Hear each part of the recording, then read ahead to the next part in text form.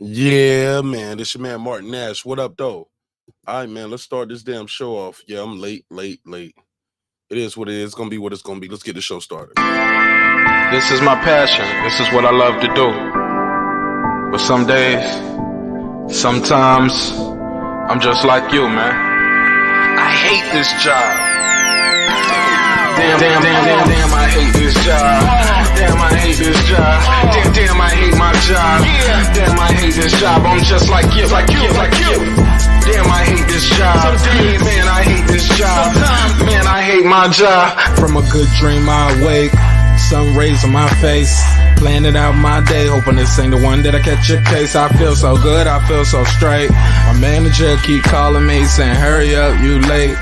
Hurry up, you lay off. Y'all, man, I hate this job. Man, I hate this job. Been trying to play it cool, but it's hard to play it off. I've been hanging on to this bullshit, cause my car still ain't paid off. I know I'm on my way up, my boy just got laid off, so y'all, man, I hate this job. Man, I hate this job. These hoes is so ratchet, these niggas is so sneaky. Y'all don't even really pay enough for y'all to only pay bi-weekly. I'm trying to double up my cash, take this job, shove it up your ass. Yo, man, I hate this job. Sometimes I wanna say, walk in and slap my boss. This shit is getting hard. Damn, I hate this job. Gotta make it out of this struggle, bruh. And I don't really mean to take it out on you. You just a customer, but damn, I hate this job. Damn, I hate my job. Damn, I hate this job. Damn, I hate my job. Damn, I hate this job. Damn, I hate this job. Damn, I hate my job. Damn, I hate this job. We're the reason why your stockholders always stay afloat. Yet I'm asking, are they hiring? Like everywhere I go, schedule will say 9, but I think it's fine if I clock in at 9:04. I work 40 hours a week plus overtime just to be bro. So y'all, man, I hate this job. Hate that I applied. So much has transpired since the day that I was high. Told me I could advance, but you were telling me lies. Gotta give your notice before I quit, but you don't say shit right before I'm fired. Damn, man, I hate this job. Sometimes I wanna say, walk in and slap my boss. This shit is getting hard. Damn, I hate this job. Gotta make it out of this struggle, bruh. And I don't really mean to take it out on you. You just a customer, but damn, I hate this job. Damn, I hate my job. Damn, I hate this job. Damn, I hate my job. Damn, I hate this job. Damn, I hate this job. Damn, I hate my job. Damn, I hate this job. You and your procedures, you and your protocol, you and your policies, none of that shit don't apply to me. You and your quotas, you and your standards, you and your 2 sick days a year. Y'all niggas bananas. Wonder why the postman's posted with hammers, going postal with Popo on camera. His wage got him enraged, stressed out, it's hard to maintain. He flips the middle, grabs his. He said, if you don't get the picture, I quit, you ain't shoot. Mother, man, I hate this job. Sometimes I wanna say, walk in and slap my boss. This shit is getting hard. Damn, I hate this job. Gotta make it out of this struggle, bruh. And I don't really mean to take it out on you. You just a customer, but damn, I hate this job. Damn, I hate my job. Damn, I hate this job. Damn, I hate my job. Damn, I hate this job. Damn, I hate this job. Damn, I hate my job. Damn, I hate this job. Look, man, I hate this job. I put my pants on one leg at a time, just like you. I'm out here trying to take care of my family. Damn, I hate this job. It's not always glamorous, for real, but I do what I gotta do for me and mine, you know? Damn, I hate this job. Damn, I hate my job. Damn, I hate this job. Damn, I hate my job. Damn, I hate this job. Damn, I hate this job. Damn, I hate my job. Damn, I hate this job. Damn, I hate this job. Damn, I hate this job. Damn, I hate my job. Damn, I hate this job. I'm just like you, nigga. Damn, I hate this job. Man, I hate this job. Man, I hate my job.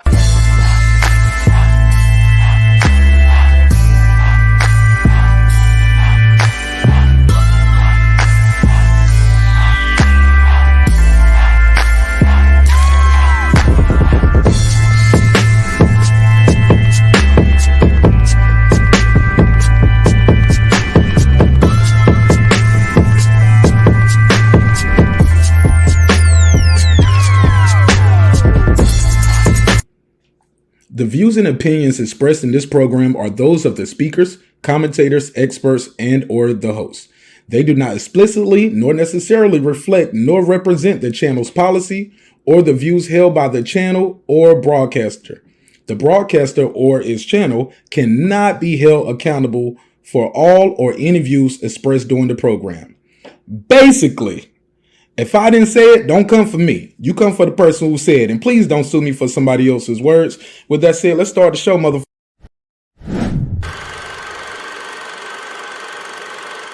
This that squad sound.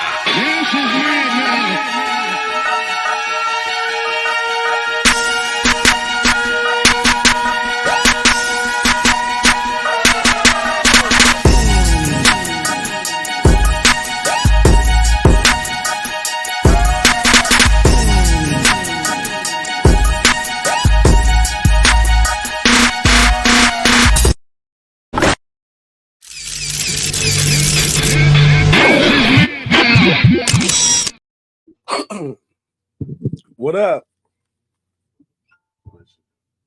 What's good, neighborhood? You back in the lab with your favorite neighbor, your man Mark Nash. He is I am he. Another great episode of Breaking Beats. Let's make some noise, man.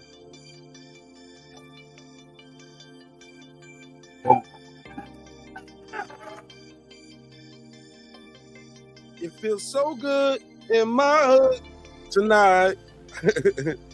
Hey, man, I'm excited about this episode, man. This is going to be a good time, man. This is going to be a good one while we're here. Got a lot to unpack.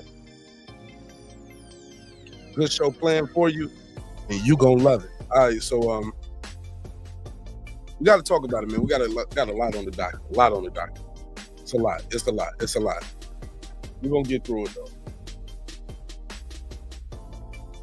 though. So let's just take it from the top, man. Let's just take it from the top. I got to give y'all this Diddy update. Got to give you the updates as they was presented to me. A couple little things. I saw going around that damn lawyer. Diddy's lawyer has made a statement. Diddy's lawyer has made a statement. Oh, man, hold on one second. Yeah, I'll fix that later. Yeah, but Diddy's lawyer has made a statement, and it goes a little something like this. Let me read the statement. Diddy's. And they said Diddy's drug mule got arrested. I'll put a case on that, and we'll talk about that in a second. How that story's been kind of slanted. But before I do that, let me read the attorney from Diddy's lawyer. I mean, the attorney from Diddy's lawyer. The statement from Diddy's lawyer, where he said, "Hey, look, man, they blowing this thing out of proportion." Let me share the screen. He said they blowing a lot of this stuff out of proportion. Media's being irresponsible. He said it was an excessive show of force. All right.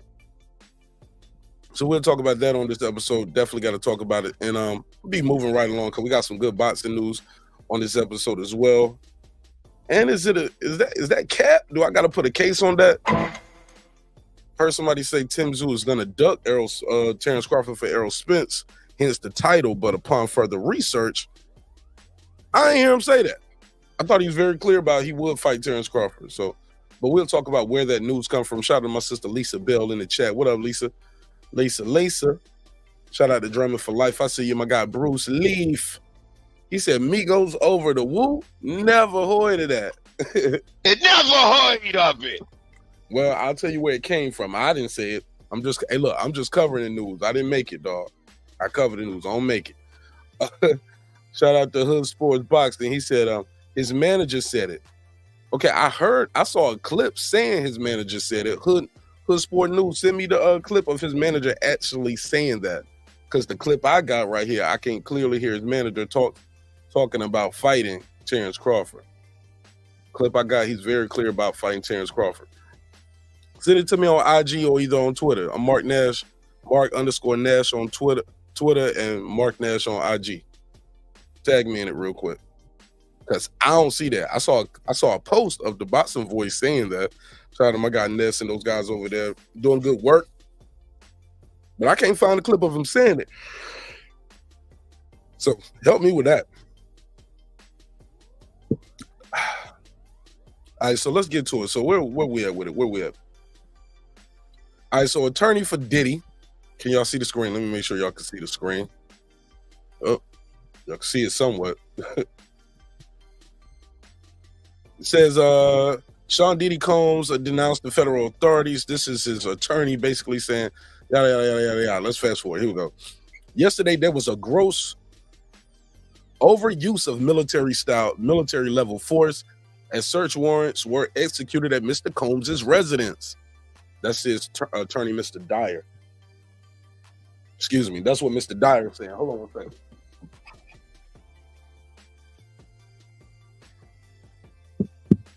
Hold on 1 second. Blow my nose, man. My bad. Excuse me, man. That pollen is terrible, bro. That pollen is terrible. All right. He said there's no excuse for the excessive show of force and hostility exhibited by the authorities or the way his children and employees were treated. Mr. Combs was never detained, but spoke to and cooperated with authorities. So he was there and he did speak to authorities. All right. Despite media speculation, neither Mr. Combs nor any of his family members have been arrested, nor have their ability to travel been restricted in any way. So he's not fleeing. That's what he's saying. I can go where I want to go. This unprecedented ambush, paired with an advanced coordinated media presence, leads to a premature rush to judgment of Mr. Combs, and it's nothing more than a witch hunt based on meritless accusations made in civil lawsuits.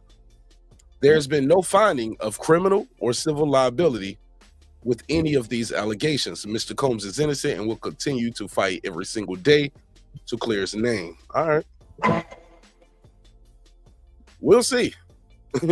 We'll see, because if I was somewhere with no extradition and I was facing some serious allegations, I'm going to stay right where I'm at. Amen to that. Stay right where I'm at.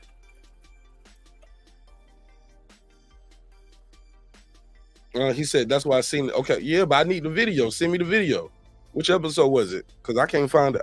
I didn't see that video. Let me go over there and try to find it. I get to it when I get to it, though.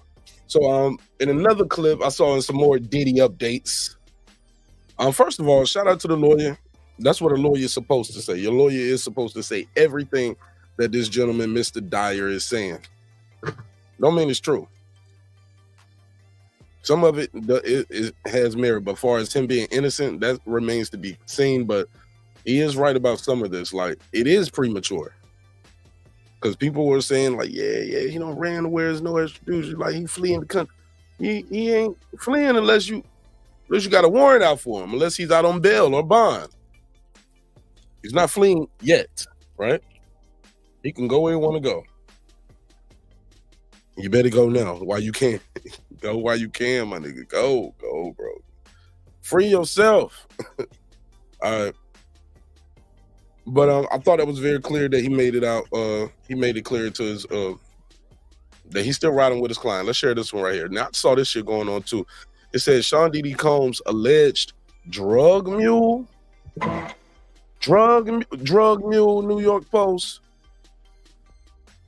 Look at this, People magazine, drug mule. The Independent, Diddy's alleged drug mule. That's what people running with. TMZ, Diddy's alleged drug mule.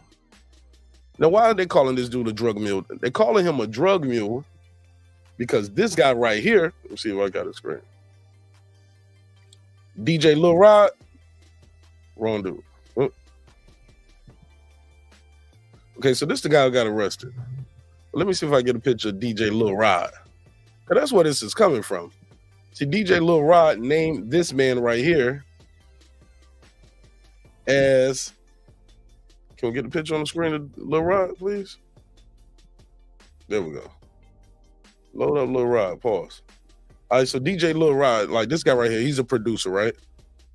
He says, look, when I was hanging out with Diddy, this white guy right here was his drug mule. He used to always sneak dope in and out of town for Diddy. Back in London, he did it in what, 2022, 23, 24. Like, he's naming off all these dates. That's Lil Rod right here. He says, and his complaint against Diddy, like Diddy was trying to groom him, had him with Cuba Gooding Jr. He was like, yo, he was trying to pass me around to Cuba Gooding Jr. I just wanted to play my beats. Niggas wanted me to get the beats. I'm just saying. So that's Lil Rod's claim. That's his claim. He's saying, look, it was a lot of stuff like that going on, and this guy right here was helping Diddy sneak in the dope. Allegedly, maybe, possibly, put a case on it. So that's how we got there on this guy right here. So let's go back. So where we at with it? So the complaint alleges as follow. So this guy's been arrested while he was with Diddy. Now he's been released. His name is Brendan Paul.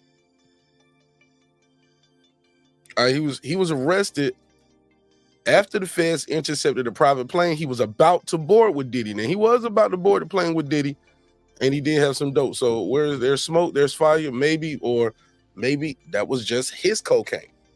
I mean, he got caught with it, right? He was about to board the plane with Diddy, had some cocaine on him. He was arrested. Diddy was spotted at the same airport, and the police took his phone when they saw him. Like, oh, Diddy? Oh yeah, nigga, let me get whatever phone you got on you. So they took his phone. Fast forward. The drugs were found inside Paul's travel bags. According to the arrest paperwork, he was arrested after tests confirmed they were narcotics. And the report said he has since been bailed out. So he already out on bail. We reading the story. Homie is already out on bail. I think his bail, he was charged with 2 counts. Let me see. The lawsuit alleges, okay, that's a different lawsuit. So this goes back to Lil Rod. They talking about DJ Lil Rod right here. He said he told the authorities that this guy was Diddy's drug mule. Boom, boom, boom. But no drugs were found in Diddy's bag. They was found in Paul's bag. Here we go. So 2,500.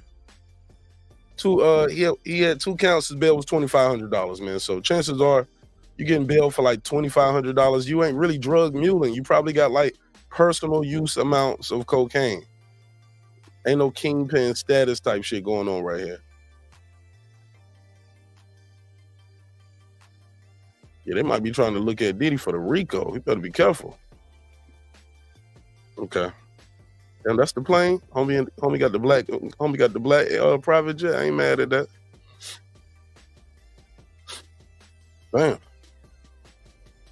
That's nice. But that's what we had with it. Homie got arrested, and people are saying he was Diddy's drug mule, and that term is being used again because of the language that Lil Rod put out there. That shit crazy. All right. Let me see what they're saying. L Cutthroat P, what up? CJ, what up? Somebody said he posted up with Russell Simmons and Tupac. Boy, I got to talk about Tupac. Did y'all see what Jason Whitlock had to say about Tupac? The whole Tupac conspiracy theory shit. Oh man, that shit was crazy. He said Tupac was never shot, and he was never shot in the head and none of that shit. That shit is crazy. That shit is crazy. I'm gonna get to that too. But matter of fact, I'm gonna run through these stories. The link is out there. Let me just gonna get through these stories real quick, and I'll get to some more of y'all comments. But what was bad with it? I just think that's crazy though. That they calling homie a drug mule. Everybody's calling him Diddy's drug mule. When that I just think that's so irresponsible because one person said in the lawsuit, everybody running with it. Because you got to say Diddy's drug mule to get those clicks. If you just say Brendan Paul got arrested, people will be like, who the hell is that? Never heard of him. Never heard of it. But when you say Diddy's drug mule, clicking. That clicking start. Get that clicking going, you know? So I just think that shit is a little irresponsible, though. Nigga got caught with some cocaine. Niggas get caught with cocaine every day, B. Niggas get caught with some cocaine every day. So I just think that's a little irresponsible, but I digress. Shout out to the homie Al Money with the super sticker. Let me give him the $2 drop. Appreciate you, homie. Where the Drizzop's at? I'll give you the $2. You give him the $2. All right, pay him the $2. Oh, pay the $2. He said, nah, fam, drop that. I ain't heard of that. Yeah, man, niggas get caught. Never heard of it. Niggas get caught with cocaine every day, drumming for life. What up, CJ? What up? So I ain't gonna pile on with it and be like, yeah, he was Diddy's drug mule, because DJ Lil Rod said it. Look, we see what happens in all of these stories. Where there's smoke, yes, they may be fired, but also let's be clear, ladies and gentlemen. We've seen no evidence. These are all allegations at this point. We need to see some evidence. Hopefully, Mr. Combs will not flee jurisdiction, and he will face his crimes. You know what I'm saying? Face his accusers. But if not, shit, the evidence still gonna come out. Somebody gonna leak it. Pause. So where we at with it? Let me keep moving. I'm gonna just keep on. I got to keep on moving. Got to keep it moving. All right, so let's get into some of this Tszyu stuff. And y'all, as I'm flowing through the conversation, when y'all call in or beam in or whatever, if y'all want to go back to one, that's fine by me. Toya the Tutor, what's up? Saw this clip going around. My guy Takeoff, right? I'm gonna get to this Tszyu Crawford thing too. I'm gonna get to that. Takeoff said he thinks Migos top 5 group ever. He said he got it. He said, man, I got my crew over everybody. Let's play this clip. Let me play this clip.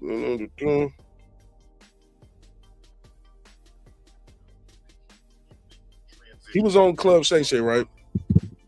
Takeoff Offset did an interview. He was on Club Shay Shay talking to Shannon Sharp, and they got into the hip hop talk, and he was asking like, yo, where do you rank your group all time?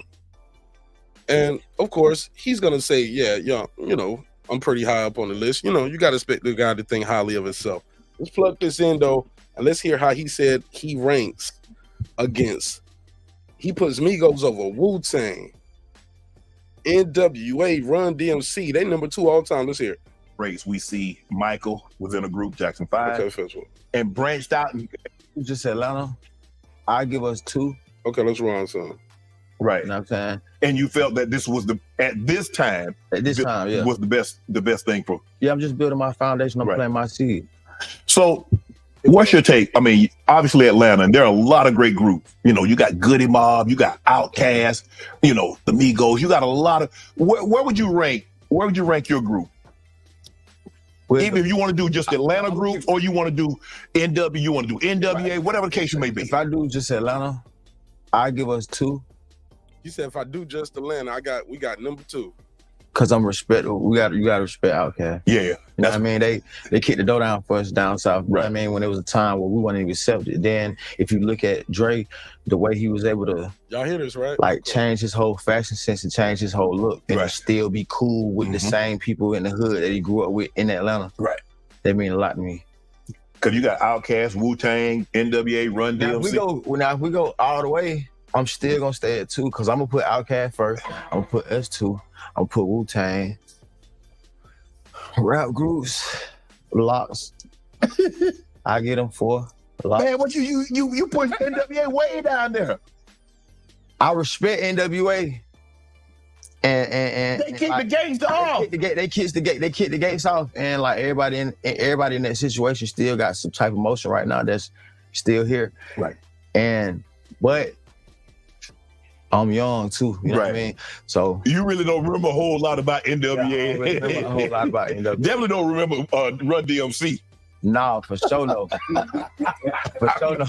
That's my era. But I do pay respects. Right. Though. I ain't no like no young head that's like not knowing what's going on. They kicked them doors down for us. Even KRS-One, like they kicked the doors down for us when they gave us the opportunity to be here where we at right now. Right. So you gotta always pay respect. Yeah. Man, Offset, it was really good to see you. Okay, what do you think? My man Offset said Migos is top 5 all time, and I ain't talking about 3, 4, or 5. So we number 2. Ain't nobody better than us all time other than Outkast, Andre 3000, and Big Boy. That's a strong ass statement right there. That's, I mean, damn. Somebody said I'm 40, but Migos trash. Just catchy for the kids. Somebody said Outkast is up there too. You missed it. He got Outkast as number 1, and they're number 2. That's it. Outkast 1, and we are number 2. Ain't nobody over me but Outkast. That's what he said. Brim said, in the words of Offset, rest in peace. Cat. Shout out to my guy Cooking with Sir Senior. What up? Welcome home, bro. That's interesting. Somebody said, my folks is in co-ed softball got that coke on him. He said, that ain't no fair case. So you said hashtag no Diddy. Lisa Bell said subscribe and join the channel. I appreciate it. Appreciate it. Where y'all rank Migos at though?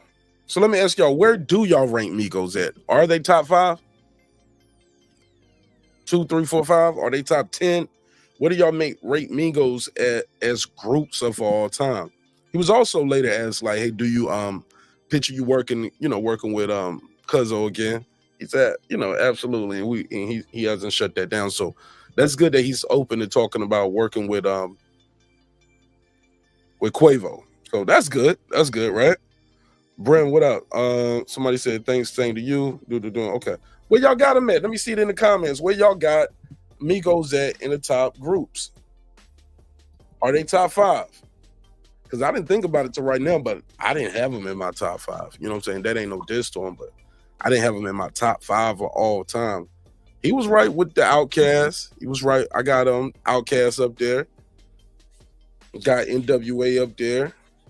Groups of all time, Run DMC. Got to put Locks up in there. Public Enemy. Now, when it started getting tricky for me is Eric B and Rakim. I never considered them a group because Eric B didn't rap. He just made the beats. So I never really considered them a group. Considered him the rapper. He's the DJ type shit. Even though I know on paper it's a group, but you gotta have more than one nigga rapping for it to be a group for me. Same thing with DJ Jazzy Jeff and the Fresh Prince. Yes, they are a group. Nah, but more than one nigga gotta rap though for you to be a group to me. Lisa Bell, I'm saying I'm not sure. I don't know enough of their catalog. All right, that means they ain't top 10s for you then, or top 5 then. If you don't know nothing about them, you don't have them as top 5 then. You can't have them as top 5 or top 10 probably if you don't know enough of their catalog. But I get it. Might not know where to rank them at, but do you have them? Clearly, you don't have them top 5 then, right, Lise? Brim said, I'm not a Migo fan, but I'm going to be real. Migo is top 15 probably based on accomplishments. What accomplishments other than record sales? Have they won Grammys? They ain't got no Grammys, do they? What are all the accomplishments other than like streaming sales and shit like that? And I'm not trying to be facetious. I might just be uninformed. Cooking with Sir Singer said, I ranked them top 2. 200, 2,000 maybe. Damn, sir. Sir Singer going in. Cooking with Champ said, what's up to Brim? CJ Rich said top 100. Dip said better than the Migos. Oh shit. Okay. Shout out to JJ. Somebody said D12 is better than the Migos. Damn, CJ Rich. Okay. Lisa Bell said, I don't have the names you mentioned, Mark. Damn. You don't? Okay. Shout out to my sister Lisa Bells. Somebody said Martin Nash. Okay. Somebody said Callie is tapped in. Shout out to Callie. She said, I was gonna say top 50. Damn. All right, maybe I was too nice. All right. This happened before. Wouldn't have been the first time I've been too nice. Eric P, what up? So, is that Pike? Is that Eric Pike? Cash, what up? He said, Bone Thugs better than them too. Shit, Bone Thugs got some joints, dog. Bone Thugs has some joints. And they definitely got the accomplishments, right? The accolades. When I say accolades, like you gotta have some awards too, right? Can't just be I don't know.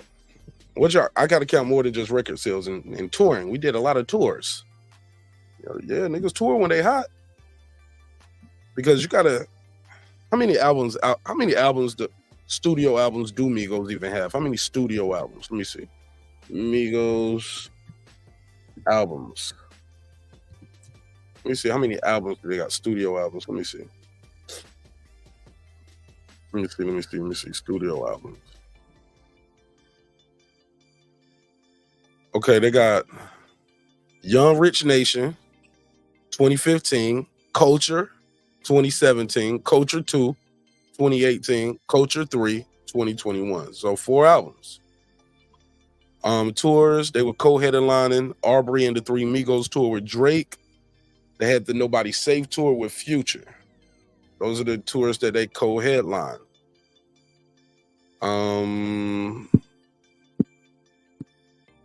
They was on WWE. They was in that show Atlanta. Awards, BET Hip Hop Awards. We got 2 of those. Got a couple MTV, got an MTV Video Award for Bad and Bougie. Nominated for 2 Grammys for Bad and Bougie and Culture. They was nominated. Then win. So Grammy nominated group and a BET and MTV Award winning group. Got American Music Award. They got one of those.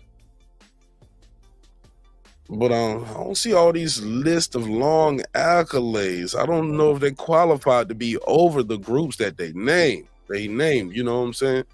Sometimes you got to be a little realistic. Yeah, you got to be a little more realistic, man. I don't know. I can't put them number 2. I don't know if I can put them as number 2.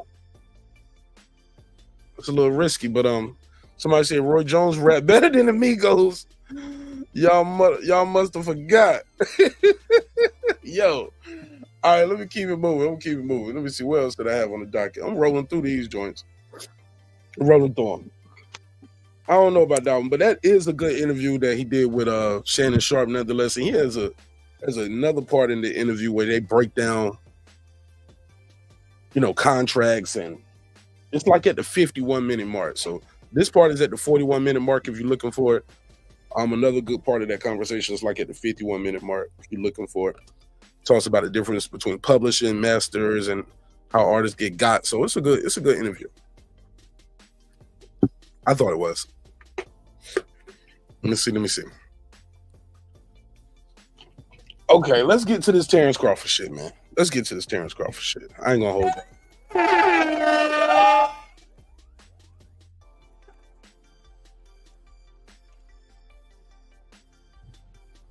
Excuse me. Somebody said, chain. Somebody said, Mark, here we go. He said, Mark, you capping when I told Clips and Cam on here the Migos was trash. All y'all was arguing me down about how great they are. Nigga. You can be good without being number 2 all time. Shit. I think Terence Crawford great. I think a lot of these dudes. Matter of fact, let me use a different example. I think Devin Haney's great, but I don't think he's number 2 of all time right now. Does that make sense? Could be great, but that don't mean you number 2 of all time. But I don't even recall saying that, Champion Heart. I gotta put a case on you, nigga. Gotta put a case on you, dog. I don't recall that. Never heard of it. Never heard of it. You fabricating, nigga. You fabricating. All right. So let me get into this Terence Crawford shit, man. So I saw this thing going around. It was talking about Tim Tszyu was gonna duck Terence Crawford. Let me go to Twitter, cause I saw it on Twitter, and I saw the boxing voice that said he said it, but I'm trying to find it on the boxing voice. I can't find it. Let me see. Let me go over there.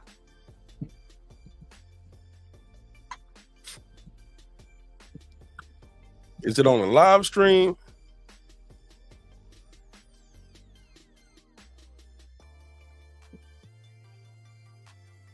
Hold on one second. I'm trying to find it. I can't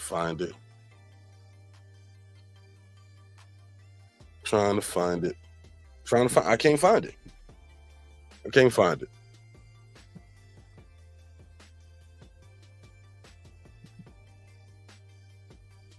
I can't find it, but let me go to what I did find though. I'll show you what I did find.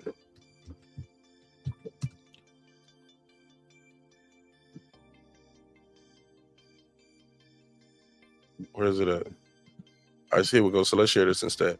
All right, so Glenn Jennings, manager of Tszyu, tells us that they would consider vacating the WBO, and I don't think he didn't say it. I mean, and this is not that irresponsible that he will put this out. It tells us they will consider vacating the WBO to make a Spence fight, but he prefers to table that conversation till Monday. Cool. He said they are willing to fight Crawford next, but being able to go in with Spence first is just from a manager standpoint. No, that's from a ducking standpoint, nigga. Never heard of it. Get out of here. Jaden Bernie, what up? Get out of here. That is not a good look. That is not a good look. I smell. Come on, man. You know what I smell, bro. Are you kidding me, dog? This shouldn't even be an option. Shouldn't even be an option. You thinking about dropping your belt, which will have you as a unified champion. Because not too long ago, he was talking about you wanted to get undisputed if you fought Charlo. But now you're considering dropping the belts, dropping one of the belts to fight Errol. I just got my ass kicked, Spence. Nigga. Who raised these niggas, man? Who would even talk like that? Now, I did see an interview with Tszyu going around where he did sound like he wanted to fight. Let's play that clip. Because I did hear him say something like he wanted that smoke. I got you. Let's play this clip right here. History. Okay, here we go. You know, the weight's not evenly distributed. You know, it's quite lengthy. This is the one punch knockout? This would be the newest one. Yeah. What's it going to feel like when they say, and you with that WBC belt? It's one of them. Okay, so they talked to him about beating Fundora. Feel any kind of added pressure to get a knockout with this?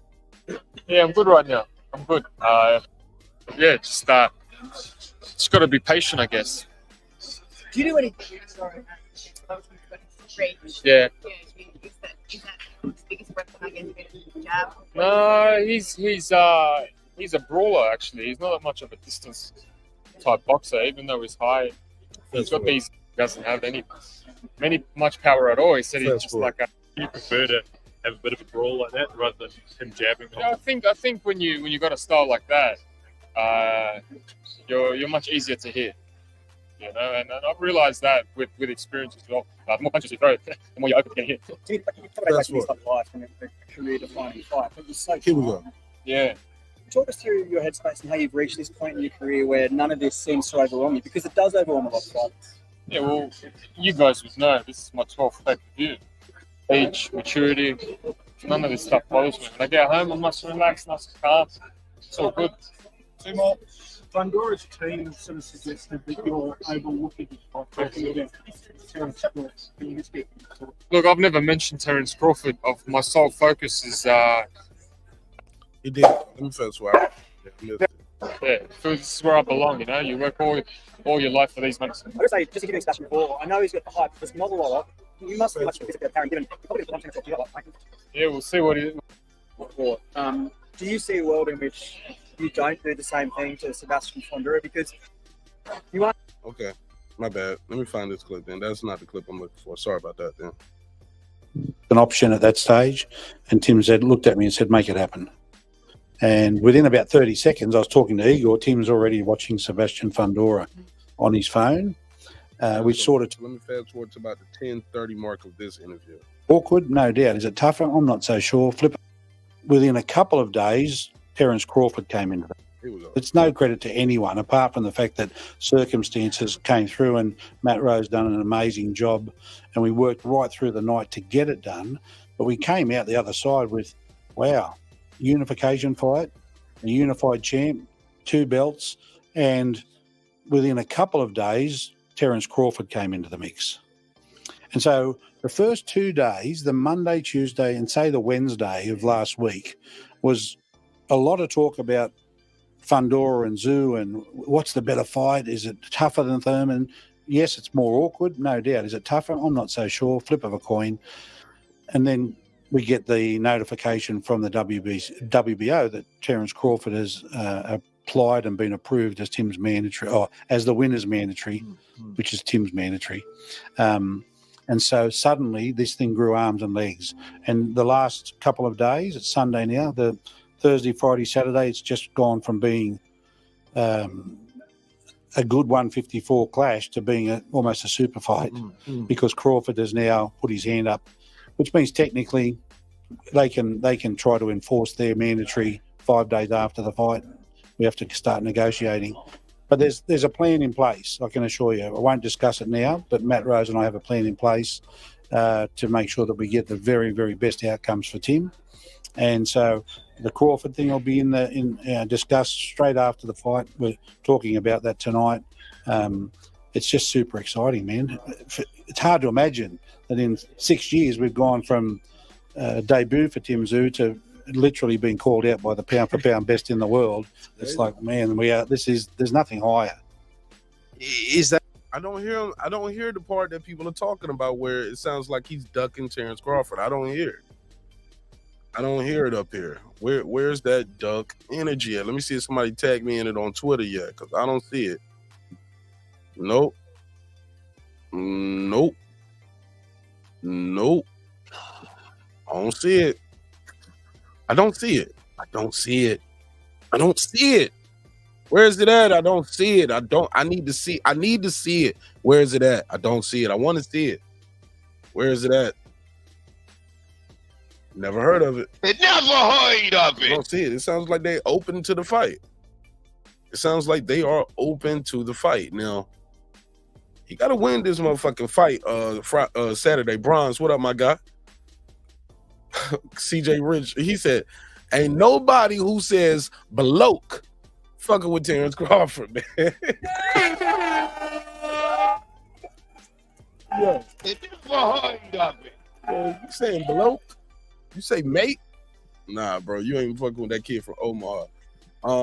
But I don't see it though, man. I'm giving Tim Tszyu the benefit of the doubt. Some of y'all are fair weather fans. Y'all threw Tim Tszyu away immediately. Y'all was riding heavy for Tim Tszyu last year. Excuse me. What happened? My, how the tables have turned. Just that quick, man. It was all good just a week ago.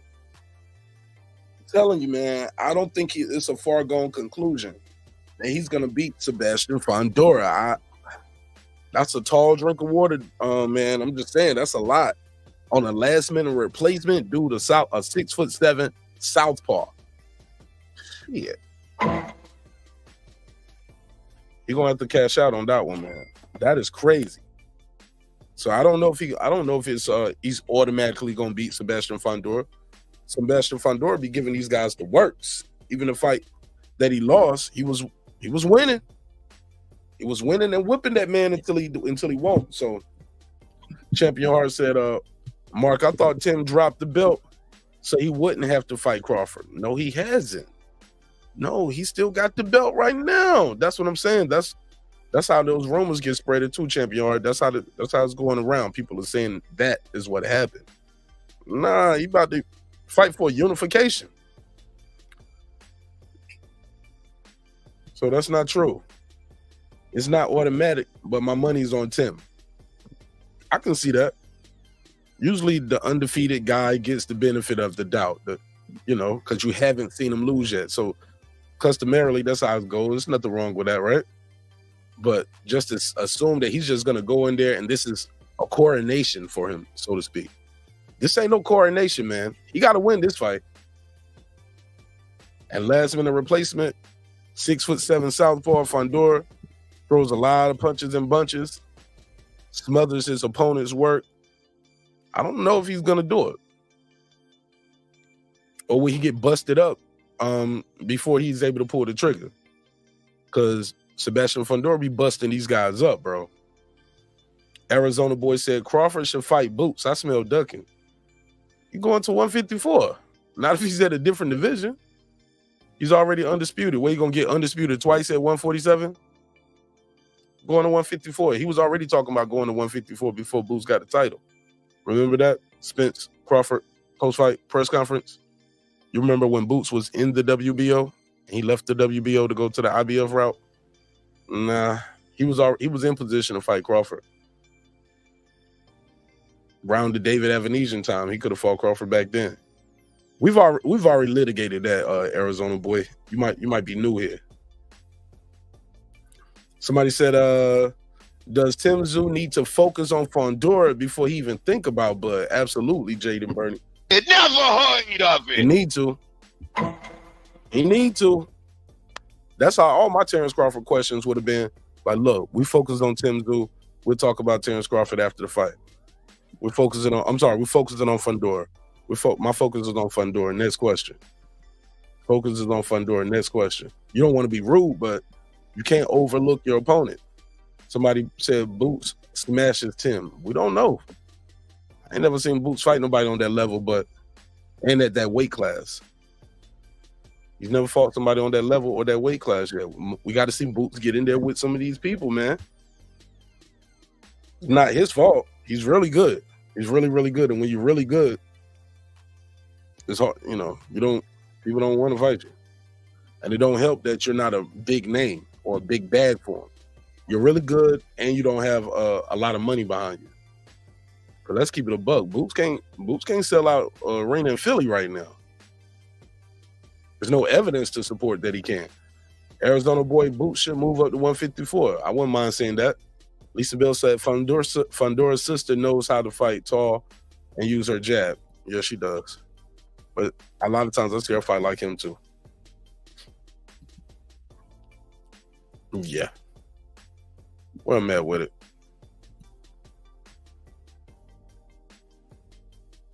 What was something else I saw on this? Let me see. Where was I at? What was something else I saw on this Crawford Tszyu that I wanted to speak on?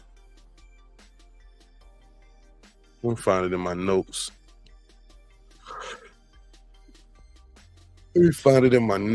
Sorry about that. Don't mean to yawn in y'all ear. I was tired, boss. Let me go over here. I did see this going around. Jeff Mayweather said, he said, Tszyu ain't no easy fight for Crawford. Hold on. Let me find the spot.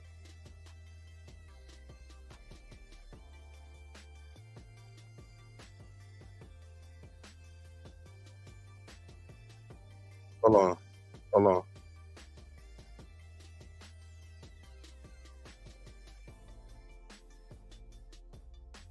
Yo, everybody's saying the same thing, man. Tszyu, this ain't no easy fight for Tszyu. People just, I don't know why people think this is just an easy fight for Tszyu. Let's go to Jeff Mayweather. On that fight, break it down for us. I think that's going to be a very, very exciting fight. Fundora is really good too, and I expect a great fight between the two. I lean slightly toward Tszyu. He's very strong and very aggressive, and Fundora, I guess he's coming off of a loss, right? Yeah, so that kind of shows that he's not invincible. But I don't know. I think it's gonna be a great fight. It's gonna be a great fight for the fans. Have you seen much of Tszyu? What do you rate him as a fighter? How do you assess Tszyu? I've seen Tszyu, but I've only seen him like maybe twice, and he's like kind of like his dad, and if he's like his dad, that means he's good because his dad was a world champion also. But I think Tim's a great fighter. He's a great fighter, and I think that this fight right here will show his greatness. I mean, because this guy's like what, 2 foot taller than him. Yeah, 6'5". Yeah, yeah. And but I've seen him fight too, and he's pretty good too. I seen him in down in Mexico. I seen him. He fought down there. Very very tall guy. Throws a lot of punches for a guy his height and his, and but he doesn't really box. For a guy that's his height, he should be a boxer. But then again, he's Mexican, so there's very few that is going to turn into a boxer. Canelo is probably a guy that's known and for being a Mexican fighter and actually knows how to box. Right. I'm not saying that all of them don't know how to box, because a lot of them do. And I think Marquez was a great boxer back in his day. But for the most part, they like to go to war. Yeah. And I think Fundora, he's pretty much the same. So, but that's a pretty big problem in front of you. So Tim, I think Tim better be throwing some overhands. He gonna have to do something to bring him down. Right. He was supposed to fight Keith Thurman. Do you think that the Thurman fight would have been a tougher fight for Tim? Nah, I think Thurman probably would. But with Thurman, you never know, because the guy he fights and then he don't fight for long periods. And and no matter what you think, as a fighter, when you're not active, you're all right. Yeah, but when you're not active, you're not at your best. I don't care. I don't care what you think. It's not like boxing is not cool when you're just resting. You gotta be working. You gotta be working all the time. And I just think that might have been better for him to not fight him and maybe fight him in the next fight, if it's possible. Well, there was talk that Terence Crawford had activated his mandatory status if he was to go up to 154. Do you think that's a step too high for Tim? How do you see a fight, Tim Tszyu, Terence Crawford going? I would lean toward Crawford. But I don't think it's gonna be no walk in the park for him. Tim's a good fighter. He's a good fighter, and I met him probably about maybe 2 years, a year and a half ago, something like that. Extremely nice guy, and he's the type of guy that if you know him, you would cheer for him. But against Crawford, that's different. That's a whole nother beast. But I would love to see that fight too. Yeah, that'd be great for him. And I think that will be a fight that shows the boxing world what Tim Tszyu has to offer. But if he lose, that, like I expect him to lose, that don't take away from Terence Crawford or Tim Tszyu. It's a chance for Terence to come up as well and claim a championship in another weight class. Is that the incentive you think that, and the reason why Terence wants to fight Tim? Yeah, that's definitely the reason why. Terence is a great fighter. Met him. He's a very nice guy as well. I think that, to add to his legacy. Yeah, I think that's the reason why he wants to fight Tim Tszyu. And plus he couldn't get the Canelo fight. He was trying as hard as he could to get the fight, with Canelo, and that's not happening. Yeah. And it's not going to happen. So being that it's not going to happen, you gotta take what's out there. But Errol Spence, do you think that he comes back and looks for that rematch with Crawford, or do you think he goes in another direction if he's to come back to boxing? Earl's I know Earl real well, and Earl's a great guy. I just don't know how he's going to come back from that fight. Sometimes guys can come back from fights like that. I can attest to that because my brother was a guy that was in tough fights. And matter of fact, he fought Costa too. But the thing is that, you know, when he was a guy that, you know, he would be in fights and even get knocked out in fights, and people would think that he was finished. Right. And a year later, he's the world champion again. Man, I was just telling somebody that about Hagler. I was like, man, not Hagler, but Hearns, man. You see Hearns lose, come back champion again. Get knocked out, champion again. Lose, champion. You know what I'm saying? We've seen Hagler take some losses and become champion over and over again. All the way to cruiserweight. Dude made it all the way to cruiserweight. That's crazy. That's crazy. Marvin, Tommy the Hitman Hearns to become a cruiserweight bro.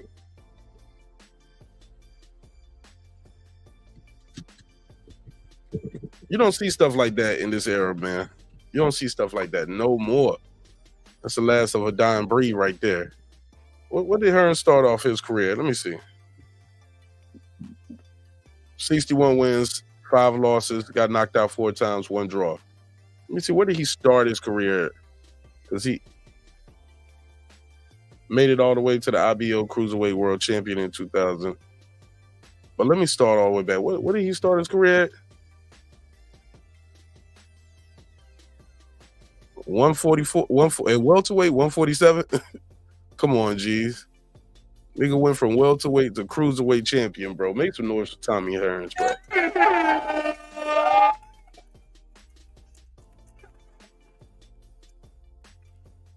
This nigga's crazy right here. In a higher weight. So I mean, you know, with Spence. I think he just needs to take some easy fights first to find out where he's at. You know, rather than jump right back into the fire with Crawford or with Tim. You know, right now, I mean, I just think that he don't need that. You know, I think that he needs to, you know, get back to feeling like he was before he got that loss. You know, I don't care even if he's fighting a guy that's just a real pushover, but I mean, he still needs a win to keep him motivated. But Spence said he don't do tune-ups. I think that's where he hurt himself at. With, you know, with that kind of rhetoric he used to put us out. I don't do tune-ups. That's what sparring is for. You can't get ready in 6 months, 3 to 6 months, getting ready for the fight. You ain't gonna be ready in the fight. I don't need no tune-ups. Probably he might have put his foot in his mouth with that one because he might need a tune-up. He definitely might need a tune-up now. Somebody said, bro, Hitman Hearns was that nigga. Yeah. Somebody said Jaden Burnett said, until we see Spence fight again, we really would never know. We won't never know. We don't know. We don't know and won't know what he has left in the tank until we see it. That's why we got to see it. Somebody said Spence versus Danny at 154. Danny ain't at 154 no more. Danny at 160. Danny at 160, Hood Sports and Boxing. He was trying to get that Lara fight, but he said he wasn't going to be ready by March the 30th. So they went another route. They got Zarafa. Yep, so they was trying to do it, but didn't do it. Taking pictures of it. All right, let me find this shit, man. Let me find this, man. We're going to move it right along. Jason Whitlock is on record as saying this whole Tupac thing. Bro, when you talk about a nigga hating, I have not seen this level of hate in quite some time. He's calling them Zesty Shakur. Like, the man is deceased. Like, I don't understand Jason Whitlock's angle with this this Tupac conspiracy theory that he's doing. Because here's the thing. He's trying to tell y'all Tupac, his everything he's did was a conspiracy theory. He's for nihilism, basically population control. And Tupac was the agent for that. And I said, hold up. So you trying to create a theory, a conspiracy theory, to tell you another thing is not true, like with no evidence. No evidence. I don't know what's up with Jason Whitlock and his angle with this, but let's react to it. Let's react to it. I'm moving right along. Yeah, I'm doing good. Oh, I'm good. Let me see.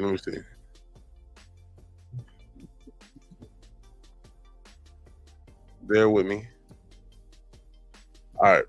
Let's play some of this, man. I want y'all to hear what Jason Whitlock had to say about Tupac Shakur. That's where it gets complicated. Listen to this. Listen to this. You know, he dancer with Digital Underground, did a little rapping with Digital Underground, but he wasn't the face of hip hop in the early 1990s. But then in 1994, Tupac's at a studio in New York, and he gets shot. He gets shot 5 times. He gets shot in the groin. He gets shot in the hand. I think he gets shot in the back, and he got shot twice in the head. It's an amazing story, but before I get to the shot deal, I want to walk you back to who Tupac was with Digital Underground and before. But I want to walk you back to high school, and I want to play you a clip of Tupac, I believe, at 18 years old, interview he's doing. When you watch this clip, I'm not really going to call him Tupac. This is Zesty Shakur. Oh my God. Do y'all hear this nigga? Like, yo, you talking about a dead man, a man who's been deceased for what, about 30 years? Pop been going for like, what, 30 years? And the clip you talking about is him being a kid. You calling a child Zesty because Tupac was a child in this clip, and he's been dead for 30 years. What the hell is wrong with what the hell is going on with Jason Whitlock? What the hell is going on? But let's play it. That's probably the name he was using at that time is Zesty. Let's play Zesty Shakur. But it's harder to see the bad things, and everybody wants to shield the bad things, and that's where it gets complicated and it gets real rotten. That's when everybody gets surprised and, oh my God, I'm committing suicide. That's too much, overwhelming. If you know about it, it won't be so overwhelming. You know, so that's what I think about that. How did you keep so positive? You say that you had a problem child, but yet you seem like you got the book out. Oh, is that, you know, like if you are lost in the wilderness and you have a guide, then it's not like being lost. It's like learning new things as you go. So let me fast forward through this clip. So Tupac finishes. This is an interview he did in high school, and listen to Jason Whitlock. Battering them, but he just saw her as a woman doing something, and like, you know. But is it the tank? Is it he wearing a tank top? I don't know, but Jason Whitlock is making a lot out of this. Got over that. Does Zesty Shakur fit the profile of what I've been talking about the past 2 days? That's him at some private performing arts school, I believe, in 1988. That's Zesty Shakur. Only Bruce Jenner can judge me. That's who that was. Yo, this nigga is crazy, yo.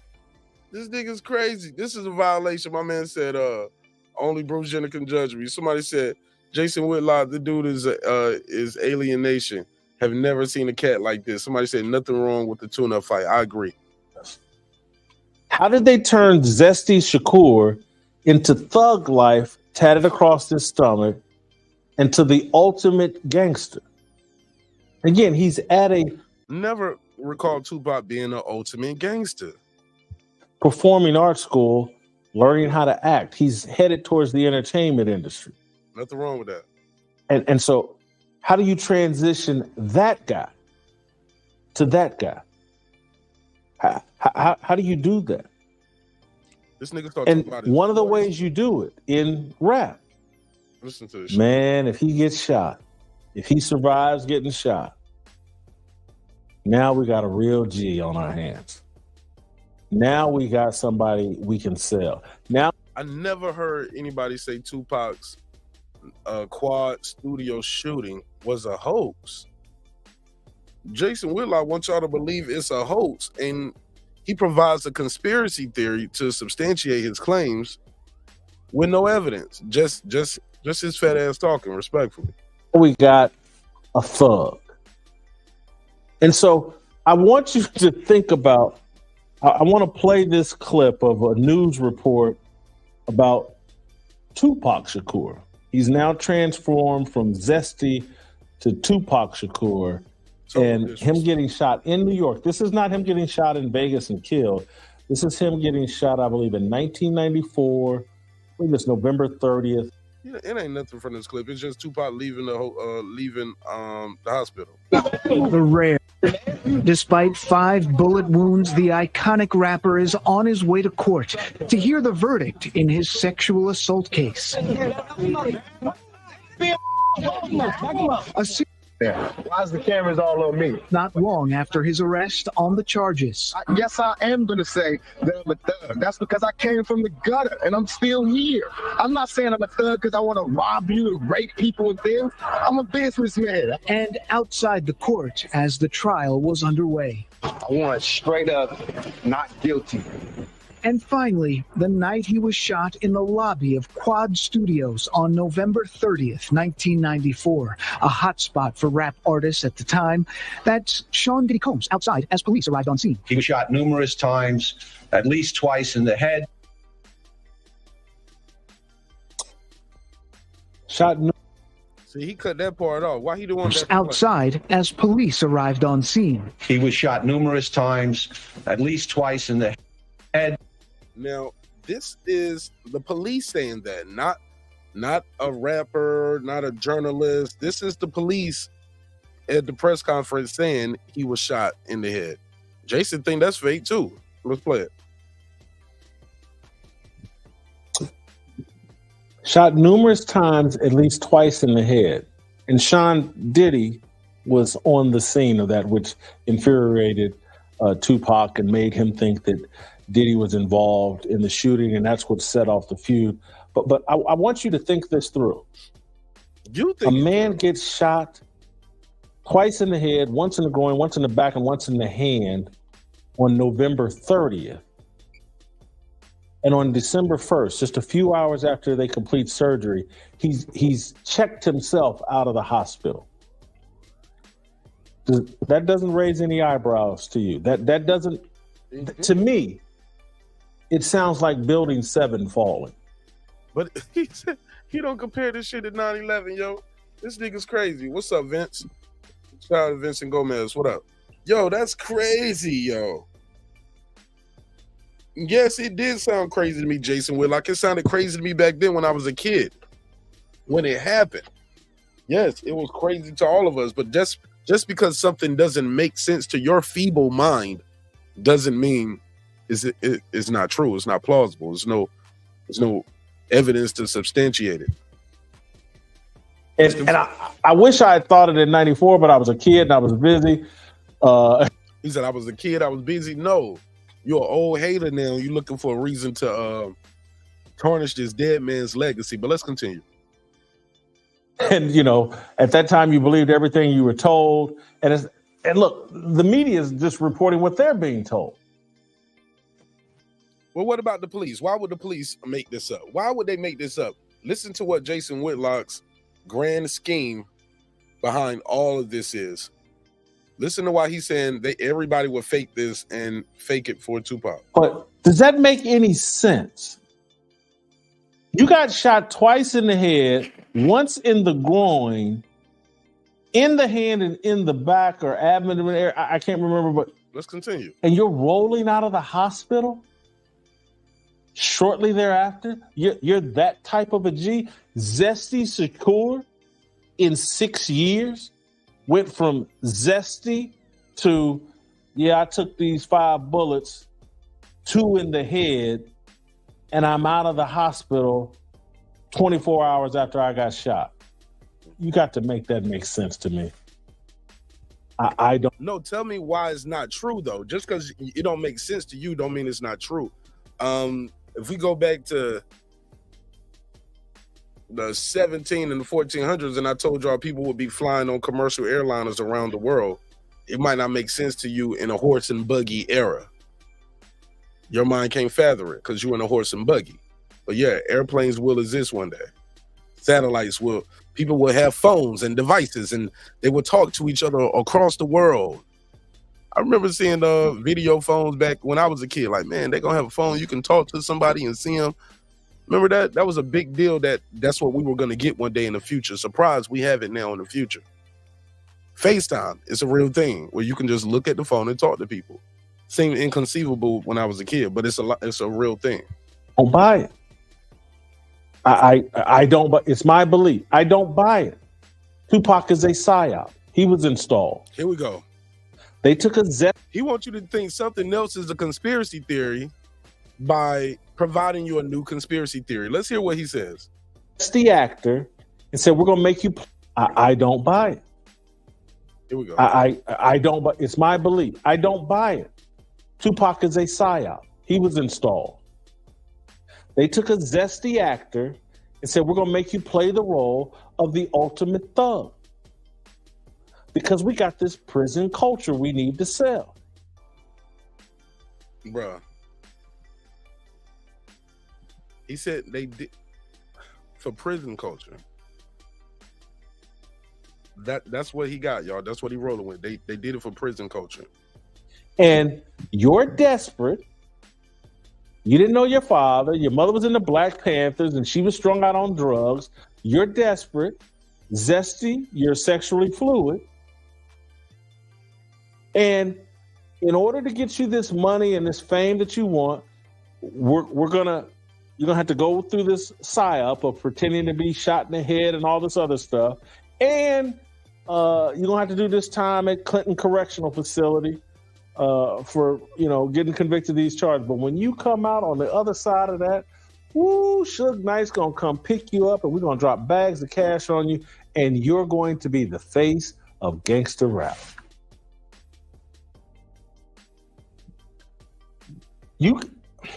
Look, I know people's voices change, but you can't go from all these zesty mannerisms.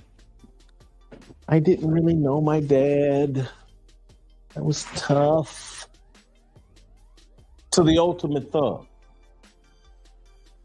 With a much deeper voice. It just doesn't happen. That's a Yes, men's voices change from 15, 16 to 25, Jason. People's life change, personalities change, mannerisms. You change from those years. Those are very, very formidable years for not just men, women, but that's just, it happens, believe it or not. I don't know about many of y'all, but I wasn't the same person from 15 to 25. Totally different person, bro, from 15 to 25. Because I started fucking. Joined the army. Like, a lot of things happened from 15 to 25. That's a lot. That's a lot, man. Oh, you're playing. And all of what I'm talking about connects to, listen to everything I've been saying over the past 3-4 months, and really over the entire time, but the last 3 or 4 months about Stephen A. Smith and that book he wrote and these lies he's getting away with telling. All of these people, it's a script. It's a narrative.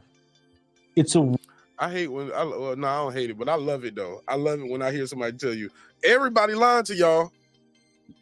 Except me. Listen to me. I'm the only one who has the truth. I am the truth. I am the light. I'm the oracle. I'm the beacon of hope. I'm the only person you should be listening to. Nigga, why? Nigga, you don't even listen to your cholesterol, brother. You don't listen to your sugar intake. The hell, why you got all the answers except your answer to a diet plan, respectfully. Whoa, they're being asked to play, to sell something. They don't give you FU money. They give you F me money. to promote nihilism. That's where we at, nihilism. Because they don't know what to do with all of these people that are being displaced by technology. And all of these people. So is it people being displaced by technology and they want us to kill each other? What's up, Justin Kennedy? If I say what's up to you, nigga, that means it's live. I said what's up to you earlier. Shit. Or is it to promote the prison industrial complex? What is Jason Whitlock is just throwing shit at the wall, like my boy Champion Hart said in the chat. He said, go gadget arms, Whitlock. Let me give him the reach. This nigga reaching. Go gadget arms. He reaching, bro. So is it nihilism or is it for the prison industrial complex? Like, is it population control? Or is it all the same? That they think are overpopulating their planet. They want to get rid of you. They want you to go away quietly and take whatever little freedom they're willing to offer you. That's what they say to Jason Whitlock at the buffet. They want you to leave.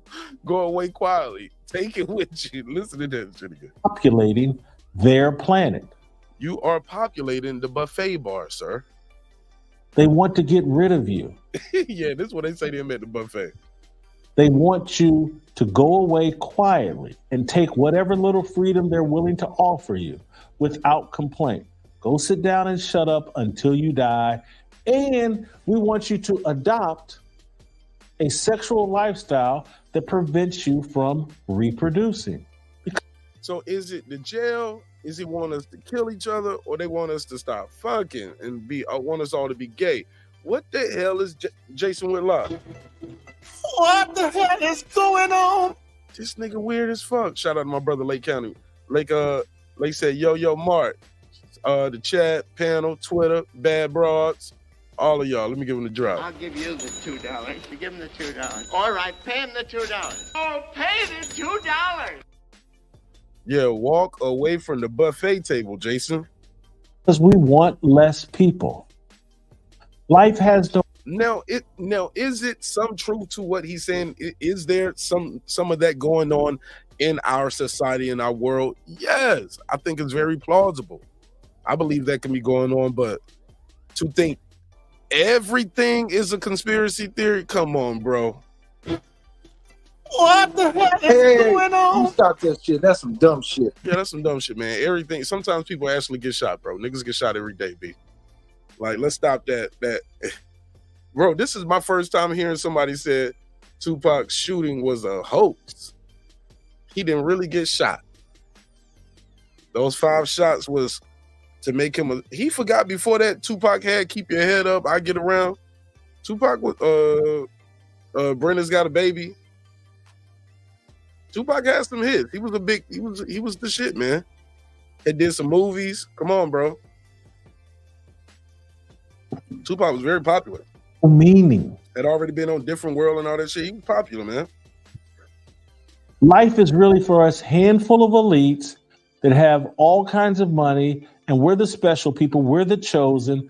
The rest of you need to go away quietly and quit coming to us complaining about how much money we make and what all we're doing. We have rules for you. We have freedom for us. Now, go call each other the N-word and shoot and kill each other, and we're done with you. And that exact same plan, I know you racial idolaters think it's just directed at people with dark skin. It's directed at all of us. All of us, regardless of color. You're not one of the elites. You don't have a bunker.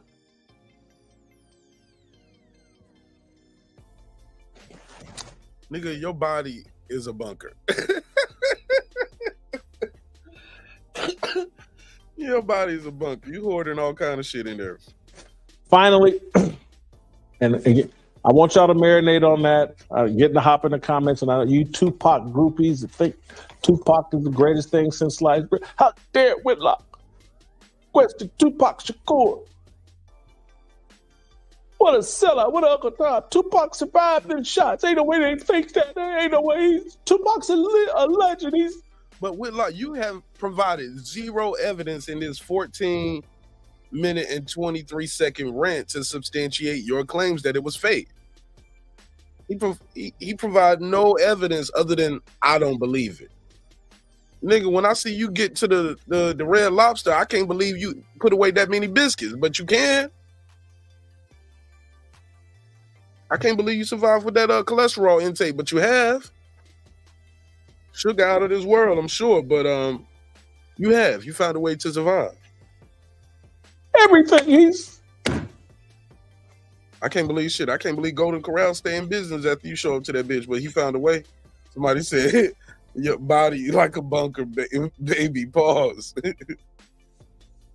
What's up, Mike James? Retarded nihilists that sold you poison, that helped destroy your community, help destroy your worldview, help walk you away from God. That's who Tupac is.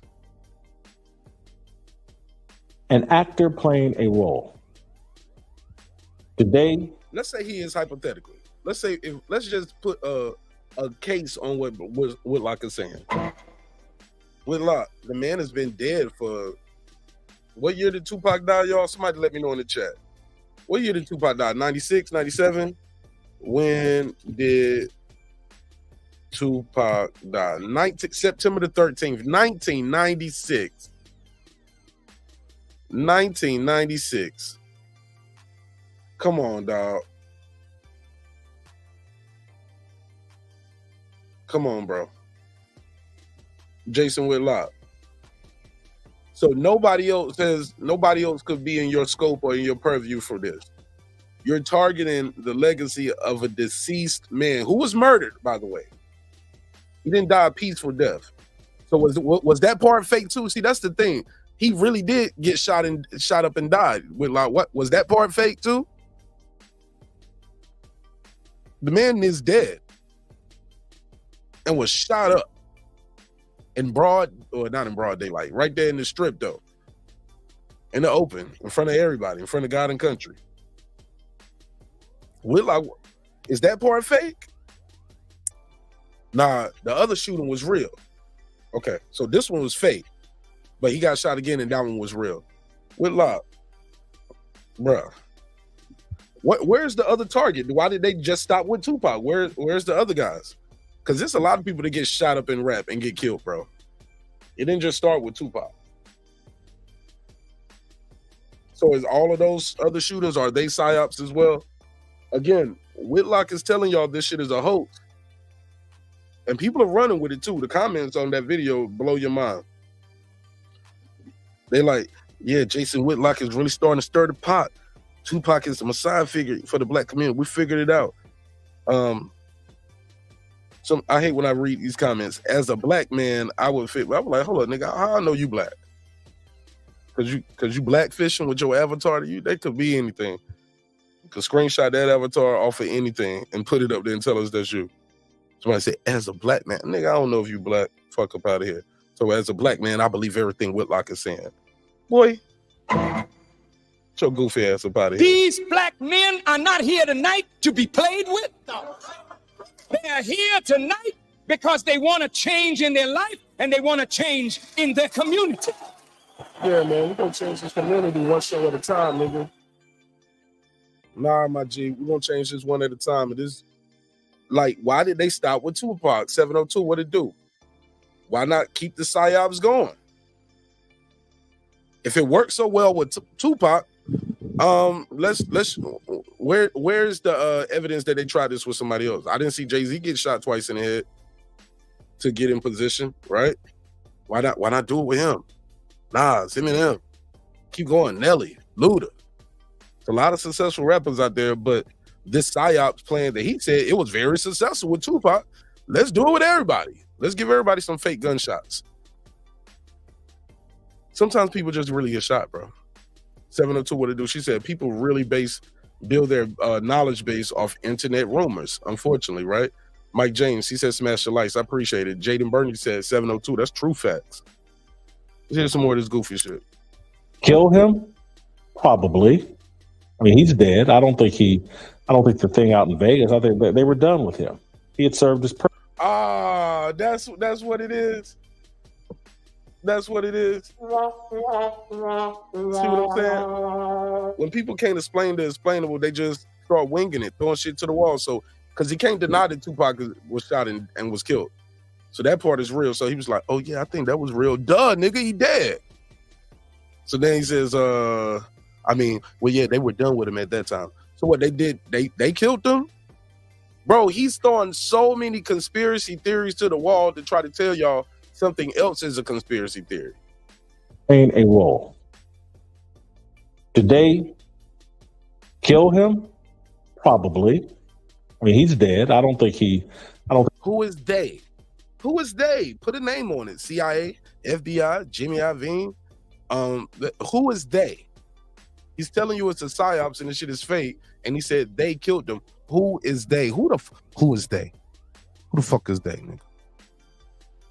Because they said your cholesterol was too high. They said you had a problem with obesity. And you got 2 necks and 4 chins.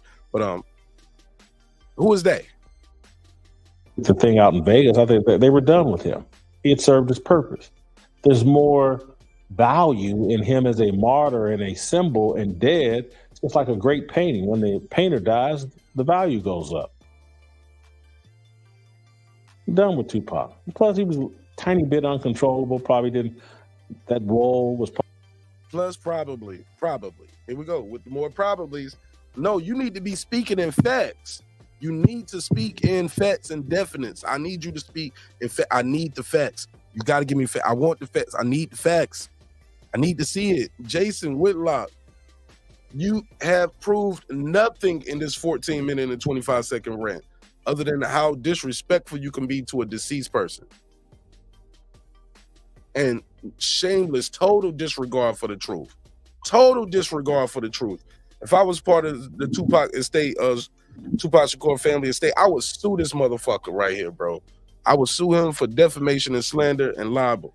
Because I would be an injured party. If I'm part of the estate and you damaging his name like this, I would have to sue you, man. Especially if we can prove, let me get them hospital records. Got the hospital records? Okay, boom. These are the hospital records. He got shot. And then sometimes maybe it just don't mean that much to him. Maybe they like, fuck it. Not me though. I couldn't let that fly. I couldn't let that fly. Just like he can't let a 2 for $2 on the dollar menu fly. He got to get it. I'm just saying. I couldn't let it fly. I could not let it pass. Just like he can't pass them golden arches without stopping by to get everything on the left-hand side of the menu. Fat motherfucker. Probably eating him up because it ain't really him. I know you ain't talking about somebody eating something up, Jason Whitlock. You should be the last one to talk about something getting ate up, nigga. You should be the last one to talk about eating. It dies, the value goes up. Done with Tupac. Plus, he was a tiny bit uncontrollable. Probably didn't. Probably. That role was probably eating him up because it ain't really him. 2 probablys. Like what you saw? No, I did, nigga. Let me give you this thumb down. Hold that shit. Hold that dislike button, nigga. Mark Nash, the king of the dislike button. Let them tell it, right? Man, what do y'all think, man? Somebody call in and tell me what y'all think of this shit. 404-692-1766. 404-692-1766. 404-692-1766. I want y'all to call in, voice your opinion. I got the link pinned at the top too. I think you got to use your laptop though. If you're not able to click on the link, you need the laptop. Just let me know, and I'll text you the link. But I want to know what y'all think of these stories, man. This nigga Jason Whitlock is insane. It's insane, and people eating it up too. Oh, they eating it up. Get him, black man. It's crazy. 646, you in the mix. Talk to me. I'm biased, Bram, listening to this madness, bro. What's up, Bram? I'll text you the link on Twitter. I know you did, but you know my headset's messed up, so I said let me just call, man. Talk to me. I would have rather you cover Candace over trash as a dude, man. This dude is garbage, bro. Good grief, man. Yo, call him Stretch Armstrong with Bobito, all the reaching this man doing. Good grief.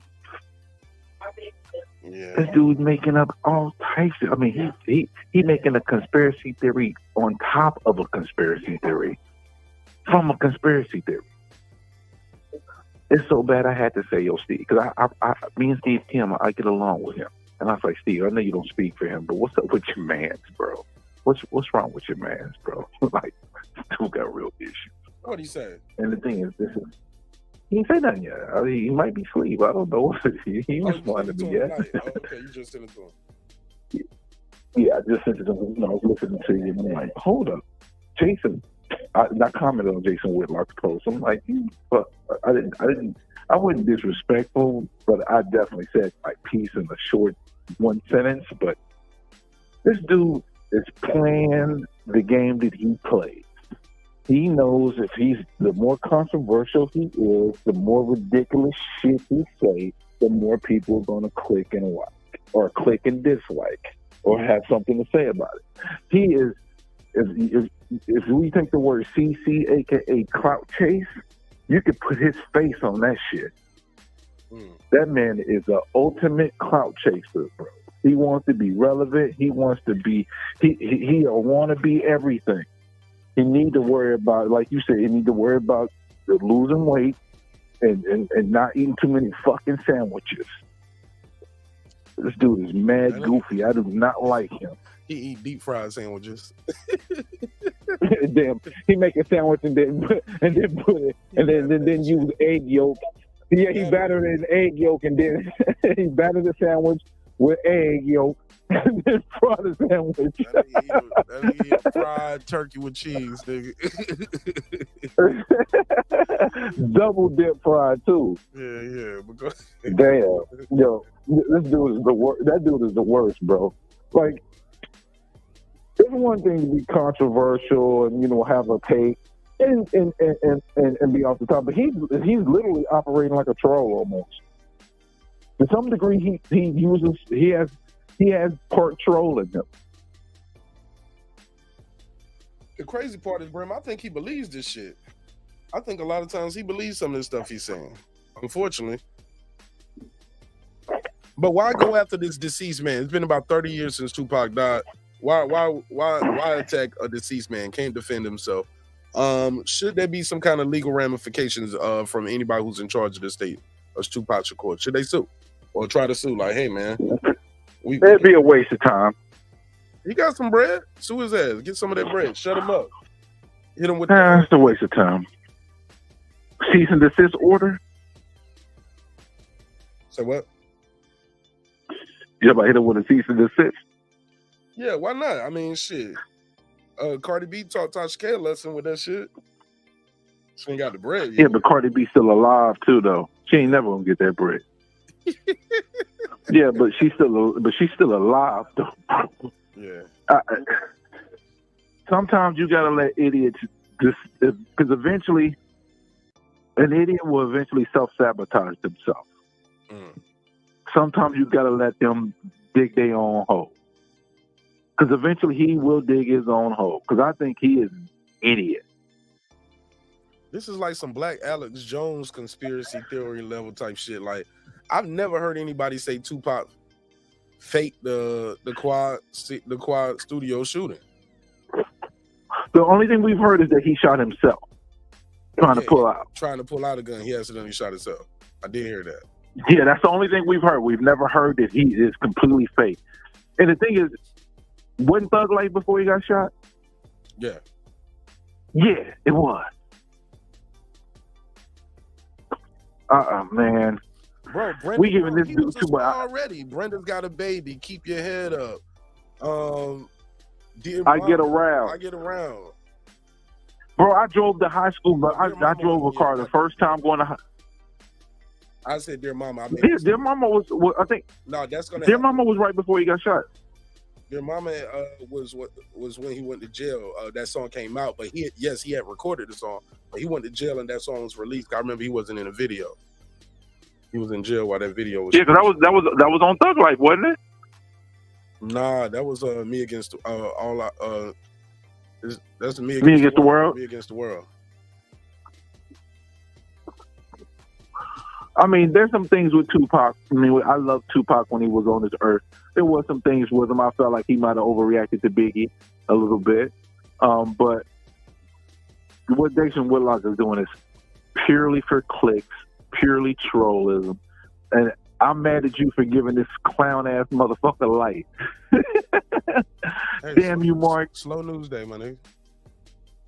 No, we got the Tim Tszyu shit was active, bro.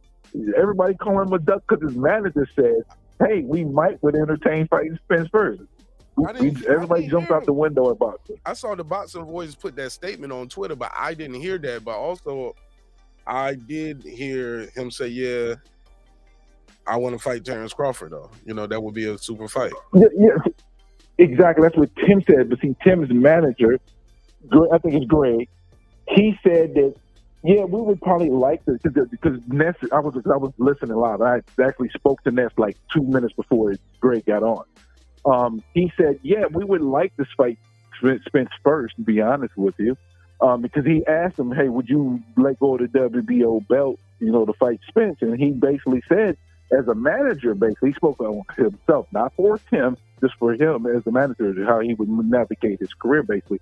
He said it was something I would entertain and I probably would prefer, but we got to cross that road when we get there. Basically, when Monday after the fight, then we'll assess and see what the situation is. And it is duck language, but it didn't come from Tim Tszyu.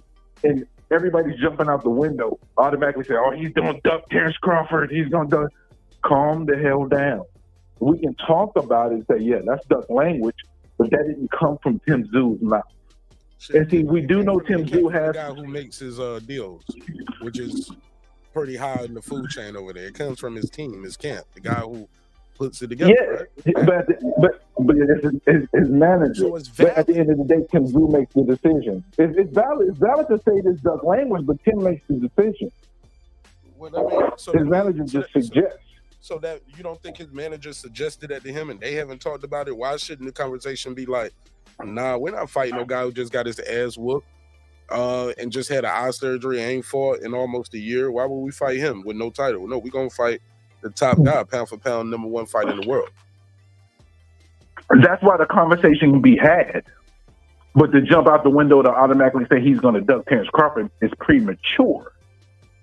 They're considering ducking Terence Crawford. The duck language is duck language, just like what Canelo said. That was duck language. They're considering ducking Terence Crawford. We'll talk about it on Monday. That's what he said. Right? Or am I No, I think that's a fair assessment. It may not be 100% correct, but it's 100% fair to assume that because that's what came out of his mouth. It's fair. That's a bullshit, you know it. I don't like it, but at the end of the day, I don't see. And there's another element to it as well, too. I was talking on another channel, and the thing is, PBC. Do they want to let Terence Crawford fight Tim Tszyu only on a one-fight deal to beat and potentially beat him and take both of those belts? Are they going to want Terence Crawford for more than one fight?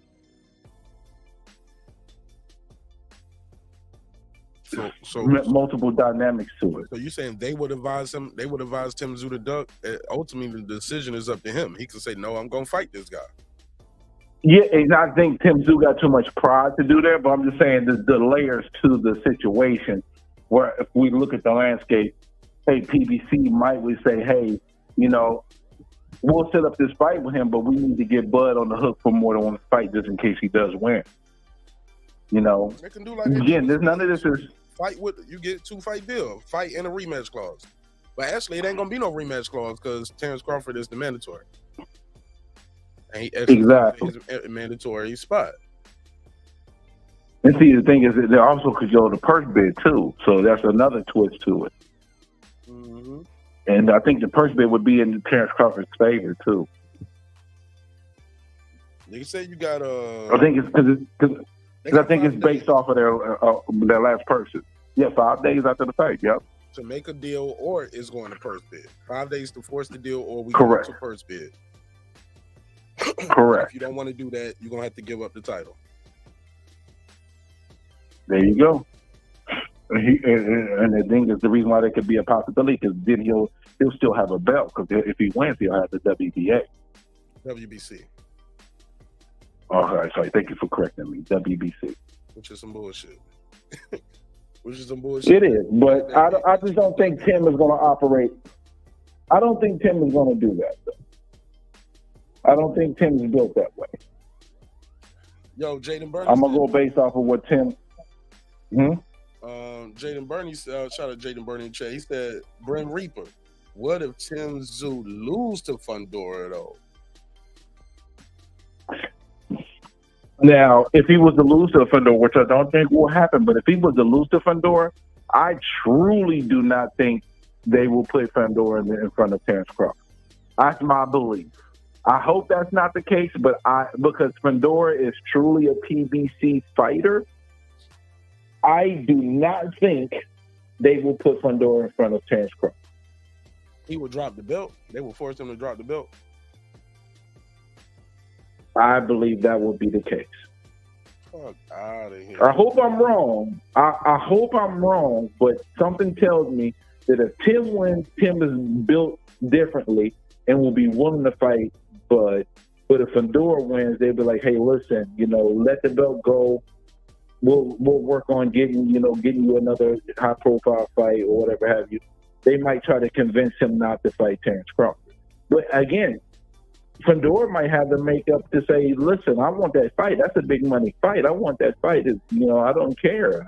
I believe in myself. So I don't want to put it on Fundora that he's going to be a company man if that's what their wishes are. Because again, I don't know that's their wishes. I'm just going based on my feeling, So, the beautiful thing is the fight is coming up really soon. We gonna know soon. 3 days. Yeah, and then 5 days after that. So we gonna know in a week and a day what the deal is. We gonna get an idea of the picture and how it's gonna be painted. And I hope that anything I feel about Fundora potentially is false, and it won't be the case. And I hope Tszyu is built like I think he is.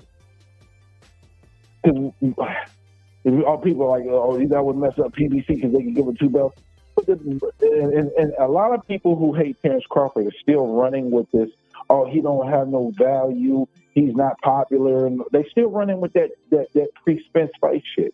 To me, right now, a Tszyu fight versus a Lubin or Errol Spence will not be worth more than a Terence Crawford fight.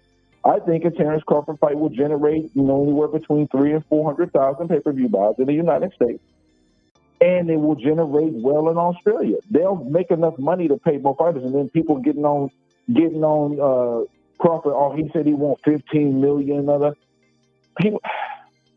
I'm not here to be a manager and count nobody's money, but just being realistically, so I can look at the landscape.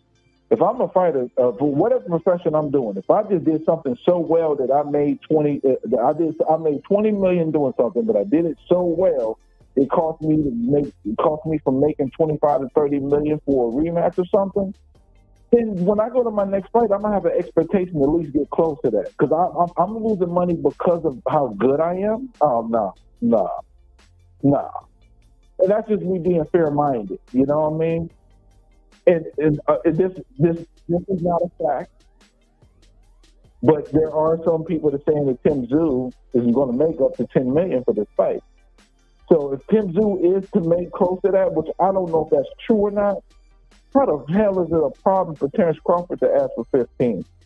That's crazy if that's the case. Right. Again, these are unconfirmed rumors, brothers. I want to make sure I clarify that. I don't know these numbers to be fact or non-fact. Yeah, but that's what's being reported. That's what's being reported. Yeah, I'm still calling it unconfirmed. But yeah, that's what they reported. They said 10 million, and he's going to be the highest paid Australian boxer in history. After this fight, and if he goes on to fight Terence Crawford, it's going to be an even bigger payday. So clearly, Terence Crawford has some value. If Tszyu is going to get his, he's getting his biggest payday now, and people saying he's going to get a bigger payday fighting Crawford next. Yeah, but see, the thing is, people have been so disingenuous about Terence Crawford, it'll make sense. Almost every fighter that Terence Crawford has fought has got their highest payday. People always want to forget that. Now, the back end money, that's a different conversation, I guess. But when we talk about the upfront money, Sean Porter got more upfront money fighting Terence Crawford than any other fight. Yeah. Outside of Canelo, I think the same thing applies for Khan. But everybody wants to talk about how Terence Crawford don't have no value and this and this. Listen, it had a little bit of merit back in 2022 if we base it off pay-per-view numbers, right?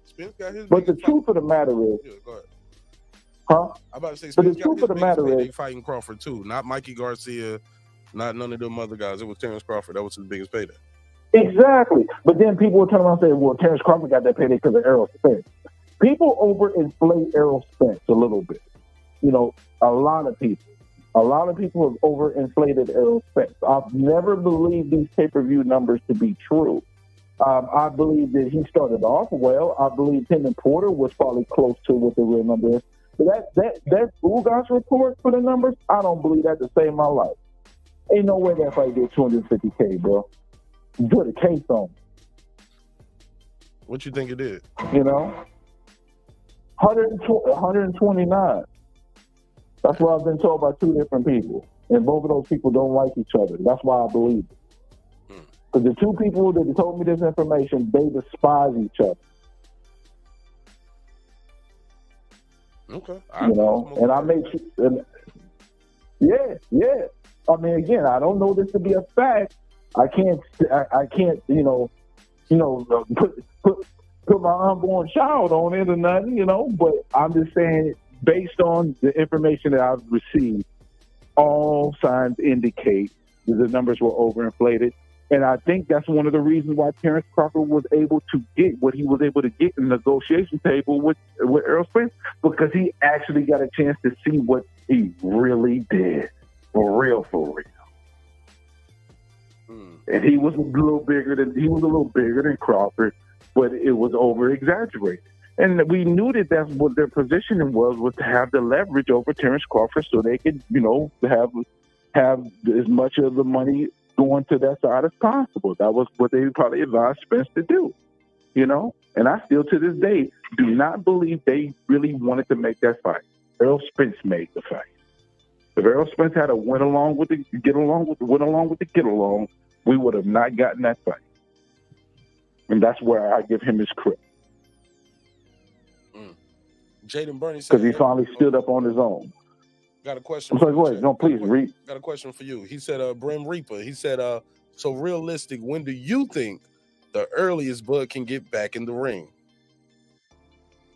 June, July. Damn. June, July. Because if the Tszyu fight because Tszyu has already stated, he's on a calendar. He's not waiting for nobody, in the sense is what he has said. Right. And he said he wanted to fight again in the middle of June or early July. And I believe that fight, if him and Bud, especially if they go in 5 days in the first day right this fight, he's going to win. This I'm sorry. I'm 90% confident he's going to win the fight. Okay, that's just what I'm going for. I'm sorry, Fundora. If Fundora actually had a jab like his sister, then it'd be a different conversation. He doesn't.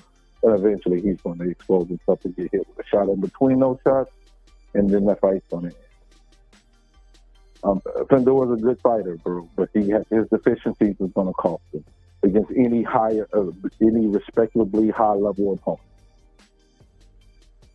He's been able to get away with it. Plus, on top of that, he's coming back to fight, right? And it's his first fight since that knockout. Right. So that means we don't know if that took some of his punch resistance away from getting knocked out the way he got knocked out. We don't know if he's going to be a little gun-shy. We don't know how he's going to react to getting thumped on for the first time since that fight. But we've seen it happen before. I saw Lennox Lewis get knocked out, come right back and knock the opponent out. We've seen shit like that absolutely for years. It happened. You're absolutely right. No doubt about it. But it takes a special makeup for some fighters, for some people to do that. I mean, it happens all the time. But Lennox Lewis is a great. He's not a good. We don't He's know. a great. We don't know what Fundora is yet. He's just getting started. And that's why I said question marks. We don't know what if his preferences took a hit because of that. So I didn't say this as a factual statement. I said it as a question mark. Right. Big question. You know the best fight of the weekend. Do you know the best fight of the weekend is not this fight? The best fight of the weekend actually is the ladies, though. Shout out to Superbad versus Vi. That's the best fight of the weekend, by the way. I got Superbad. Even though I know some people don't. I do too. Yeah, I think she's gonna win. I got her winning. Plus, I like her a lot. So. Yeah, I don't think Shorty got a shot against Superbad. No, Shorty got a shot. Don't get it twisted. Yeah, she definitely got a shot. I just think Superbad is going to be able to do what she do. I think that I think she got a little more thump, and she got a little more dog, and she got a little bit of a point to prove too, especially in regards to the whole situation she had with Golden Boy. I think she got a chip on the shoulder, and that chip on the shoulder is going to really take her to where she needs to go. But I expect that to be an excellent fight. Somebody was talking about the numbers. Mike James 616. He said, "We won't know the pay-per-view numbers for real, but Spence numbers were always reported higher than Tank's. But they called Tank the face over Spence, the face of boxing over Spence." Jaden Burney said those pay-per-view numbers be tricky. Go ahead, bro. Yeah, I mean, listen, they got a good point. But here's the deal, man. A lot of this stuff is smoke and mirrors, man. They play the game how they play the game, bro. It's all about positioning yourself to be, to have the leverage and the most success possible, regardless if it's true or not. Because since nobody's really reporting numbers unless they're out of this world, they report the only numbers that we got that had any type of close to officialness to it was Tank and Ryan. Why? Because it did so well. If it does really, really well, you'll know. If it does okay, we'll know. If it does crappy, we'll know. We just have to read between the lines. We don't get anything 100% affirmative. We just have to pay attention to how they report it, how long it takes for them to report it. Those are the indicators to let us know how well it did. We just won't necessarily get a legitimate number, or the numbers we get will always have a question mark behind them because due to who the source or whatever have you. So we just kind of got to use a little common sense and understand the dynamics of how they report these numbers to be able to come up with, an indication of what may have transpired in regards to what they, so. Yeah, what I said. Oh yeah, Whitlock a bitch ass nigga, man. Whitlock is a bitch ass. Sorry. All first verse. He said all first verse. When it comes down to this shit though, man, like I'm not all the way sold on Tszyu or Fundora yet, bro. I don't know if Tszyu is as good as they say he is, or if Fundora is as bad as people say he is. I don't know. See, I'm sold on Tszyu, but I don't think Fundora's a bad fighter at all. I just think he hurts himself by taking away some of his advantage. When you have that type of length that you can take advantage of and keep people on the end of your stick and then work your way in, when you take that advantage away from you, I look at you fighting anybody that's high caliber, that has good timing, that can hit you in between those shots in the inside, as a fighter that can put you on your ass. And Tszyu has good timing, good shot placement. That's where he improved the most. Since I've been watching Tszyu, that's where his biggest improvements has been. Timing and shot placement. Bro, his last fight though, was not using that jab, was running around looking for one shot. Well, I think that happened because he hurt Mendoza at some point. But again, he beat Mendoza up, and it wasn't as good as he was against my brain. Couldn't stop him though. Harrison. Well, I mean, Mendoza's a pretty tough character though. Couldn't stop him, couldn't drop him. He didn't beat him like he wasn't fucking him up the way Sebastian Fundora was fucking him up. Before he got stopped, Sebastian Fundora was beating the shit out of Mendoza.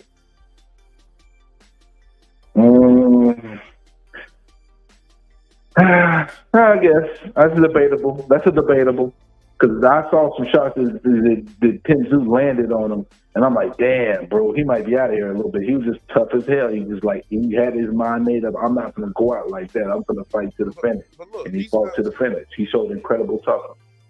Okay, well, let me just say this. Sebastian Fundora, the Tower and Inferno, right? When you look at him, who is Tszyu fought that got who can prepare him for this? Because he didn't fought nothing like this before. A 6'7" southpaw who can crack. Oh no, he hasn't. The only thing. Let me say that. Let me lay it out for the law for everybody. No, you good. Terrell goes check. Tony Harrison can't crack, and he don't got his phone cracked too many times. Terrell goes check. Carlos Ocampo, Errol Spence, a former opponent, right? Errol Spence knocked him out in the first. Tszyu knocked him out in the first. You get what I'm saying? That ain't preparing you for Sebastian Fundora. Brian Mendoza, common opponent right there. He beats Sebastian Fundora, you beat him. But this is a last minute replacement. I heard he's bringing in Michael Fox. He brought in Michael Fox, but Michael Fox don't box like Sebastian Fundora. He boxes on the outside with his jab. That's not preparing you for the height, yes, but the style, no. Well, I'm sure that when he had Michael Fox fighting, because I heard what Michael Fox said. Michael Fox said something that struck a chord with me. But you're absolutely right. He has not had an actual fight that will prepare him for that. But I don't think anyone has. There is not another 6'5", 154 pounder to be able to do that. So he's a unicorn in that sense. So the two things that I see that puts Tszyu in a position to be able to deal with it is, one, I think having Michael Fox in there is going to help him, because Michael Fox didn't use his length. Michael Fox went in there probably fighting like him to prepare him for that style of fight. You know, they didn't bring Michael Fox to come in there to fight like Michael Fox. They brought him in there to fight like how Fundora would fight. So that's why sometimes I can't take sparring. He doesn't, but he does, but he probably did in sparring. But I can't. But look, that's not what he do though. He can't even give him the best version of himself trying to do that. You can't prepare me for a guy who fights like. But he gave him something. Okay, you gave him the height. Like I said, you gave him a height. Yeah, but he probably fought like when they were sparring. When Mikhail Fox went in there sparring, he didn't go in there fighting like himself. He went in there probably sparring like how Fundora fights. That's why I don't look at sparring. I don't put that. But Michael Fox don't fight like that. He trying to imitate what somebody else do. That's not his style. So he's trying to fight like somebody like that. Yeah, so that means you only can get so much out of it, right? There's only so much you can get from that. That's a fact. And it's a last minute replacement. So you didn't even have him. But here's the other part I think that helps Tszyu a little bit. Tszyu was in 7 weeks training camp preparing for a southpaw before he went to Thurman. Even though it was Lubin and it was a different style fighter, the fact that he was already working on fighting the southpaw and then on the back end getting a little bit from Fox, I see him having some difficulty early in the fight. But I think some of the things that's setting this up at least gave him enough preparation so when he's in the fight, as the fight continues on, he'll be able to work in some things that he was already training for before Thurman that will help him. But there's really no true preparation for a 6'5", 154 until you get in that ring, because you're not going to find many of those type of fighters to do that. That's a unicorn. Brim, who was he going to fight before Thurman? This is new news to me. Who was he going to fight? Lubin. Lubin's a southpaw. When was he training? When was that? Lubin's not 6'5", but he was southpaw. When was that even a question that he was going to fight Lubin? It was never Lubin, from what I heard. Yes, it was. So you're wrong though. He trained 7 weeks. He was already training camping for Lubin for 7 weeks. That's what his camp is already stated. Really? Yeah. a 7 See, week, what I think might have 7 happened. week training I'm sorry, camp, go ahead. and then a 7 weeks of camp for Lube, and then you're gonna do what he did, what 6 or 7 weeks for Thurman. So how long is 10? And now he's training 2 weeks for, bro. How that don't even sound right. Yeah, I was training for 7 weeks for Lubin. How that don't sound right? Sometimes they listen. Bud had an extended training camp.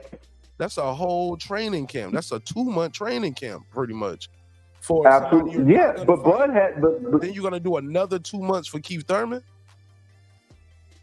see, but the thing is, though, he again, we don't know this for a fact in regards to how they worked the time out. The only thing I know is that his team said they were working with fighting on Lubin. They were in the training camp to fight Lubin.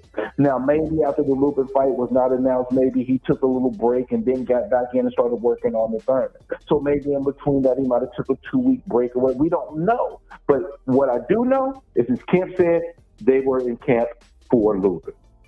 They said that. All right. It's not an unconfirmed rumor. Their team said that verbatim. All right. I'll take your word for it. No doubt. I mean, maybe I'll go find the clip and clip it and send it to you, but it really ain't that deep either way. But again, I do believe he will, but I do believe he will have some trouble with Fundora. Don't get it twisted. Fundora's a good fighter. I'm not going to sit here and play him like he's a chump and he don't have a chance.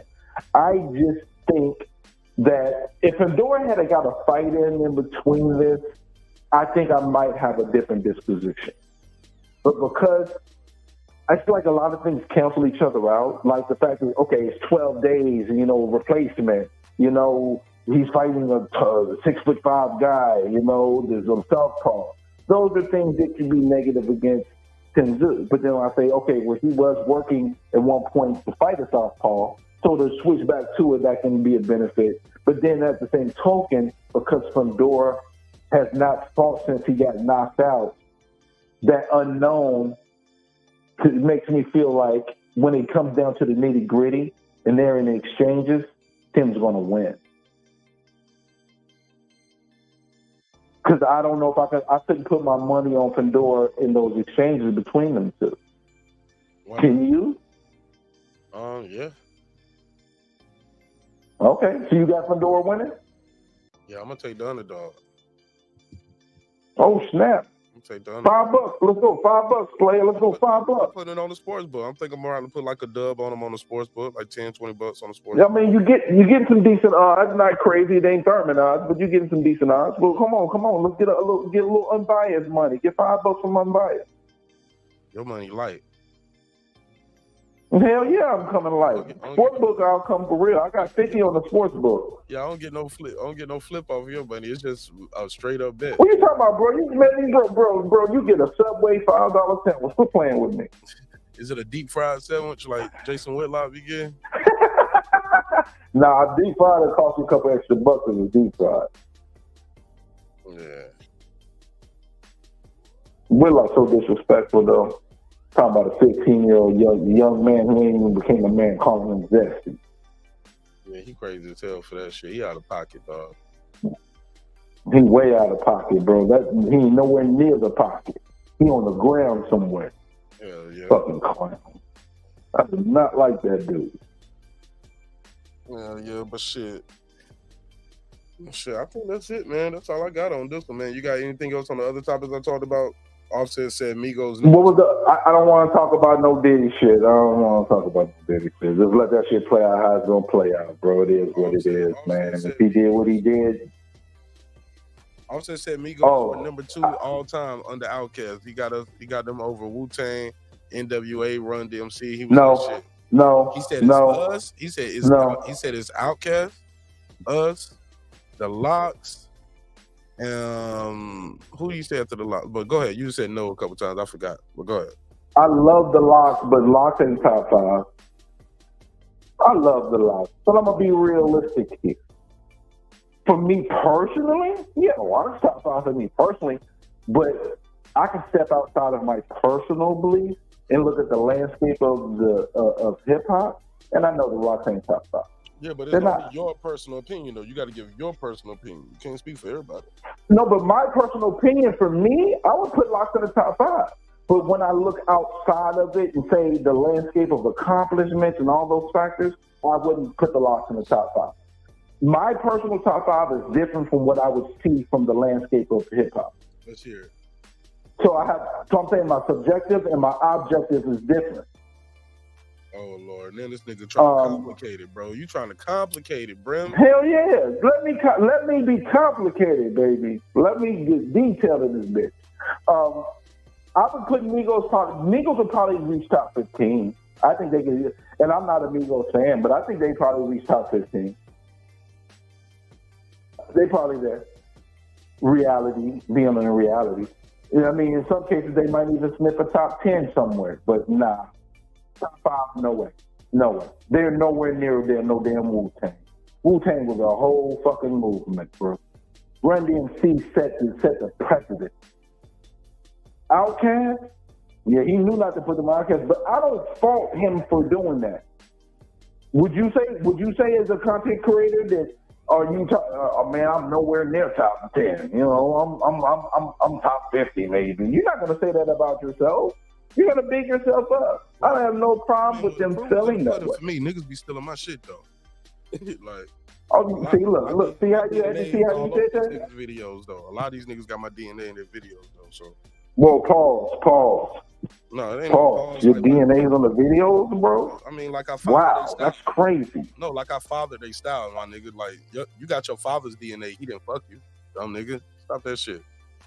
You reaching. Why I gotta be a dumb nigga and all that, man? Let me reach in peace, nigga. My bad. I ain't mean it like that.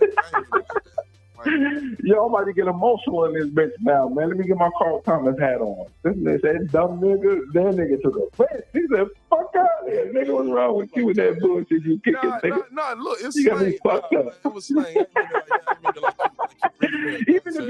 Even if you did, you had every right to do that because you got to put respect on your own name. Ain't nobody else going to do it if you don't do it first. Right? Yeah. We men here, I ain't on no pussy shit, bro. So even if it was for real, I wouldn't take no offense to that. You got to put respect on your own name, but nobody else would if you don't.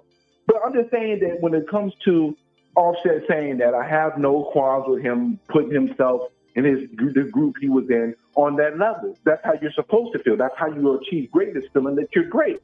But just being honest, nah, you're not no top 2 home. And these new school cats, they might put you in the top 5. And that's okay. That's what they know. But for me, top 5 though. Man, okay. Yeah, right, nigga. My nigga. It's tough, bro. Nah, I'm just shouldn't be that. Quit fucking around with the fuck around. I'm gonna throw some names out, okay? Just so I know that I would put above Migos. Yeah, go ahead. Run DMC clearly. All right. Outkast. Run DMC, Outkast. Is this in order going Wu-Tang. 5 to 1 or 1 to 5? No order, bro. Nah, what you talking about? This is the order. Bro, I gotta sit down and actually like go over the whole details and shit. It's 5 names. Yeah, but you got me put them in order. If I'm gonna put them in order, that means I gotta take the time and actually be objective to look at their accomplishments and them as a group and all those things. Yeah, fuck with your one. I'm just saying, for real. And a subjective list, but you can't give us no list right now. Any list? I can just give you the list based on who I think, but in order, no. I haven't sat down and thought about this until you mentioned it. So again, I haven't had the time to. Man, listen, bro, give me a hard time. I don't give a shit. Let me be on my bullshit. All right, no, okay. Come on, bro. Give it. Outkast. I'm gonna try to give you. I'm gonna try to give you. I'm gonna try. Outkast. Try. All right. Run DMC. Number 2. N.W.A. Number 3.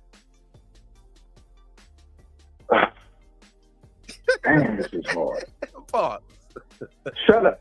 Shut your ass up, bro. You fucking with the fucking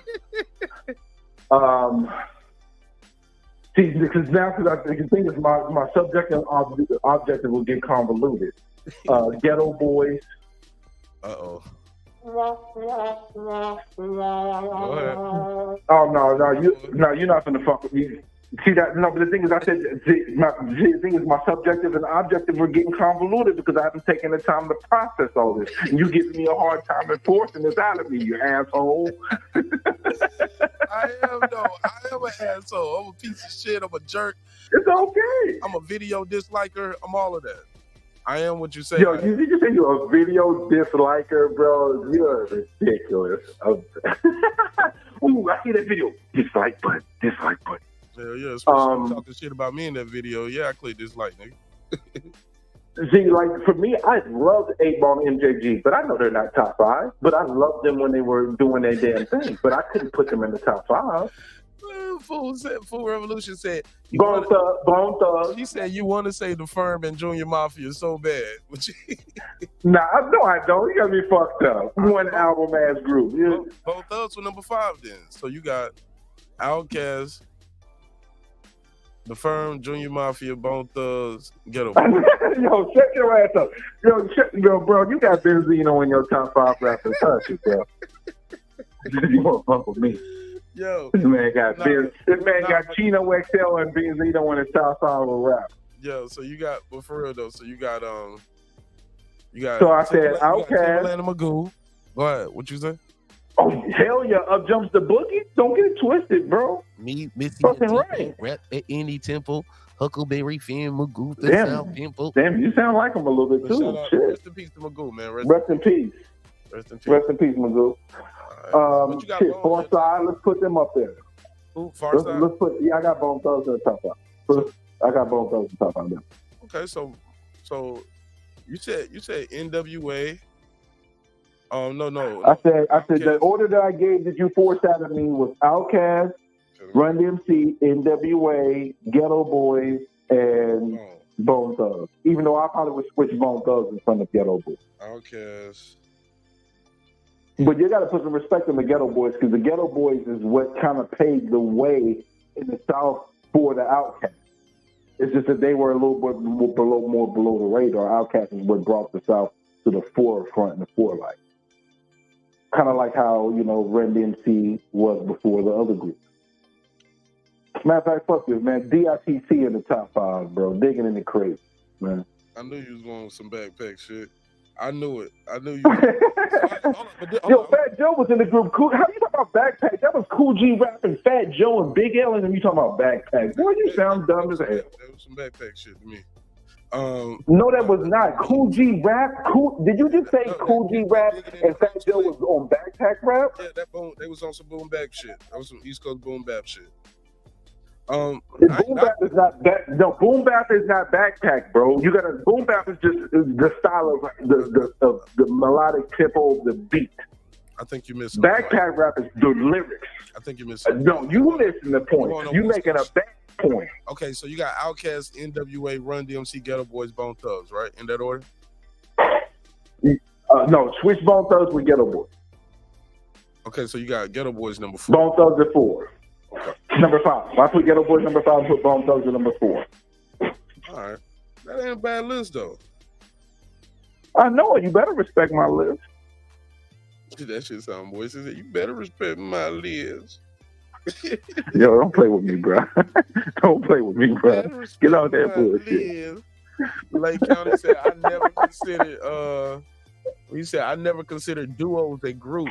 Need more people. Nah, duo or group. That's how they do it, though. I'll give you the $2. You give him the $2. All right, pay him the $2. Oh, pay the $2. Somebody said, Brim, Public Enemy isn't nowhere in there, bro. Oh, shit. Well, you know what? Public Enemy, they top 10. They pop top 10. They top 10. They wouldn't be top 5 for me, but I put them top 10. Foodie said Farside is a solid pick, though. Yeah, Farside was kind of dope, but the thing is they didn't have enough longevity, though. They didn't have enough longevity. Not top 5, Foodie. They only had 2 albums that really moved the needle. That's like saying I got the Loonies in the top 5. What Biggie's in a lot of people's top 5. He dropped 2 studio albums. Uh-oh. That's true. That's true. That's true. But it moved the needle, though. It moved the needle on a whole nother level. Farside didn't move that needle to that degree, though, with their couple albums. I agree, bro. Can you name some more groups that we can possibly have top 10? I'm trying to think. My brain is a little warped. I might have to put the Migos in the top 10. Wu-Tang. Yeah, the Locks. Wu-Tang is a group. Dipset. Oh, no, we already said Wu-Tang. No, you ain't got them in your list. Yes, I did. No, you Wu-Tang. Oh, I didn't have Wu-Tang in my list? No, you got Outkast. Oh, I'm N.W.A, tripping. Run DMC, Ghetto Boys, Bone Thugs. All right, listen, Ghetto Boys has got to get off the list. Wu-Tang goes in. See? There we go. Wu-Tang goes in. Nah, your your list Ghetto is Boys already stamped, though. No, it ain't no do-overs. No, you can't. Yo. Nah, you stuck with these. You stuck where you at. He said, I'm stuck. You ass to the hole, bro. Nah, that's why I wanted to take my time and try to bring it down, but you won't let me. He wouldn't let me do it. Yeah, but we're coming up with a good at least 10. What about Player Man, Circle? they had one damn album, bro. They had one album, bro. Duffel Bag Boy. Disturbing the Peace? The Clips. Bro. How about the Clips? That was a record. That was a record label more than a damn group. How about the Clips? Clips could probably get into a. Well, they could probably get into a top 15 discussion easy. Arabian Rakim. They probably could get into a top 15 You discussion. count stuff like Arabian Rakim? It's hard to count them as a group because there was only one dude rapping. Exactly. But I mean, they were a group, you know. Exactly, they were technically with quotation marks a group, but there was only one dude rapping. What about EPMD? Oh, EPMD definitely in the top in there. See, look, we need to write these down because I can think of the top. But again, commercially, Migos is above EPMD. Being honest. Even though for me as a listener, I would pick EPMD over Migos any day. But I'm just trying to be objective. But yeah, EPMD, that's another name. We done named about a good 10, 11 names already. What about Mobb Deep? Anybody else in the chat got something? Where you rank Mobb Deep? They probably right on the cusp of top 10 easy. But right there on that top 10. Had what, right there on the cusp of top 10. Migos had what, 4 or 5 albums, right? What was it, 4 or 5 I said earlier? They got They got the first album, then they got Culture 1, 2, and 3. Mm-hmm. EPMD had like 6 albums. 8 studio albums. Damn. But the commercial success of them does make a difference too. Because I could have a bunch of albums, but if they go double wood and yours go platinum, then it don't make a difference. Well, it's a different time too, where people was actually buying records versus you going double platinum on streams versus strictly business. People physically going out to pick up your. Yeah, these was. Yeah, they went gold. Didn't the EPMD have 3 golds? They had 3 golds, I think. Strictly business, unfinished business, business as usual, business never personal, back in business. They was. Damn, there's a whole lot of business. They were standing on a lot of business. Out of business. That was 99. That was supposed to have been the last album. They came back in 2008. We Mean Business, and the number 8th album, Big Business, is to be announced. So they still working. Yeah. Eric Sermon, one of the most underrated producers, absolutely. Can we count Red and Meth as a group? Yeah, you won't be able to get away with it because they didn't do enough studio albums together to get away with that. How many you got to do? But they did too. Did they? Blackout. They did do 2. Blackout 1, Blackout 2. Both of them debuted in the top 10 in the U.S. Yeah, I guess you can put them in there if you want to. I mean, you get some pushback from a few people, but you can put them in there. First one went double platinum, almost double platinum. I mean, that shit was fire. I'm still mad about the Rockwaller song. That shit was too fucking short, bro. That shit was too hot to be that short. Too hot for cheesy. Too many wanna be hard believing. It's all in together. Not to mention Meth and Red did a lot of features together too. Yeah. On other like songs they got together on each other's albums, on joint albums. They was on that Tupac record. Got My Mind Made Up. That's crazy. What about Beastie Boys, D12, Boot Camp Clip? Somebody got all of Beastie Boys. Beastie Boys would be above the other 2 you just named. The Boot Camp Clip was fire for me, but I don't think they were more underground, to some degree. But Boot Camp Clip was fire. But I'll give you I'll give you the $2. You give him the $2. All right, pay him the $2. Oh, pay the $2. Somebody said no Tribe Called Quest. Damn, shout out Lake County. He going. I'll give you the $2. You give him the $2. All right, pay him the $2. Oh, pay the $2. Already on the deck. What you got for me? We got 15 already on deck. What's up, Foodie? I know Foodie coming here to represent for the Dog Pound, West Side Connection. She Digital Underground. She coming with all the West Coast. Oh, you know what? I forgot about Digital Underground. Shit. A click. I wasn't even gonna say it, but oh yeah, no lie. We didn't I mean, I only have one album together like that.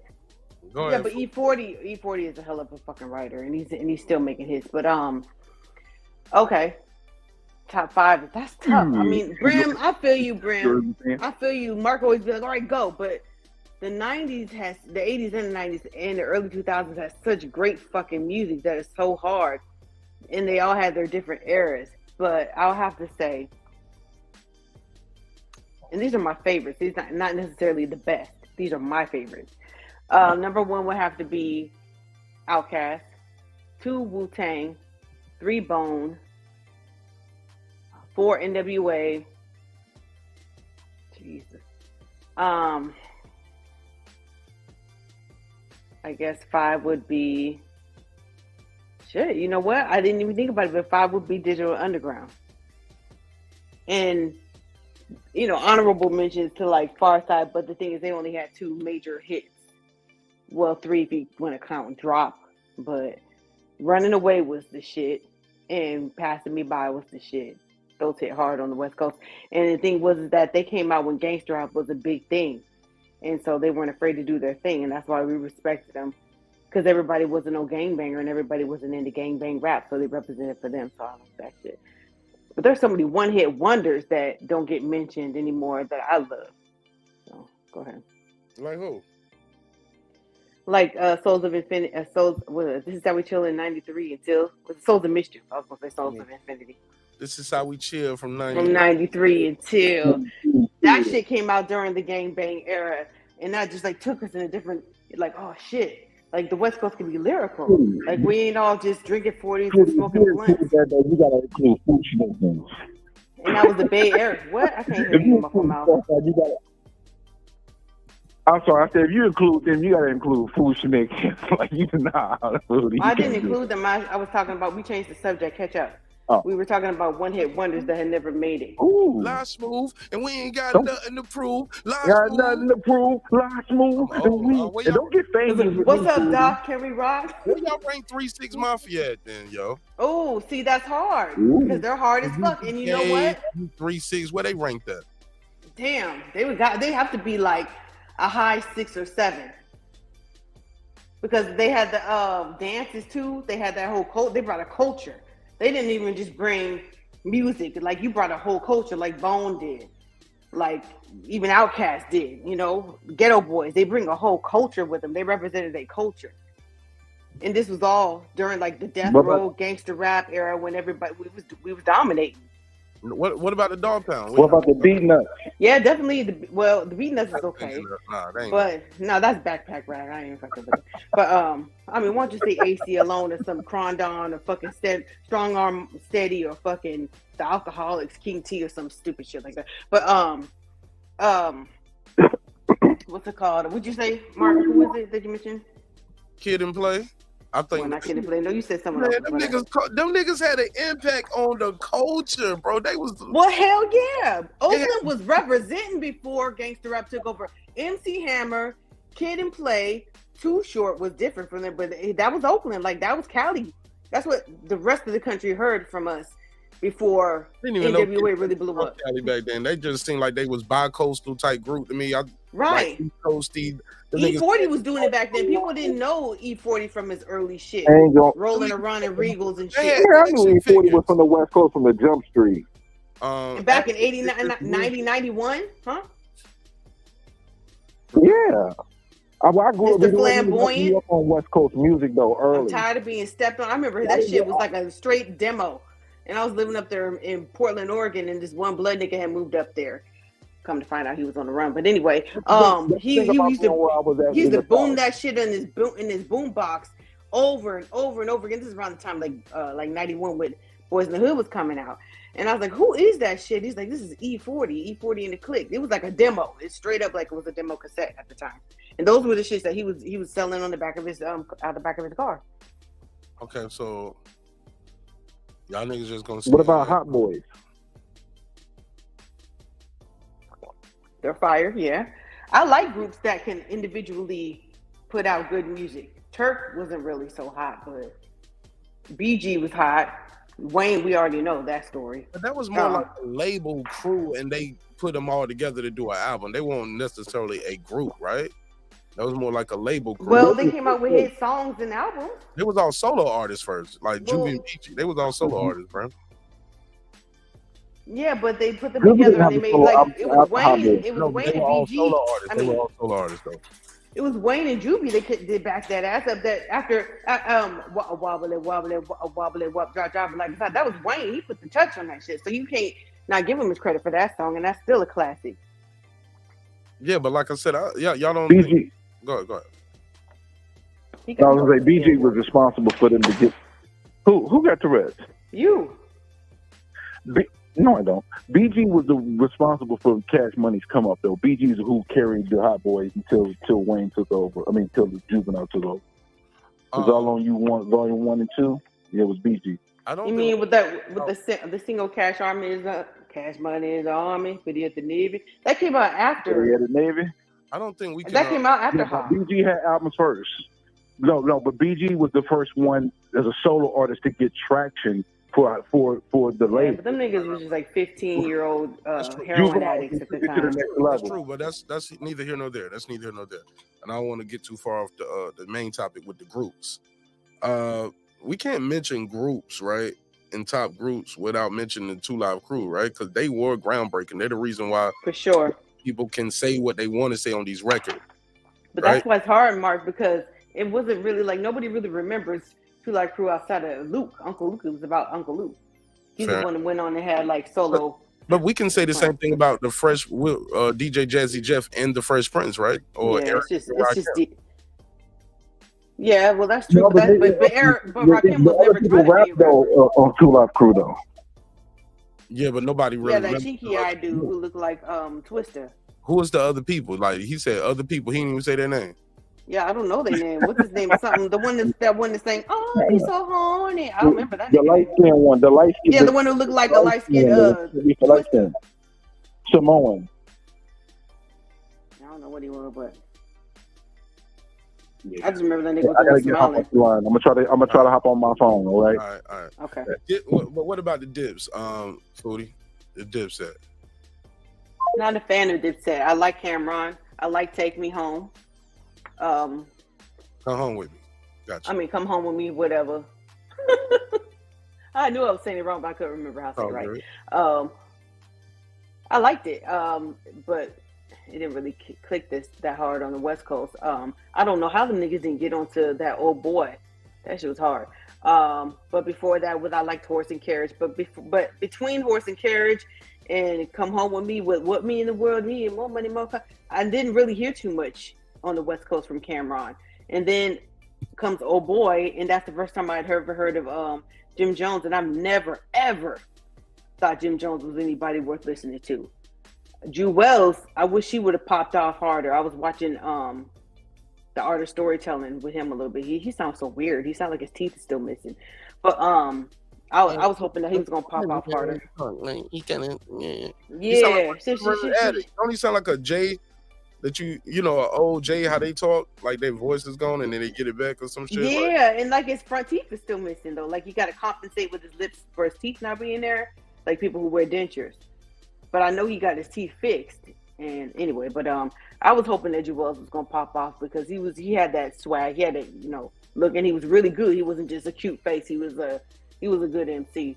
But Dipset overall, I can't really say I rate him because I ain't really pay too much attention to them like that. And then they was wearing the purple furs, and I wasn't really into that shit.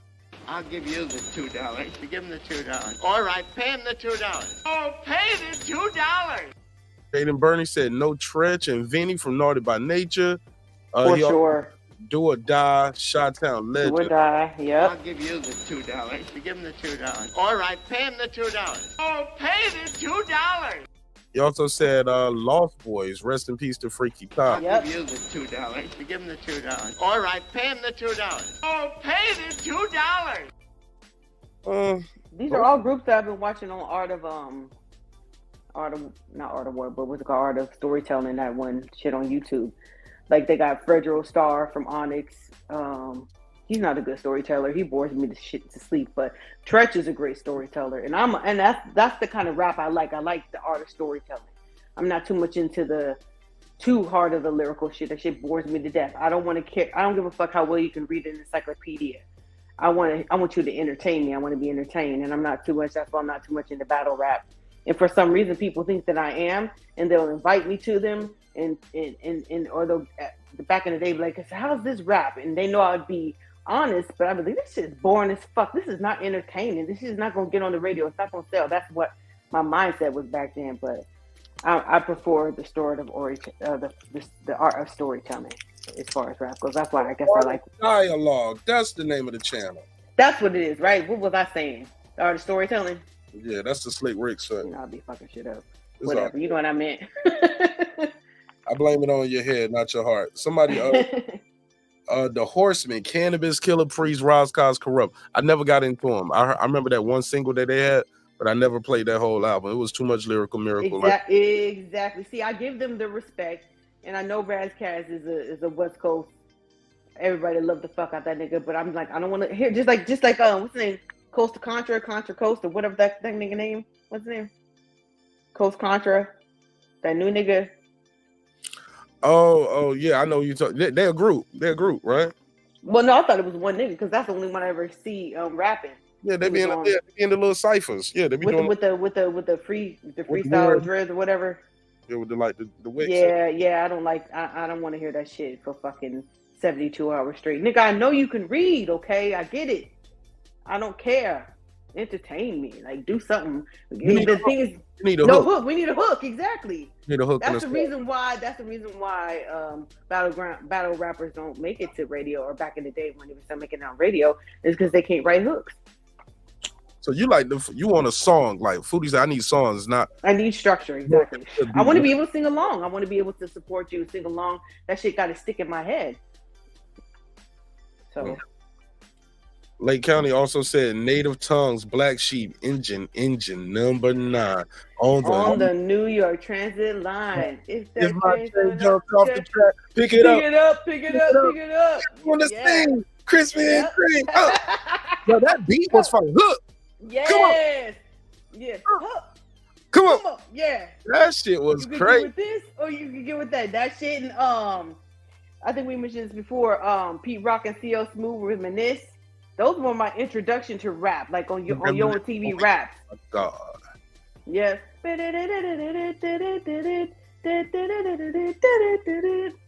T to the ROY. It took me a long time to pick up on that shit. That he was talking to his homeboy who had died, and his name was Troy.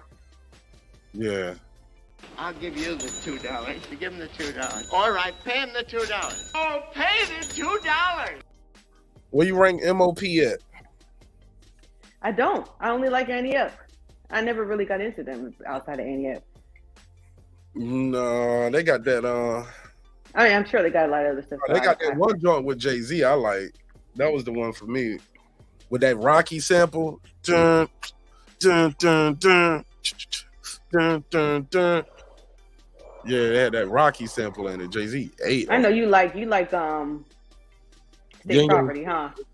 Yin Yang Twins, nigga. Yeah, that's me right there. Listen, they had some hits. I wouldn't break them on anybody's rap list, but Salt Shaker, Whisper Song, all that shit was hard. They ain't in my top 10. Nowhere. They ain't in my top 100, but they got hits. I won't deny them that from the wind to the window to the wall. No, so I thought somebody asked me about State Property. I was like, nah, they ain't in my top. I said State Property. Oh, yeah, I got them in my top 10. I like the rappers though. I think individually they can all rap. Yeah, I don't like Freeway's voice.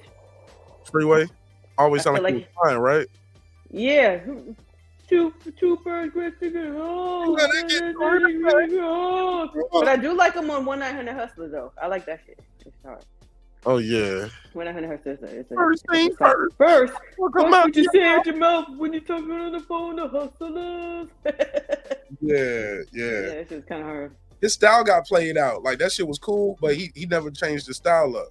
He always sounds like he's out there in the cold in Philly rapping, and he's lost his voice. Crying style. I ain't like the crying. Yeah, but that's what them Philly rappers do to me. Not Beans. No, what'd you think of Black Star, Most Def, and Of course, what did you think of them? I love Talib Kweli. That shit was hard. And 1, 2, 3. Most Def and Talib Kweli. I love Most Def. I wish he would have. I don't know. Stayed in. I don't know. I hate to say it, but I wish he would have gone a little more commercial. Nah. As far as not industry Diddy parties, but I didn't want Diddy to do it. Yo, we dropped the ball on the Fugees, yo. Shout out to Lake County. Damn, we left the I'll give you the $2. You give him the $2. All right, pay him the $2. Oh, pay the $2. What about GU? West Coast was on them. Oh, I put GU in the chat. I mean, in the comments. Yeah, for sure. Where they at though? Top 10? Cypress Hill? Definitely. Oh, Cypress Hill. See? Definitely. And they brought a culture with them. A different culture in West Coast. See, that's what I like. When you think about the West Coast, people think Death Row because they were dominating. But Cypress Hill was doing their fucking thing. I heard Cypress Hill before I heard, Cypress Hill came out before Doggy Style. With Hits from the Bong and all that shit. Yeah. And how I could just kill a man. Yeah. That man. What's the DJ Wu? What's his name? From Cypress Hill? Yeah. Mugs. He brought that East Coast style. Mugs. Yeah, he brought the East Coast. There was something you can't understand. Oh, I could just kill a man. Had us figuring out, like, wait a minute, can that nigga say, because a nigga like me is going in and saying, like, is he a nigga? Or nah? What about, go ahead. No, I was going to say, because on the West Coast, if you look Hispanic, you can't say that shit, but yeah, go ahead. Dude say you can say it all you want to on the West Coast. He was like, man, that's just us East Coast niggas be tripping off that. He said, y'all. Not then. I'm talking about then. I think we like that shit. We was jamming. Yeah, that nigga is like, he's probably like 25 or something. I don't know. Right. But did we don't drop say his name, he's gonna call, huh? It's all good. I'm gonna hang up. Did we do something? Did we miss the Roots? We missed the Roots. Fire. I love the Roots, man. They gotta be top 10, right? The Roots? Top 10 for sure. Who else? No. We said the niggas from Chicago that somebody mentioned, they weren't that big, but they had that Po Pimpin' was big. Do you want to ride? Yeah. That was big, but they weren't not a big group. Yeah. And it was the other shit. Do you want to ride? I can't remember the song, but it go like that. No. That's it. What about there's a lot of solo artists, but not groups. But let me try to stick to the groups. Ghetto Boys definitely brought a whole different sound that we weren't listening to. What about Terror Squad? I can't put them in there. It's just really Fat Joe. Top 5, top 10? No, not in my top 5 or top. Not really. Nah. What? Hey, look. Let me ask you. Where you rank Salt and Pepper at, as far as groups? Okay, let's go to the females. They were pioneers. They did their thing. Yeah, definitely. Yeah. If you mess with me, I'll take your man. And that push it was hard. Shoop. The What a Man. What a Man, yeah. I was trying to think of the video was in my head with Tretch and Pac in the video. They did spin it dirty though. I don't fuck with them because of that. They did her really come in one more time. Cut her right out the groove like she didn't even. And, do you really want me, baby? Let me know. Yep. And let's talk about sex. Yeah, they did their thing. Man, it's Roots, man. And let Show more listening. He'll be calling and he'll be like, nigga, y'all can't talk about groups without the Sugar Hill Gang and the Furious Five. You know what I was gonna say? Houdini. They're not top 10, but they're close because they had some hits, man. So much influence, man. Mm-hmm. Wild Wild West. I know I'm gonna get a lot of heat for this, but I don't have the Beastie Boys in my top 10, dog. Me neither. They're not in my top 10. They're flowing. Maybe they cut the line at 12 or something like that, but not 10. And they were just like party rock rap white boys. They people, because they were the first white rap group, and they were associated with like Russell Simmons and all them. Yeah, I didn't have them up there. What you got about the West Coast Connection? Where you got them at? Oh, yeah. I put them at about a 9. I put them at 8 or 9. Yeah. Niggas saying Slum Village. We said that Brand Nubian, Goody Mob. Okay, the Roots. I said that one. See, Brim don't got off the phone, and he just over there Googling groups now and just typing shit in the chat. Copy names in the chat. He ain't I'm not even looking at the chat. Yeah. Shout out to Lake County. He said the Fat Boys were entertaining foodie. What you think of that? I'll give you the $2. You give him the $2. All right, pay him the $2. Oh, pay the $2. What you think of the Fat Boys? Were you entertained by them? Yeah, but I was so young. They were more like funny, fat, you know, with the beatboxing and stuff, you know. This nigga like said, Foodie like jingles, old Jamie Foxx show face ass. Who? He said you like jingles. Remember Jamie Foxx used to write jingles on the Jamie Foxx show. Oh, He I said don't you remember that shit. Like Jamie Foxx.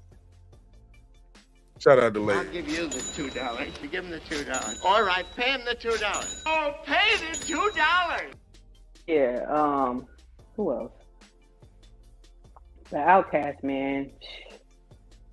Them and Wu-Tang, I've gone back and forth, flip-flopping with them, and sometimes I'll put Bone over, well, back in the day, I would probably put Bone over Outkast, but they have such a body of work, and Andre 3000 is such a fucking master MC. Nigga. And they didn't let their drawl go. They wasn't trying to sound, you know, West Coast, but they weren't all into the whole dope and all that stuff. I like their shit. That name really fit their style, huh? Huh? Their name really fit their style. Yeah. Yes. Especially after he got with Erykah Badu and her witchy pussy.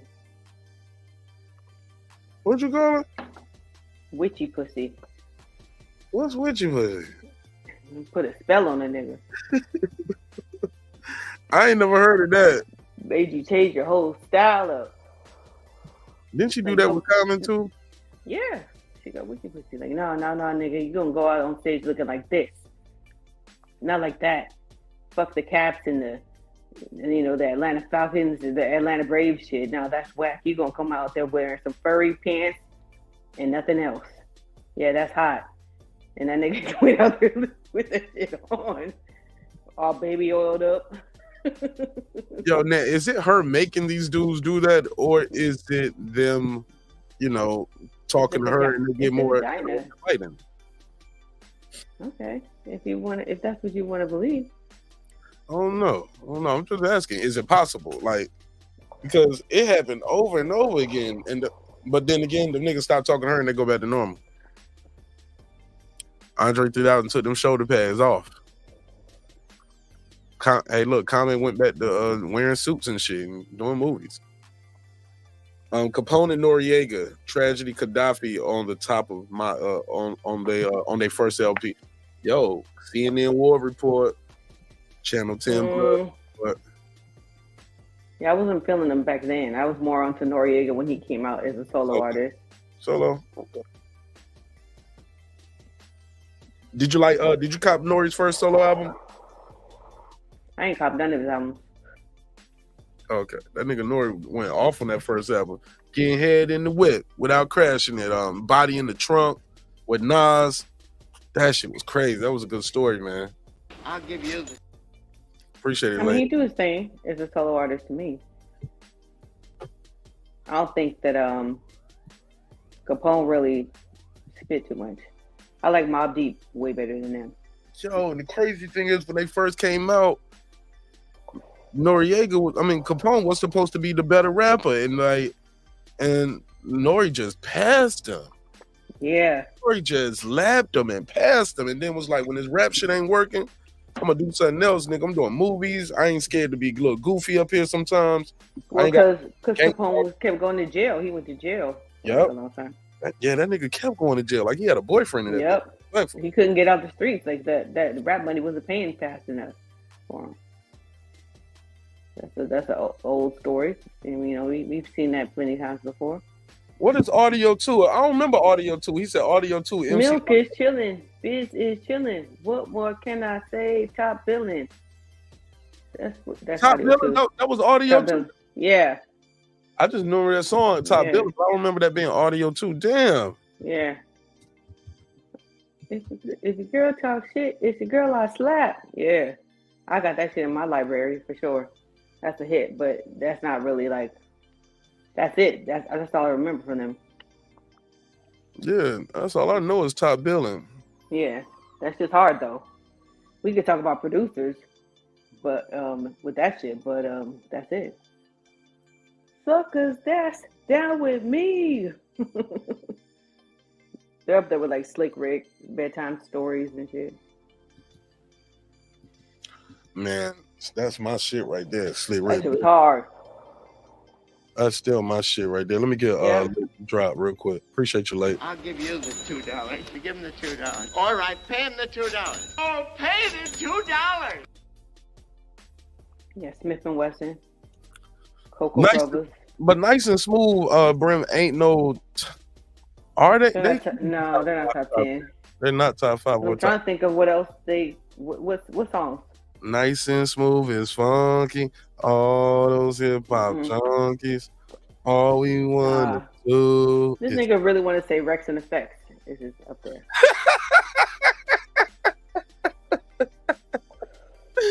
Yo, that Rum Shaker was crazy. I remember. I remember being in school and the teachers used to love that song, right? And they was like, sing that song. All I want to do is sing it, right? And then one day we came to school and we were singing, and I guess now the teachers, because back then they was a little slow on hip hop culture. They didn't even know what the fuck they were saying. Yeah. Then they realized what they were saying. They was like, I don't want you guys singing that song in class anymore. I was like, oh, this bitch don't find out what it meant. Damn. You sing the song no more. Yeah, we could not sing that song. Man, when we gonna get that Teddy Riley movie? Yeah, man, and all his kids, man. He had a baby with everybody. Yeah, that nigga is a fucking mastermind, though. Him? Foodie, first thing you went to was all his kids. That's fucked up. And then I remember that nigga is he wrote fucking Don't Be Cruel. That was him and Babyface. Remember the Times. He produced that. Yeah, Keith Sweat. Yeah, for bro. He made all that Keith. I saw a documentary. It said my nigga was doing all of those records and still living in the project. Yeah. With his mama. And Keith Sweat was like a stockbroker. He was just paying him in cash. That's crazy. Yeah. That's crazy. Because he was like 16 or 17. He was real young. He said, I ain't move out my mama house until I got to Michael Jackson, man. But he had already did the Bobby Brown shit. But you know how the industry be fucking niggas up, not paying them and shit. That shit went like 6 times platinum. That Don't Be Cruel. That's crazy, though, to still be living with your moms, though. You got all the big records. The Keith Sweat, the Bobby Brown shit. You know how long later Guy was out? You know how long later by the time Michael Jackson? Remember the time? Yeah, that was like 93 or something shit. Way long time. Yeah, because that was in the 80s. Yeah. Yep. Should have been out his mama crib. I didn't know that nigga was from Harlem. You knew that? Harlem. Yeah, I knew that from Harlem, yeah. Yo, that nigga Keith Sweat still got it. Man, he straight up. I would pay to go watch that nigga like today. I've seen Keith Sweat perform several times. Usher brought him out. Chris Brown and Trey Songz have brought him out. He was at that concert I just went to, that Valentine's Day concert with all those R&B acts. He was a surprise guest. Man, he get up there and he do that. Dun, dun, dun. Man, he ain't got to sing a verse on that Nobody. He just come up there. Nobody, yep. All the ladies will sing it for him. Yep. And just stop. And just let that shit was the hardest, man. And everybody. It's to the point that song comes on the radio. I don't even want to hear it no more. But that's just so hard. Nobody. That's just hard though, man. That video is hard. Yo. Twisted was good too. I like Twisted. People that really jump in. And don't forget about Silk. He brought Silk out. Bro, he Not brought said he right, but yeah. Man. He was I saw him at the Silk concert. It was their 25th anniversary, and they brought him out there too. Like Keith Sweat, man. Granted, he lives here in Atlanta. He got a crib somewhere. At H-Town. I thought Luke brought out H-Town. Oh yeah, you're right. Shout out to Luke, brought us H-Town. Yeah. Yep. That's crazy. Yep, he put them on. Somebody said, "What about next?" Somebody said, "What about next?" Any Hey, Joe Rogan got a baby. He's married to Dino's baby mama, the one who died in an accident in H-Town. Joe Rogan? Yeah. She had a baby with him, the white girl, pretty white girl, woman, And I guess after he died, she was the waitress in tables or whatever, and he liked what he saw and he swooped her up. I mean, he wasn't the Joe Rogan who he is now. Hell no. He would have passed on that. He would have wore a condom. Joe Rogan now would have had on that Plan B pill. Like, look, I'll just pay you for the abortion. Hey, look, somebody said, what about Next? Yo. Next is one of the... not a rap group. Yeah. Well, we kind of went a little off on the art and shit. But look, no when they was out, I didn't get it as much as everybody liked it. I didn't like that Too Close. The Butter Love and Too Close was the shit, man. I didn't fuck with it. That but Butter Love was the shit. That shit grew on me, though. When I'm chilling with my homies. Yeah. That's when they like women who are pure and they wouldn't twerking in the videos. All up in the videos. that was before the video vixen era. Yeah, when girls was the shit. Yeah, had little booties in the video. Yeah, that's what I was gonna say about Rump Shaker. My homeboy said that's when girls still had long booties in that video. He said long booties. Yeah, they did. Girls wasn't thick back then. Yeah. Yeah, but yeah, man, they grew on me though. But I ended up liking them a lot. Somebody said, "Bro, Keith Sweat do that one dance and have them ladies fall and slap out." Somebody said no 112. Shout out to I was about to say 112. Oh man, they shoot 112. Drew Hill. 112 as far as R&B groups. I'd probably put them at 5. Well, no, I can't say that because there's so many old school groups I like. But they up there in the top 10. Yeah. And who you got? Who you got in your top 5 then? Don't top say 5 would be Temptations, OJ, shit like that. No, top number 1 would be New Edition. Okay. 2 would be Boyz II Men. 3 would be, as far as groups. Yeah. It's hard. When you got somebody stumped, they name 2 groups, and they was like, It's hard because there's so many going through my head right now. What about Drew Hill? I'm thinking, definitely Drew Hill and Jagged Edge, but not. Yeah, Jodeci would definitely be up there. That's 5. Yeah. But girl groups, I'm trying to think of. Like, I liked Jade, Brownstone. I would think you have to do 2 separate brackets. Like, girls deserve their own top 5. Girls deserve like TLC and them. Yeah. Oh no, I got them top 5. I don't know. I like ballads, and they was never like a ballad group. They're a pop group. They're more pop. Yeah, they were like the slowest one was Red Light Special type shit like that. And I love that record, but I like my R&B to be. I want my R&B to be R&B, man. I don't like a lot of dancing. That's why I didn't like Too Close shit. I didn't that was just the one video. Yeah. I told you about the 2 brothers in the group. They used to beat up RL. No, that their granddaddy is their father. Hell no. Yeah. Say that again. Hold up. Tweet. How my granddaddy now? Hold on. Now, hold on. Let me drop the beat on this one. Hold on. Drop the beat.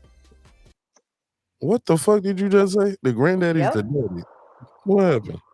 I was watching like behind the scenes or unseen or whatever that shit used to be on, behind the music or whatever shit, and they were saying that their mother kind of used to as they got older they realized she would act like weird around the granddaddy because I guess that's who raised them, their mom and their grandfather, until they went into a room one day and they saw moms and granddaddy going at it. Like smashing or fighting? Mm-hmm. Like kissing and like going at it. Oh, so they were teenagers already. They was fucking. They had a whole relationship. Yeah. And then they found out that that's their daddy. That's crazy. Where was the grandmama at? I guess that's the mama too. I don't know. That's crazy. Your grandmama is like what? Your aunt? No, she's not. Well, I don't know if she passed away or whatever the situation was, but obviously he wasn't checking for her. The hell happened to that nigga? Where is he at? That's embarrassing, man. Isn't it? I wouldn't even told that story. I would never have told that. I would have went to the grave with that shit. You niggas would have had to find that shit out on y'all own, nigga. I wouldn't be up there. So I walked in on my mom kissing granddad. That's when I knew, hey, something's a little confusing here. What, nigga? Somebody said NSYNC, don't laugh. Now NSYNC is definitely top 5 pop groups. Yep, for sure. NSYNC, Backstreet Boys. Got 90. I was never that much into Backstreet Boys, but they got a couple hits I like. Yeah. My love is all I have to get, and I wanted that way. I didn't like that everybody that they was blowing up on MTV. I didn't like that. Everybody. Yeah. No, that shit won't that. That won't that. That won't that. But and that I'll never break your heart. My fire. That was the one. Listen. That was my shit. Hell yeah, they be playing that shit in the Walmart. I'd be like, hell yeah. That's right. Tell me why ain't nothing but a ball. Tell me why. I still don't know what they're talking about in the song. I don't know what this song means. Like no. I want it that way. I never want to hear you say I want it that way. I don't know. Right. I just like the song and the melody. Exactly. Everybody does. And guess who was writing a lot of hits and records for them, yo? Who? The nigga from Full Force. Really? The little bow-legged Lou nigga was writing a lot of them records. I saw him on Corey Holcomb show. Yeah, bow-legged Lou. Hopefully he got paid though. Yeah, that nigga bow-legged Lou. Let me see. I want to see some of his phone. His name Paul Anthony's brother. Okay, what's his name? I mean, we remember them from the House Party movies, but them niggas could sing though. We forgot with that Lisa and Cold Jam that all cried out. That was a shit. Put some more. Man, he bodied that. Yeah. His brother Paul Anthony, man, big ass diesel. Yeah, I bet you he wrote that too. Yeah. Yeah, they did. You know, my tears will cause an inferno. Yeah. Set this place on fire. Why should I take the blame? That's just hard, man. Let me see. You were the one who left me neglected. Let me see. Let me see. What did he write for Backstreet Boys? He wrote All I Have to Give too. What else did he write? Yeah, that's the shit I told you. That's on my that's in my library. Only the best gets in my library though. I'd be deleting shit. Like, I liked it then. I don't really like it that much now. I want to be able to listen to that shit like 3 hours straight. Let me see. Did he or was it Backstreet Boys or NSYNC? Hold on. I think he wrote for NSYNC too. SWV. SWVs they hard. Oh yeah. That Rain, people still in Weak. I'm so into you. Yeah. Why did you go? I always liked Coco's voice. Coco. Oh yeah, a lot of people like their voice. I thought she was good. She got a bro. baby with dude from Diggable Planets, Butterfly. Really? I'm just cool like that, nigga. Yeah, I'm cool like that. That shit was hard though. Yeah, they won a Grammy off that shit. Crazy, right? I don't know. That I old think they won jazz album of beat. the year or some shit off of that. Let me see something. Return to homepage. Damn, they won't let me do it. Hold on, I'm trying to look at something. Apology not accepted. And then I liked when 112 and Allure redid that. All Cried Out. They did a good job with that. Who you got, Mark? Brandy or Monica? Back in the day, I used to have Brandy, but I got Monica now. Nah. Like Hell yeah. High her five. Yeah. records aged well. Like, and the fact that she always. I think Never Say Never is way better than anything Monica ever put out. You talking about that album? Never Say Yeah. Never. That shit is still hard. What's some of the records that was on that? She did the Angel in Disguise, and then she had the Monica and Brandy song, and she had Almost Doesn't Count. She had Standing on Top of the World. She had Truthfully. That's the shit, man. Truthfully, and Say Goodbye to Tomorrow. I think that's what it is. That shit was hard. She was singing her ass off on that shit. Have you ever loved somebody so much it makes you cry? That one. That was a big hit. Well, yeah, that's a good record. I didn't know that was on that album. I love that song. Have You Ever? Truthfully, it's fire. Yeah, right? Yeah, that's good.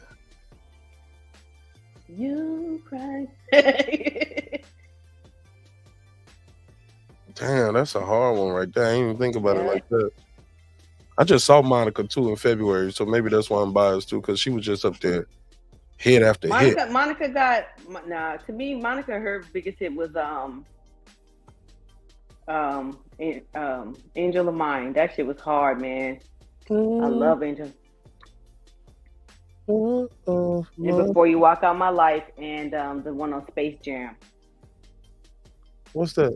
What's the one on I Space? across the ocean for you. Oh man, these are beautiful. Yeah. For You I Will. Yeah. For You I Will. What's that? Yeah, that shit was good. Yeah. Never meant to cause you no pain. Yep. Baby. Yep. But I just want to go back.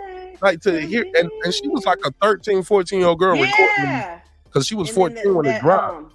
That Like This and Like That with Mr. Chocolate.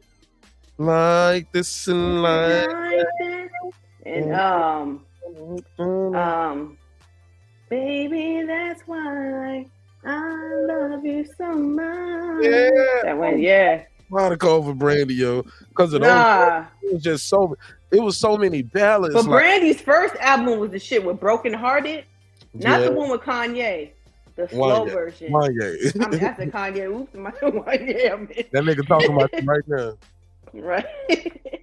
Wanye, yeah, not that one. I didn't like that one, but I like the album version. And Wanna Be Down and the remix, the Wanna Be Down remix, huh? I love the Wanye Broken Hearted. I didn't like that one. What? Because she didn't hit the low. You got to listen to them side by side. I'm young, but I was enough to know that you don't fall in love overnight. And then when Kanye, I keep on saying Kanye, Wanye came in, he kind of took over it. Yeah, like come on. Into conversation. Yeah. So to leave. Right, and she was like a 16 or 17-year-old girl, and this nigga grown ass man, stop it. But as soon as I close my eyes, Yeah, it was more mellow, which is real. It was more mellow, like a Tevin Campbell type of Man, his vibe. sons are fire, man. I love it. Yeah, I mentioned that the other I night. love Yeah. I've been following them for like Yep. 2 years, man. Somebody said Casey and JoJo should be on our list twice as Jodeci as a group, but Casey and JoJo should be on the list again as a duo. Man, that Diary of a Madman is so fucking hard, man. Cry for You and My Heart Belongs to You. Fiending. Top heavy though. When you go back and look at Jodeci albums, That's true. That's like true. 3 to 4 songs were bangers, and then it was Then it would fade off, yeah, because that Yeah. Diary of a Madman is true. That's true. That's like they had 4 good ones. Or 3. somebody said You Cry. Truthfully, it's Oh, fine. he was. Yeah. Truthfully, it's hard. What did Candy you Rains cry? and shit, yeah. What did you cry? Because we were singing the lyrics to the song. Oh, Candy Rain. Somebody said Brandy's first album may go down as the best freshman album Yeah, that shit was hard, man. ever. Tennessee Royalty ever. No, Brim, get know John about A. ass ever. up out of here. They right there beside Changing Faces with me. John A. and Changing Faces right there beside Brownstone. No, I ain't got John A. right there. Oh Right. yeah, that's Sending My Love was the shit. Well, I know Hey Mr. DJ was the big shit, but that's Sending My Love because so many people sampled that shit. Somebody said Coach was trying to take Brandy. Might have been the other way around. Shit. The The Gap. Gap Band's the shit. Yep, love the Gap Band. Yeah. Love Uncle Charlie. Yeah. Man, And then I can't look. That was one of my wedding songs right there. For Your Love. The reason. That's what I walked down the aisle Oh to. yeah, I was about to say he got his second one with the reason. I love. The reason. Yeah, I walked. Baby. Yeah. Yeah, man. Yep, that was the shit. Man. I walked He had down. R. Kelly writing for him. Yeah. Man, that nigga kills, man. I hate to say it. Hi, my name is Charlie. Last name Wilson.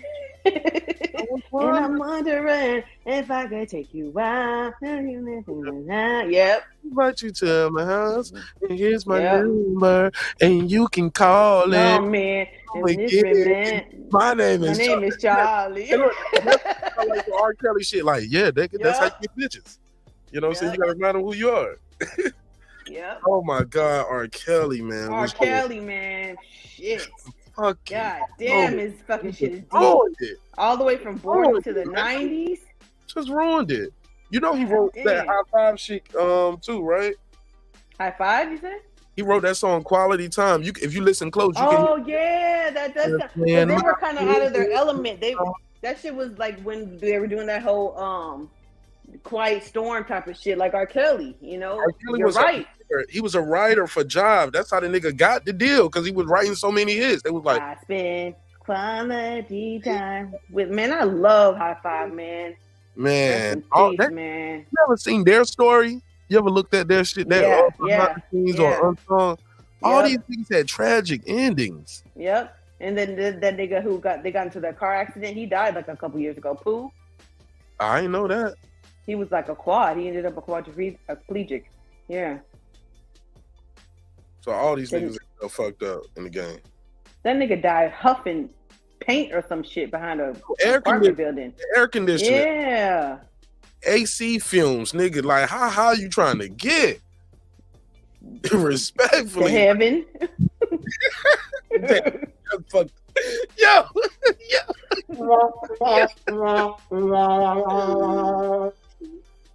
Final No. destination type shit, man. you ain't shit, yo. The Yo, somebody give me everything for foodie ass, yo. Hey, let me stop that shit. That's some dumb shit. Hey, we all gonna get there if we're lucky, man. Earlier. My bad, Brim. I mean to say that to you earlier. I'm like, nigga, I said dumb nigga. I got too comfortable with Brim. Nah, but that I was like, damn, I shouldn't have said that. My bad, Brim. that Reasons is the shit, man. That shit like had me in a chokehold for a minute, man. Butterflies is what I feel inside. Hell yeah, ooh-wee. Ooh-wee. But no, that yearning for your love, outstanding. Yep. Yo, I play all of that shit. Your love. Yep. I love That's these. that's my cleaning the house music. Keep running. Yep. The segment of the show, when I DJ, depending on like, especially like when doing weddings or like get-togethers, like shit like that. That's like I got a set where I go through all the old. Can't keep it running in and out of my life. I need to have you as my lover and my wife. Oh, baby. Hell yeah.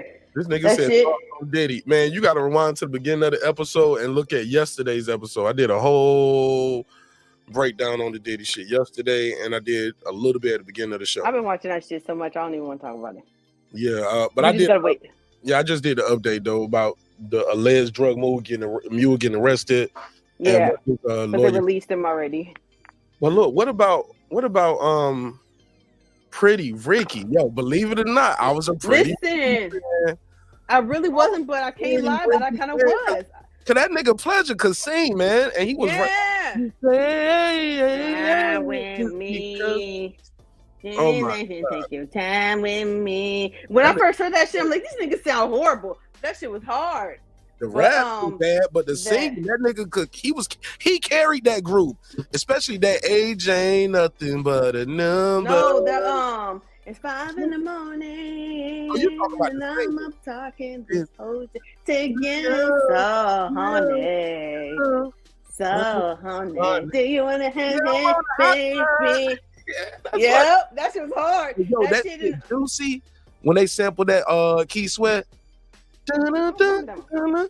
Can you make it juicy for me? And Is not that the one? make it juicy You know what killed it? for you? You know what killed it? When that nigga, that little skinny nigga, the one who's he's rich now. He got a lot of money from an app or something. When he was talking about, I want to challenge Chris Brown to a dance off, and that nigga had his fucking dun-dun-duns on, and he was, can we get freaky? I wanna get. You ain't never seen that shit? Never heard of that shit. Oh my God! I wish I'd be looking for that shit, man. This is way back when I was on Gossip and all that kind of shit. It was like 2006, 2007. Is that Chris Brown? What happened to Gossip? They sold it to somebody. I guess. Well, Shade Room took over them. Like, you know. Play all about them niggas. That shit was weird. That nigga had on his little exotic dancer dun-dun-duns on. He was doing some more grinding shit. I was like, I don't think Chris Brown want to challenge you on this kind of shit. I don't think Chris Brown gonna strip down and do this. That was weird. Niggas was clowning the fuck out of him. Brown one of the young goats. I'm gonna let you know. I don't seen this nigga perform a couple times, and it's different every time. And this nigga is impressive. Who? Chris Brown, bro. I'm going to Chris Man, Brown. that nigga is fucking. You're right. He's one of the. I'm going to a concert. My wife got us our ticket because I think we seeing Usher this year, and we seeing Chris man, y'all Brown. rich. Huh? Look, Usher is gonna We be not in rich. LA. My wife got. You know when you got American Express, you get the you can get those pre-orders.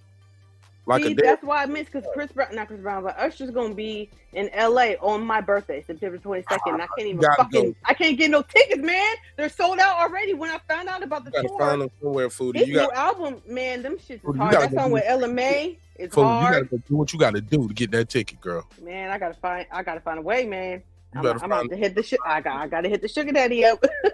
or maybe find a different location. Like you might not have to be able to go to the one in LA. You might have to go to the one in the next city. Man, I missed the fucking trend.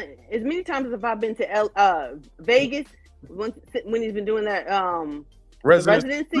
Me and my sister kept on saying, we gonna go. And then she's like, no, look, because she was like, no, I don't want to go because her husband's overseas. She's like, no, we're gonna go for our anniversary. He's gonna be home at one of the times he was there. I was like, all right, because me, her, and my cousin who live out here, we were gonna all go, but we fucking missed it. Damn. Yo, I saw that Usher concert in Vegas. We went to Vegas. Somebody was like, what else y'all here for? Y'all for a fight or something? I'm like, nah, we came to see Usher, nigga. That's it. They was like, but y'all from Atlanta. Y'all in Atlanta. I was like, he ain't in Atlanta. You got to come to Vegas to see him right now. And that's where we coming. And at that point, I think we had seen Usher like. Man, I would fucking be dancing and singing until my throat go out and my knees go out. Usher concert. Man, that no Diddy.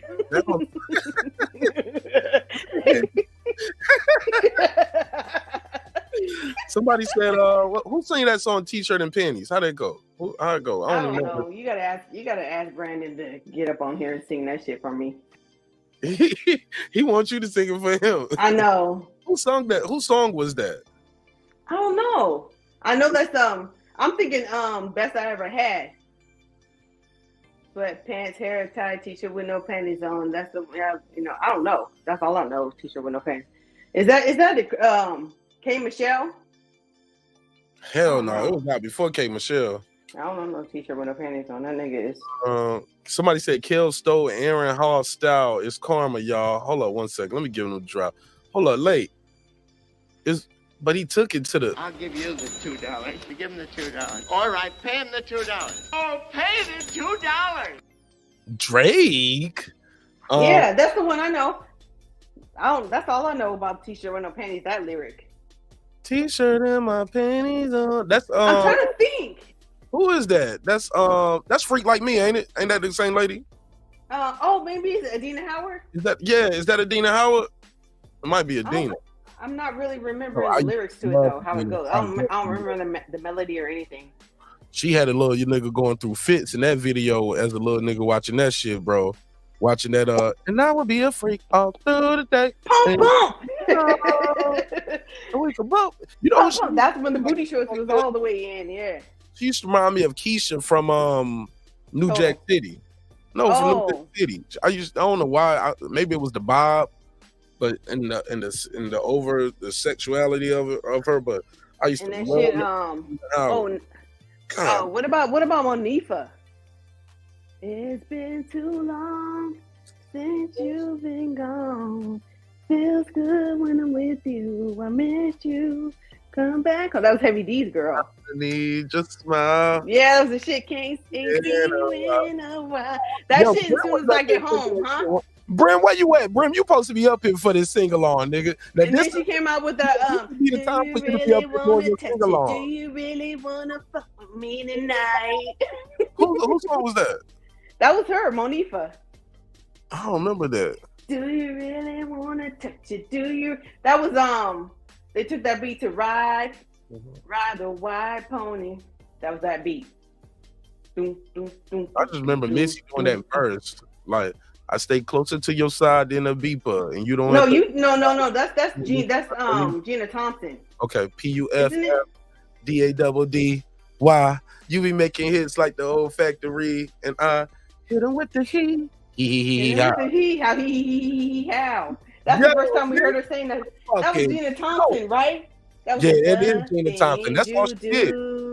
Yeah, with that. Makes me keep running to you. That was the shit, man. They flipped that shit. They flipped it for that one, and they flipped it. Missy brought it in for that, and she flipped it for the Biggie. For the Biggie at the end of that. 50 did that shit on Forever King too. That shit was hard. That Run DMC beat they flipped. Shout out to Jay. Speaking of damn, that Forever King was hard. He had so many fucking samples. But remember that what Forever King?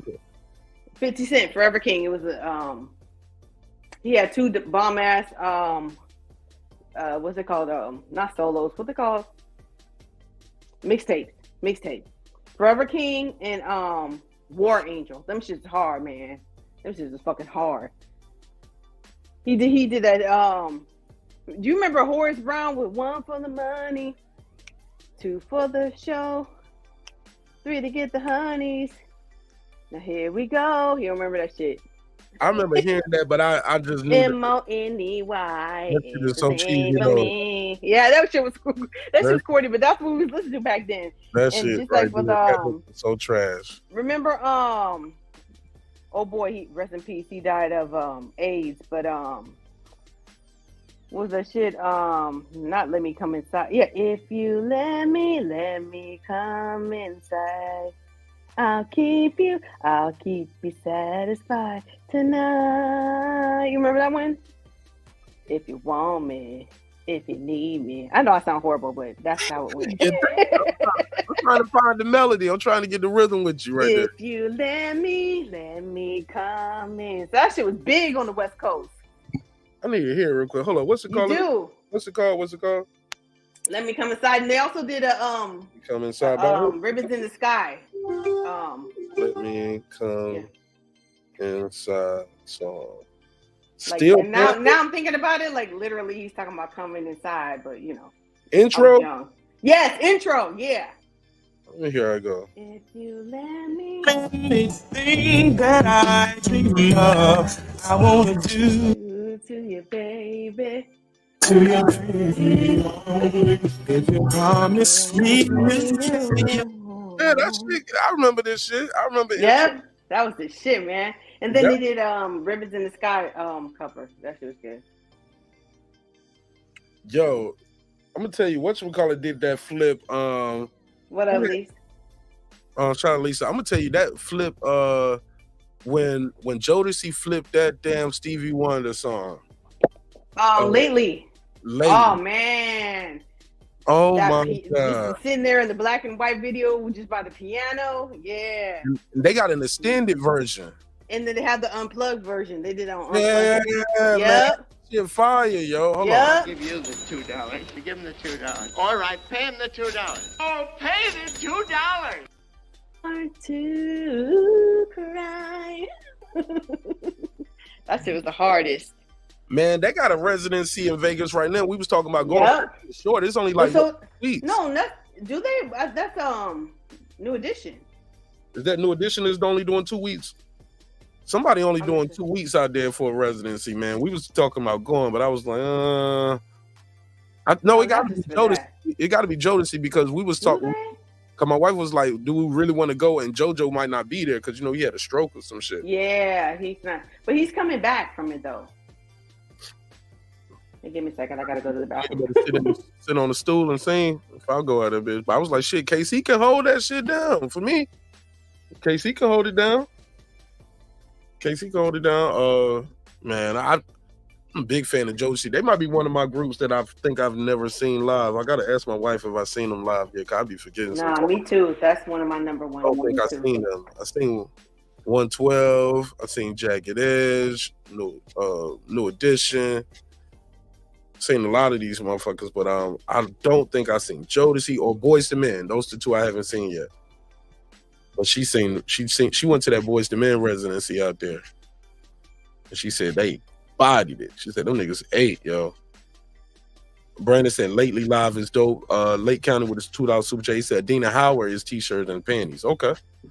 I'll give you the $2. You give him the $2. All right, pay him the $2. Oh, pay the $2. Let me be the one you can come running to whenever you need it. He talking to you, Foodie. Who? Brim talking to you. Let me be. I'm trying to think. That sounds familiar. Who thinks that? I can't get the melody right. Tennessee Royalty said, "What you think of Tyrese? Tyrese album, man. That one album where he had Signs of Love Making. Yes, I want to go there. I want to go act like that. How you gonna? That was the shit. Leave me now. How you gonna act like we don't be making love? You know we be tearing up, breaking stuff that ghetto love. That's a shit. How you doing, man? That's a beautifully written song, man. I like. Yes, written well. I wouldn't be surprised to hear that, like Brian Michael Cox or Let me see who wrote Signs of Love. Let me see how you gonna up and leave. You know what I don't like about Tyrese though? You ever seen him live? No, he's Tyrese bad. does a lot of talking. Oh yeah, because he's a narcissist. Man, he'll be like, "I just want to thank y'all for making Transformers go blah blah blah. Want to thank y'all. You've been rocking me Weird since." ass nigga. Like, yeah, he go through his. I mean, we get it. You never thought you was gonna make it out of the Coca-Cola commercial, but Yeah, nigga, like, you were let it go. way from Oakland, right? No, Watts. From Watts, yeah, nigga. Look, man, the nigga made it out of. I was so surprised. Look, listen, the only movie I've ever gone to by myself was Baby Boy, and I'm so happy. I love that movie. He did his thing in that motherfucker. Baby Boy is the shit. But you know what? I like that song by Tyrese, that Shame. Oh yeah. Shame on me. I wish I never did you wrong. Okay, how are you gonna act like that was written by Harvey Mason Jr., Tyrese, Damon Thomas, and Eric Dawkins? Ain't Damon Thomas? Ain't that the one that Kim Kardashian was married to? Really? I think so. That was her first husband. Shit. I mean, that sounds the shit though, man. You think if you have like 10 husbands after that? Like, man, that song brings back so many memories. Oh my god. These are the signs of love. That was the shit. You're my zodiac freak. I've been looking for a girl. Girl, you're changing me. Oh my god, nigga. No, the song on that album was Wildin'. the song on that album was Girl, I want you on top of me. I got what your body needs. That's some shit. Hey. I want you to buzz on top of me. I want to feel your thrust of your loving, baby. Yes. Yeah, nigga. I want you to tell me when I hit that spot. Yeah. Damn, Foodie gonna bust one in. I had such a crush on him, but that nigga turned into a straight weirdo. Like he's a nigga. You look at him like, oh yeah, he got a type for sure. His like, African light skin weird face bitch. Yeah, his African queens. Like that nigga. He one of them dudes that was always told that he was ugly and had ashy lips. And once he finally got on, then they got that money. He said, give me first thing I'm doing is give me some lotion, a gold chain, Benz. Right? Brandon Washington. I knew it. Brandon Washington. What up? I'm in the restroom. Now, what was you saying in Foodie one more time? Now hit it again, Foodie. Foodie, you making me happy at work. Can you tell them I'm in the restroom? Can you hear the echo? I'm in the restroom. Sing that song. Now, what y'all doing? She jumped off the bed. You said, I'm in the restroom. I'm about to rub one off. I want you on top of me. Oh, Foodie, you want you to sing that shit. Damn, Foodie, that was fucked up. Damn.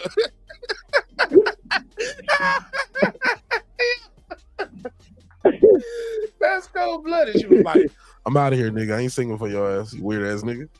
Telling me, don't be calling me live on air and talk about you about to rub one off in the bathroom at work. You helping me through my shit. I was just playing, man. That was part of the joke, man. Oh, my God. That was part of the joke. Nigga, I'm laughing so hard. Like that, Foodie. Shot, man. That shit funny. Nah, she bad. She just trolling. She was trolling. Now, Foodie, that's a funny ass troll. Foodie. That was funny as hell. Let me timestamp that. That nigga Foodie jumped off. Oh, weird ass nigga shit. Nah. Brandon, go ahead. Talk to us. What song bring back some good memories for you, man? Because you called in on my joint was the first Dave Hollister joint. I used to get busy to that. What was it called? Not Chicago 85, the first. Before I Let You Go? The very first song was Strictly Business, actually. Shut your ass up. What are you talking about? You said Before I Let You Go, is that the one? I'm talking about the one he did with Eric Sherman. That was with Blackstreet. Ghetto Hymns, right? Ghetto Hymns. That was my shit. Ghetto Hymns. Was it Favorite Girl on there? Favorite Girl. Baby Mama Drum. Yep, Favorite Girl was my song is One Woman Man. I love One Woman Man. Yeah, listen, there are two songs. No, there are three songs that will always get me to listen from the 90s, early 2000s. Is One Woman Man.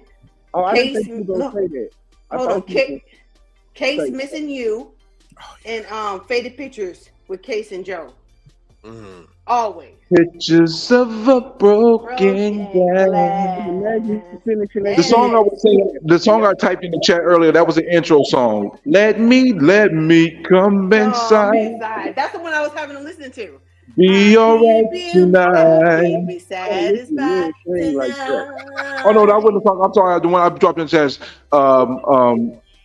Dang. Brandon, that's the wrong song. But Brandon said I don't listen to men sing, but the first thing you said you like Dave Hollister. Yeah, but he ain't singing about coming inside. No, hold up. It's a difference. But straight up though, look, dude died of AIDS. He was bisexual. Who, David Hollister? No, the one who sings that song Intro. The lead singer from Intro. Yeah, Come Inside. No, the song I was thinking about is Let Me Be the one you come running to. Whenever you need it, whenever you need it. That was the first single they actually dropped off that album. Off the intro? I'm past off. Yeah, on the intro album, that was the first single. The second single was that What didn't Pop. make it to the radio. I'm thinking about back in the It day did make it to in the radio, LA it just on the didn't make it radio. to the West Coast. No, I mean in LA. In LA, it didn't make it. That Come Inside was the first one we heard. Well, no 111. That song was fire. That's why It nobody was just even a know little more up tempo. that was the single. They fight that A&R lost his job behind that shit, bro. That was It was a not little more up tempo. That's what it was. It was a little bit more up tempo. Hey, but back on High Five, that kissing game was the shit. And then I remember when they went on Arsenio Hall with that I can't wait another minute. That was back when we used to have the VCRs recording that shit. Hey, Mark. Hey, Mark, did y'all? Yeah, of course they say Waco. Did y'all have? Not you, Foodie, because I don't want to be disrespectful, Foodie, but I'm gonna ask Mark. Hey, Mark, when you was young, did the chicks have what you call a fucking tape? Did y'all have those fucking tapes? Yeah. Hell yeah, bro. The intro song was one of the songs on it. that nigga, bro. Do you got stocking intro group, Brim? Let it go. I mentioned intro, that nigga take it off. Yo, listen, that album was fire, bro. Y'all need to calm down, Mark. Stop the bullshit, bro. See, Brim is the one who listened to the whole album. I didn't listen to the whole album. Yeah, I had the whole album. Player too. You remember Player? You remember Player? Cheers to you. My head against the music. Yeah. The lead singer from him, rest in peace. He's the one that helped write a Millie. Yo, for Lil Wayne. I thought it was Lollipop. Oh, it was no, that's Lollipop. Static. You're right. That's was it Static Major? Static Major. Yeah, he was a lead singer and player. Yeah, and player had that Timberland influence, that Timberland mix. But then, It wasn't really Timberland influence. He was part of the production team. Okay, but Jay-Z took that shit and took it and put Originator 99. Nigga what? Nigga who? Nigga what? That's the same beat. He just sped it up. Every time we talk about R&B, I'm always gonna mention Sons of Funk, Push It Inside of You. Yo, spit your flow, get your dough. Can't fuck with top flow shit though. Inside of You, come on, bro. No, it's called. You don't remember Sons of Funk? That was on the Master P. I got the hookup soundtrack. Pushing Inside of You. Oh, yeah, that song was fire. What's it called? I go, so let me see. Push it. I think I know this. I don't really remember that. It sounds Know how familiar. you made me feel when I'm pushing inside of you. Pushing inside of you. I'm not going to be saying that. That's, man, listen, you see it into a female, bro. I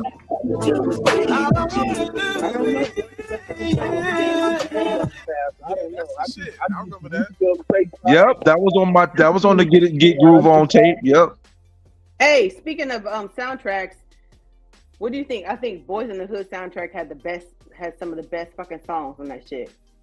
Best fucking songs. The best soundtrack is Mystic Society. The best soundtrack ever is Wait to Exhale. Yep.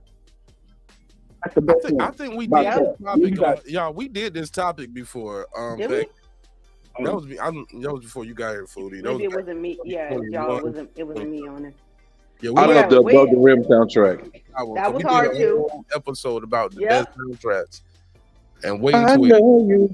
But I think that other 101. Just you and me together, we are one. I remember we used to go out. I wore that shit out. That shit in Powada. Smoking a blunt. It's sipping on the pint of gin. Heineken. No, Heineken. Not Pinegin. Oh, it's a pint of gin. Remixing shit, Food. Heineken. What's a Pinegin? I don't know. That nigga just A pint of gin. No, I'm sipping on Heineken. It was a pint of gin. Heinekens back then. Yeah, but she said pint of gin. She said Heineken. Pint of gin. Go to the lyric. What's the name of the song? Pint of gin. What's the song? What's I the think song? it's called Way Back When. I don't know. Just go to the Above the Rim soundtrack. Way Back When. I think so. That was the shit though. That was one of my favorites. That was one. Yeah, I Big loved Pimpin' was the shit. was my favorite song. Tupac came out with that "Pour Out a Little Liquor." That was the shit. Yo, I think that song might have. I think that people might have had that one as number one for top sound. Big Pimpin'. That night. Yeah, H-Town had that song. Was it Like It Slow on Part Time Lover. Like It Slow. Yeah, like it slow. No, it was Part-Time Lover. It was Part-Time Lover that was on the soundtrack. I can be your part-time lover. Stay with me. It was Part-Time Lover. Yeah, listen, I bought it twice. That's because I lost the first one. So yeah. None of us can sing bad at the same time. Okay. Who wrote sing bad together? Hold on. This song way back when. Is that by who was that? By Brenda Russell? No. Was it Jewel? Griswold? Drew Homecomb. Type it above the rim way back when. I typed that in and I don't see the song. I don't see the person who sung the song, bro. Hold on one second. See, the thing is I'm on my phone, so I didn't want to mess up my connection. I'm going to the Old Time Say? Yes, that's her. Yeah. Okay. Sweet I Savory. swear it was Heineken. Okay, I'm gonna look it up, but go ahead. Pint of gin, ain't no damn Heineken. And sipping on a pint of gin, ain't no fucking Heineken, yo. Fuck you saying, food, ain't no fucking Heineken. I used to burn D'Angelo Voodoo. I used to burn Voodoo religiously. It's Heineken. No, it's not. Nigga, no, it's not. Nigga, that's what we was drinking back then. Smoking the blunt and sipping on a Heineken. Right Heineken on the beer. Talking about pint of gin. Don't nobody sip on a pint of gin, nigga. Did you do? Alcoholic. Bro, can you see the screen? No, I can't. Show me. I don't see the screen. Show me the lyric screen. Oh, okay. Here we go. Heineken. Right here with his green circle. Checkmate. Oh shit, that's almost as bad as my brother talking about R. Kelly song. Talking about he was talking about Ice Cold 40. Talking about your body calling me. Talking about Ice Cold 40. That ain't what he's singing, nigga. Talking about Ice Cold 40. I can hear it calling me. My brother, you stupid. Yeah, bro. She say Heineken all through this shit. Yeah. I'm wrong. I'm sorry. I'm wrong. And he was saying that's the hook. That's the hook. That's what she's singing it. He's been singing it for 30 years wrong. Yep. So have. And I'm going to probably keep doing it just to be an ass. 1990. I'd rather sip a pint of gin than a Heineken. 1990. That is hilarious. What about hey Mark, what about Voodoo? Did you burn Voodoo? Nah, I don't even know what that is. Hold on. What's the song? I might know the song. I didn't like Voodoo. That's no, the first album was my joint. I remember my little brown skinned Mexican girl. You should be here. I was never a D'Angelo fan. I was on his first album though. Yeah, his first album was the shit. Shit, damn, motherfucker. Y'all like that song? Damn. But listen, like his voice. Me as an engineer, I can hear all the layers and stacks that they do to make him sound like D'Angelo. No, yeah, well that's Raphael Sadiq and his. It reminds me of Bilal. You know what? I love Bilal, man. Brandon Washington's favorite song was "How Does It Feel." He loved the video. You could be my soul sister. Hey, I love that shit. Because if we playing, if it's on, let me know. I didn't say nothing. I didn't know. Yeah, we playing Brandon Washington. You can come at me, bro. I came at you first, bro. Hey, look, I'm still out of this shit, Brim. I told you, man. Everybody don't play. It's up. Everybody don't play the same. I started it, bro. I gotta take it. I started it. All right. I said, "How Does It Feel?" was his favorite joint video. I started it, man.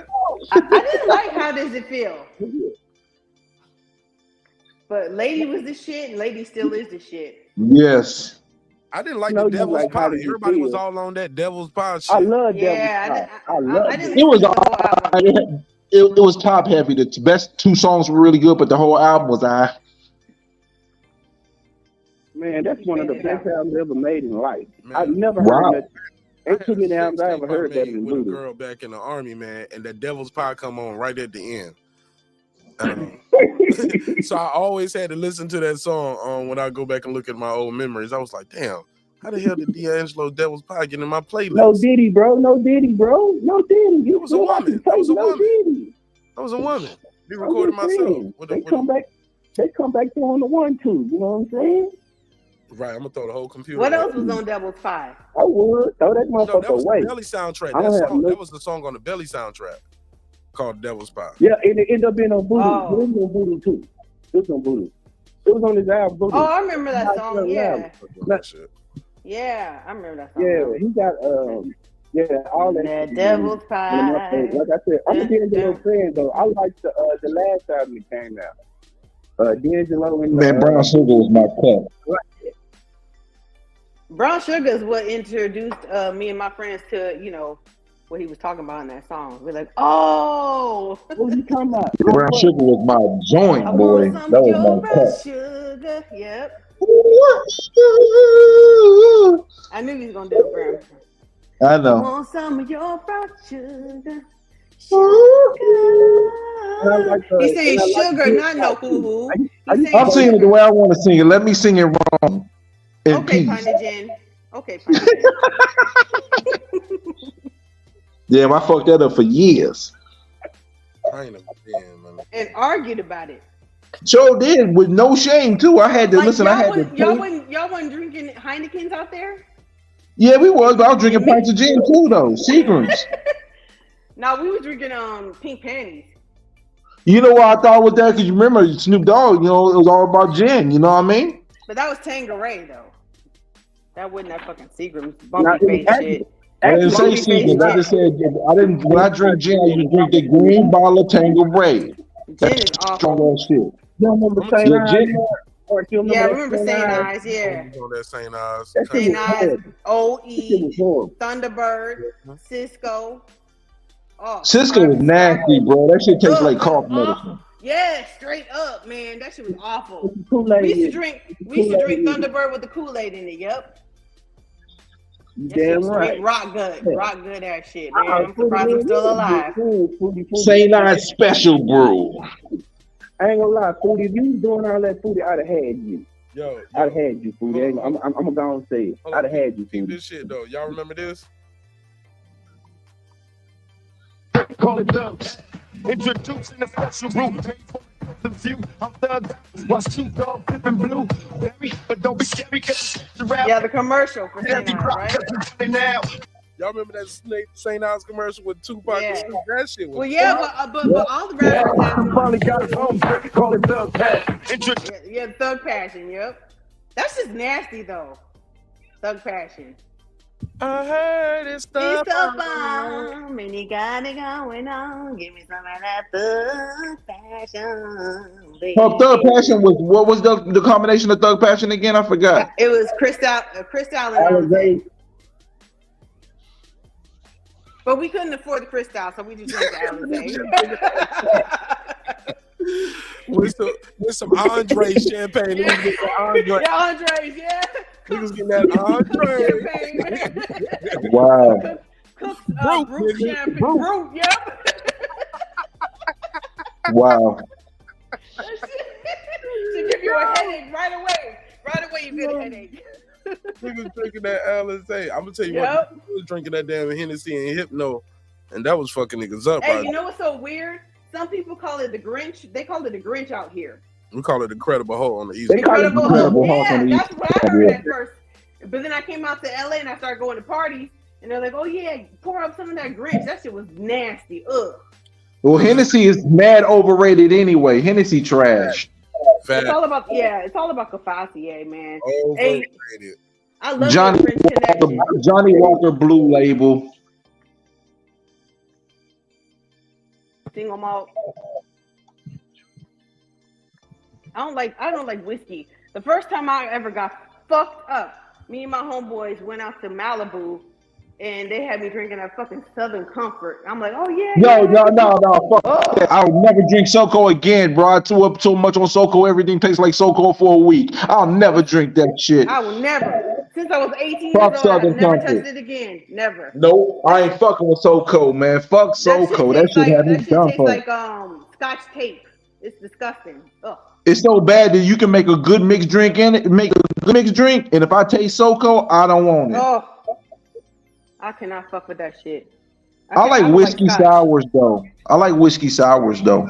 Midori sour. Johnny Walker Blue for $260 a bottle though, nigga. You gotta get off the gas, nigga. What are you talking about, bro? I used to be a bouncer at the club. I used to have a Saturday every night when I finished bouncing at the club. I used to bounce at a Jamaican after-hour spot in Brooklyn when I was 245 pounds. Okay, well, thanks for all the details. Okay, no, I don't care about I had to do that because you know Mark Nash is gonna try to poke holes in my shit, bro. $260 bottle, $190 to $260 bottles of Johnny Walker Blue. Yeah, but I love Johnny Walker Blue. It's one of my favorites. Man, you act like you buying and drinking that shit. So throw it out there like, yeah, Johnny Walker Blue. I don't drink like that in the first place, but when I used to drink a lot more, I used to drink every night when I bounced on Fridays and Saturday nights at that hour spot. When I was done, I always had me 2 shots of Johnny Walker Blue. Nah, yeah. We used to go up to I hear you, Mark. Shut up. We used to go up to Saddle Ranch and drink Ass niggas. I before though. I bought a bottle of Johnny Walker Blue about 5 or 6 times in my life. I mean, but I don't drink a lot though. I don't drink a lot. You ain't never bought that shit. Yes, I have. I used to buy it at Costco. I used to get it at Costco for $1.65. You got me fucked up. I don't believe you. Oh, it's okay. That's your problem. In Ohio. Nah. We used to go out to the you trying to play me right now. We used to go to Saddle Ranch in Hollywood, and then it moved to Universal, and we would drink them Adios motherfuckers because they were like $25 a drink, but we knew that you get fucked up off that one drink. Y'all didn't drink Adioses out there? Nah, I never had Hollywood. Oh man. No, that's like a Long Island iced tea. It's like a junky Long Island iced tea. I'm gonna pay to watch Foodie drink. She talking about all these drinks. I want to see it. I'm drinking right now, and you still can't see me. That nigga, Brian, you sound like you need, like someone who needs some water. I sound like a sugar daddy.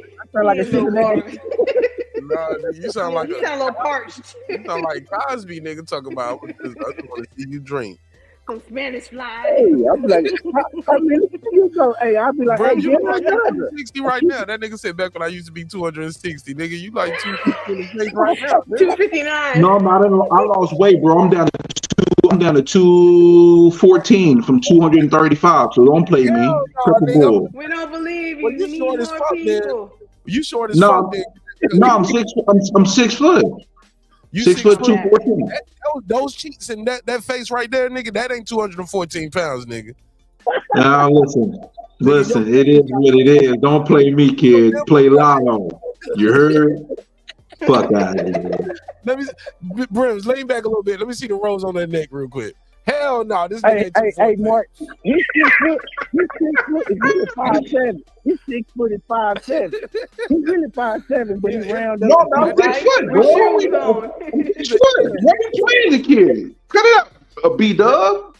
Brim got his drag on, do-rag on right now. It's not a do-rag. It's my work, head work. You see, I'm representing my company stuff. You know what I mean?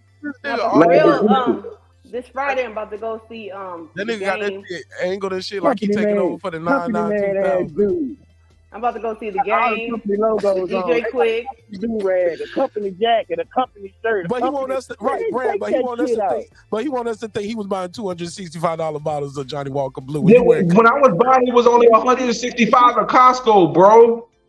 Nah, this shit always been expensive, Brad. No, it hasn't. You can get it in Costco for $160 to $180. Quit playing with me. It's from Total Wine. Yeah, about that shit. From Bevmo. So what? That's just on Total Wine. Total Wine. That's just the cheapest. Or Bevmo. That shit is probably, I think, $190. I don't believe you 6 foot. But he wasn't buying it. It was that girl that he had the photos of. She was buying it for him. I don't need that nigga 214 pounds. I can see the calories in his face right now. Shut up. I see the cholesterol in your smile. Quit playing with me, man. Quit playing with me. Quit playing with me. You're playing with me right now. Don't play with it. You Don't wrong. play with it. You wrong.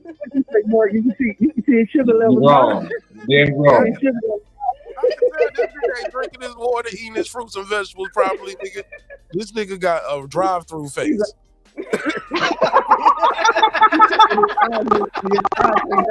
I be cooking. I be cooking like this. On Tuesday, I made lomo saltado. I don't think y'all know what that is. Steak and shrimp lomo saltado. That's what I cooked on Tuesday. So I be cooking. Okay. How much salt is in that motherfucker, though? You look like your face look like a seed. Look like you right? How many servings did you eat? I be cooking. We know. You look like you did. Hey, look, when Brim go through the drive-through, they start playing the Cheers theme song. Sometimes you want to Everybody knows your name. And they're always glad you came. Oh my God. Hey, somebody call That's me. that wrong. Ain't no block numbers. Unblock your number. I answer the call. I ain't answer no block It's number. all good. Mark, I'm gonna be in Atlanta for the LGBT meet and greet. You understand me? So they doing it in Atlanta? We're gonna be there now. The LGBT meet. Yeah, right. They're doing. He going to that garbage ass meet and greet. So what? For the LGBT. We know that. You said You know they're gonna beat you up, Grim. Yeah, they're gonna beat your ass. I'm scared. Hey, look, you said they doing that meet and greet here in the A? Yeah, it's in August. Yeah, Them niggas gotta call me and check in. Them niggas gotta call me and check in, dog. Is Wilder gonna be there? Deontay Wilder gonna be there? Hell nah. Hey, Mark, I'm tell you the funniest shit though. Thurman? I'm gonna be there. Never listening. I was joking. Damn, man. Damn. They talking about they got security. They talking about it's gonna be 40 of you motherfuckers in the room, and all y'all can see each other. So what the fuck I need security for? You know, cause 7A was like, yeah, cause it might be, It's gonna be a bunch of fat motherfuckers with beards. Nigga, it's all of y'all. Y'all all friends. Unless y'all ain't really friends. Who ain't going? Who got kicked out this last year out of that group? Because I don't pay attention to most of them. Fat, bald, black motherfuckers with beards. They kicked out KQKC, didn't they? Didn't they kick him out? No, he left. Or he left. He left with us. He left. But I don't think nobody gonna mess with them niggas out here in the A, man. They gonna have a good time, man. Man, who the fuck would No one knows who they are. What are they doing this special? What are they doing? Nobody even know them. They only mean something to each other. When 7A walk in the room, they gonna salute him. When he walk out the room, nobody in Atlanta know the fuck he is. Nah, he just nobody give a fuck about. That's some culture. That's some cult shit, man. You important to the people that you important to. Otherwise, nobody give a fuck about you. Yeah, not make me a sandwich. I was, what I thought? I'm going because I'm thinking he's gonna be doing a culinary class on how to make a sandwich. He always come around and make a sandwich. Oh, Mark, he gonna make one of them Whitlock sandwiches, them fried sandwiches. Deep fried. He be describing them sandwiches. He be like, I put this on it, and he call it a sandwich with an E on it. I be like, damn, I want a sandwich. Like he be putting like I don't watch niggas show like that. Wait, you be describing sandwiches? Yeah, that's his thing. Yeah, he be talking about food and shit. That's what fat people do, right, Graham? I mean, that's what fat people do. Oh, B-Dub, sneaky little one, sneaky jab. That was a good one. That was a sneaky jab. I like food though. Fat people got to make their way around the food. I ain't fat. Right? Brim. You not no more. Brim, you are not a picture of a bill of perfect health, neither, my brother. Let's keep. I'm not saying that either, but I ain't fat though. I ain't got no protruding gut. Compared to who? By the body. To people who got protruding guts. It wasn't that fat people always know what the latest diet is. Brim one BMI. of those. What's your BMI? Brim one of those fat dudes that play off his chunkiness for buff. You know what I'm saying? Right? Tight shirts and shit, sucking in the stomach all day. I ain't sucking in the stomach. I don't have a bunch of rolls. I only got one roll. I got a 2-pack with one roll. I got a 2-pack with one roll. One roll too many. That's true. I lose another 10, 15 pounds. I'm Gucci. You be getting in the pool with your t-shirt on. Gucci. No. Taco meat all no. Titties flapping. Taco meat. I ain't got no titties. Nah, bro. I ain't got no breasts. Okay. You got your flotation devices built in. Oh, see, Foodie, you trying to dig at me too? When you playing dirty? I'm just saying. Why did that? No, what are you saying? You keep calling me fat. Mark, What? Mark, you know the meet and greet that I'm throwing, bro. The only meet and greet I throw is a pool party. So that's the only way I want to meet people at the pool. So Foodie, with a bunch of niggas? You gonna be at a pool party with a bunch of niggas? No. A sausage festival. That sounds like a sword fight. Sausage festival. Hold on. I get it though. I get it. You know, ain't nobody got no guns in the pool. Everybody got a make. Yeah, because I seen some of them LGBT. I seen some of them women that fuck all that talking. I get to see. So, Foodie, you can't be talking about what you do and all this up No, you going to the LGBT pool party over there in Atlanta. The LGBTQ DC. Yeah, you're gonna be in Atlanta. It's gonna be plenty of sausage out there for you. I get Atlanta. Sipping defender. Brand, you do got more male supporters than female, like so. For sure. It's 95 male percent. The LDBC is 95% male. It'll be one female with 102 dudes. And y'all gonna be in Atlanta, so you're gonna be right where you deserve to be. Yep. Yeah, based off my chat ratio, I don't think I want to do a pool party meet and greet. It's like hell to the no. Hey, look, the only girls gonna be there is Foodie, Lady Shan, Lisa Bell, girl. Shit, I ain't coming. Hell no, nigga. Shit, I ain't with all these thirsty niggas in my face. Hell no. Man, it's my first date. My first date. If women don't want to, my first date is always. I ain't gonna lie. My first date is at the school, at the spa or the pool. Your first that date way with we ain't girls gotta is even at the play no spa? games. That's where be all the Always. homies. The homies be there. The homies, aka homosexuals. That's the spa. That's a weird flex for a first date. A spa? Mm-hmm. That's how you do it. Yeah. Now my flex used to be go to a Broadway play. That used to be my flex. But the spa is somebody rubbing on her Spa body. is kind of where the gay boys be meeting up. Foodie. That's West Coast stuff. That's West Coast stuff. We don't have those bad. You gonna be in Atlanta, nigga? You said Atlanta. Atlanta is the capital of all of the pool parties and spa meetups.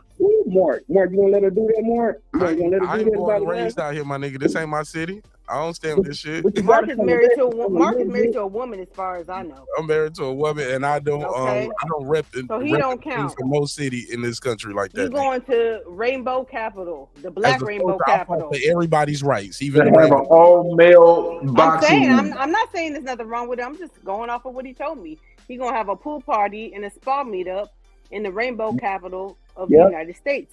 Man, y'all with an all male boxing group. Brandon, y'all better fight back. Foodie on y'all ass tonight. Y'all better fight back. Sword fights galore. Sausage sandwiches for sure. On guard. On guard. Who drinking like you can't up like that? Challenge. Fight back, Brandon. They jumping you, nigga. Fight back. Shit. Oh no, I mean, Nigga, you don't want what I got over here. As long as you don't want what I got over here. You want one of the manufactured. He want one of the manufactured JJs over there. You don't want a real one. No, I don't. Manufactured. Wow. Yeah. Formerly known as. The goddamn white man is the motherfucking devil. That's some bullshit. Manufactured vaginas. That's definitely. That's bad news. That's bad news. Bear shit right there. No. Hey, because you getting fooled. Yeah, that's some bullshit. Manufactured You vagina. need a birth certificate with that type of shit. You know be out there. Look, them niggas be out there fooling niggas, twerking on the internet. Niggas be like, yeah, I like that, until they see the motherfucking ball sack pop out. And be like, oh shit. Foodie. Mm-hmm. No, Foodie. Damn, What y'all like? Foodie. Hey, that's what you signed up for.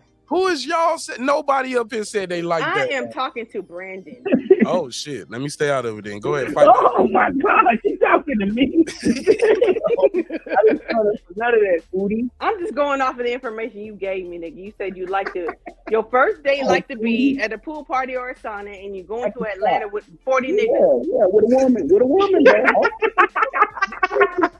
Get naked or get in the pool, one or the other. It's not gonna be no women. The women that I seen over there, the women y'all got mustaches over there.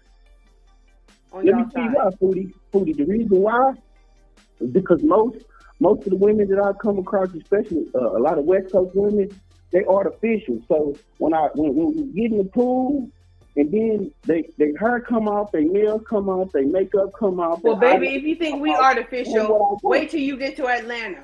Okay. Wait till you get to Atlanta and see what else pops off when they get into the pool. Damn. That's not funny. Their hair gonna pop off, their nails gonna pop off, their Adam's apple gonna pop off, their balls gonna pop off.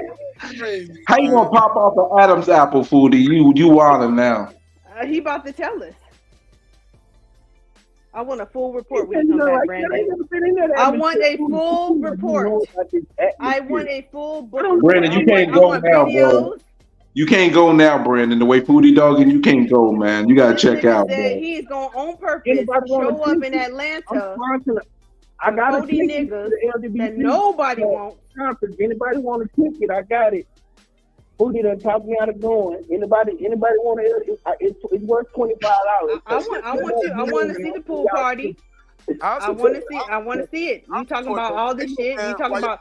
Though, man, I do congratulate those brothers for their movement, for their unit, even if it's flawed in certain places. Nobody's perfect, but certain. I ain't got no beef with those dudes, man. Whatever they doing, man, I wish them none but the best. I just want to put that on the record. Mark the diplomat. Now let's get back to the jokes. Mark the diplomat. Fuck out of here. Yeah, them niggas indoctrinated. Look, I'm clowning because look, every one of those dudes that I've ever met in person, because y'all know I be out here. I don't met a lot of these dudes from that organization. Nothing but good dudes, man. Nothing but respectful dudes. Love and respect. I met Drew, BF, even Trill Will. What's the dude? Supreme Beast, the dude KG. I met a couple of these dudes. Kyle from the boxing section. I don't know most of the cats you naming. I don't know who most of them cats you naming. No. You don't need to. Just believe that they're all bad. But they was all with beer. So I can't. I'll be a fuck nigga, man, to meet these dudes. They show me nothing but love. Shake my hand, say what's up, support you, keep doing what you're doing, and then I get up here and diss them. But y'all gonna get respect to that. Purposes, y'all got to get these jokes. But I ain't got no problem with those dudes though. They ain't never bothered me. They ain't never said nothing bad about me. They ain't in my way. Same here. I only got a problem with one of them. Nothing. I only got a problem with one of them. So I give them nothing but the props, man.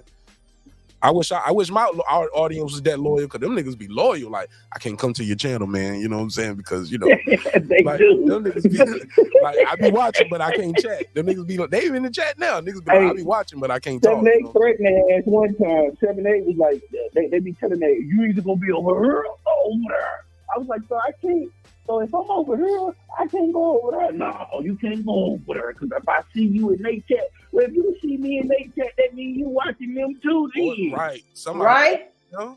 I mean, it's called hate watching. Yep. That means you sitting there watching this shit too. That's not right. That's why I can't go over here. It just don't make sense. That's taking away your individuality as a grown man.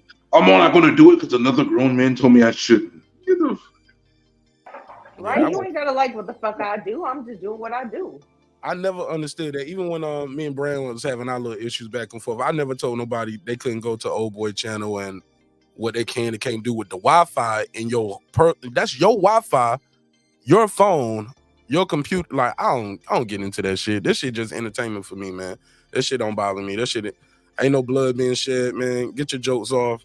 Well, I see Brandon on the live chat once.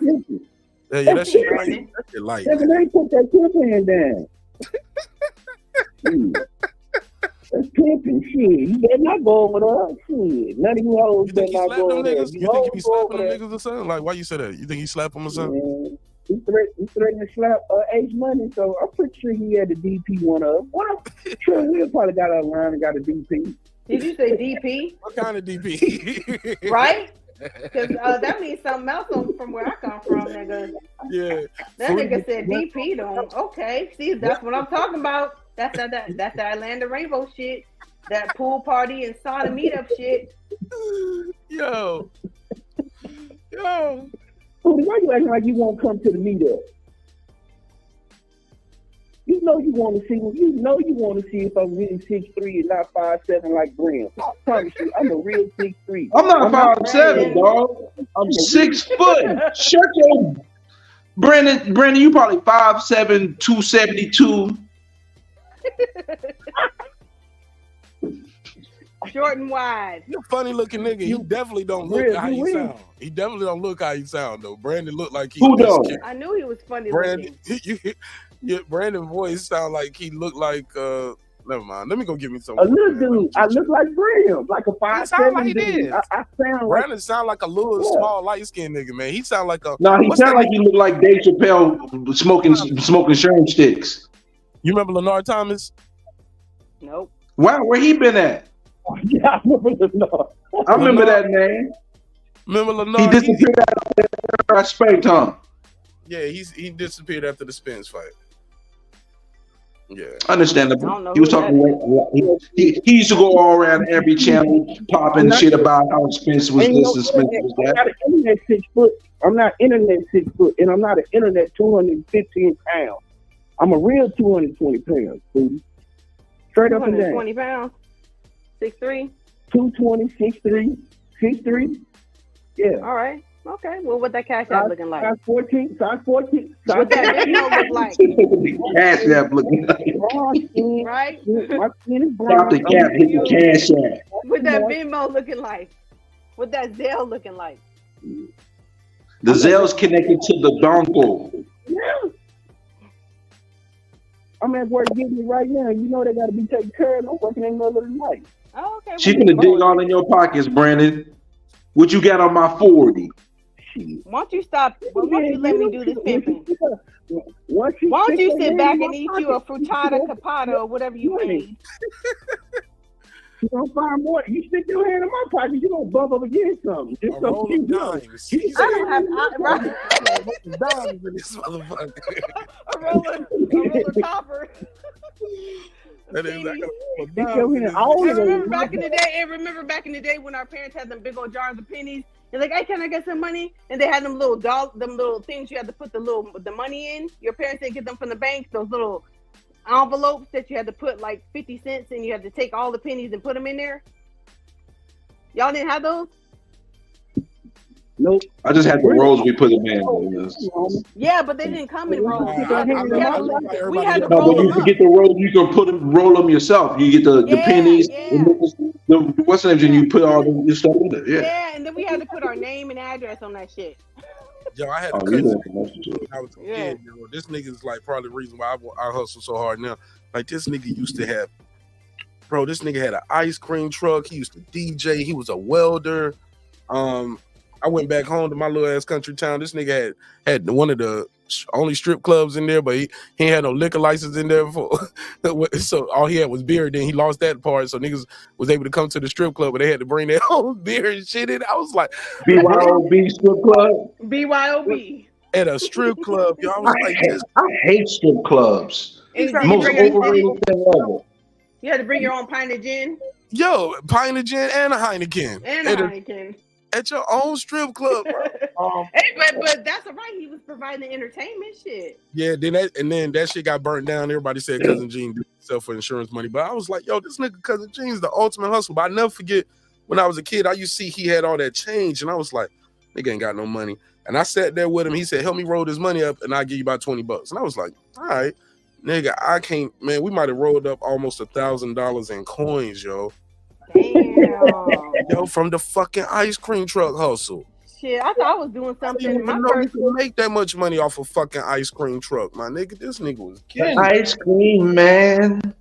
I bought my first radio from Radio Shack with $13.50 for the pennies. We had to roll them shits up. I was so proud. Rest in peace to Radio Shack and Circus City. Man. I think there's still one Radio Shack open. Now it's all about with the You Best serious? Buy. They got one? I think there's still they don't one Radio Shack. I know there's they still got them out here in West Coast, not out here. y'all know like one they in got- total open They across got the Radio Shack or entire Payless, the shoe store. With Payless shoe store, they ain't got that shit out here no more. They Well, closed only down. you had that over there on the East Coast. There, nobody beats the Biz. Nobody beats the Wiz. And what'd you say, Mark? Brandon? Oh, Radio Shack is still around. It's 300 stores in Oh, 24. they ain't got them out here. It's still 300 stores. I thought it was only like one. Radio Shack lives on today through Unicommerce Group, who purchased the company from retail e-commerce ventures in May 2023. There are currently over 300 store locations across 24 countries, and Unicommerce has announced plans to reboot the Radio Shack website by late 2023. But them stores got to be in Huckleberry, Oklahoma, or something. On the West Coast, they were struggling, and then they paired up with Sprint. It's Now an Sprint is owned by e-commerce. T-Mobile. So, Yeah, but it's an e-commerce website only though. oh, well, that's smart. Shit. But yeah, I remember that little radio, and the radio didn't even have no cassette tape player in it. It was just a little antenna and the radio. That was And it. it's also being renamed Radio Shack. Radio Shack are being renamed as Best Buy Express. Also, And do you basically, guys it's have- Best Buy that owns it. That's what I'm reading, bro. Okay. Do you guys have Remember Rite Aid Circuit out there? City? Yeah, Circus City. Yeah, We have fries out here. Do you guys have fries? They gone. I know about fries, but they don't have them all. They closing them down. They gone now. Menards. Yeah, I remember I bought an incomplete CD from Fry's. I was so fucking mad. It was the I think it was the Silk I the wish Shocker you had album. one Charge It to the CD and all Game. that. You bought the Silk the Shocker album, Foodie? Yeah, You're Charge banned. It to the You Game. bought the Silk the Shocker album, though?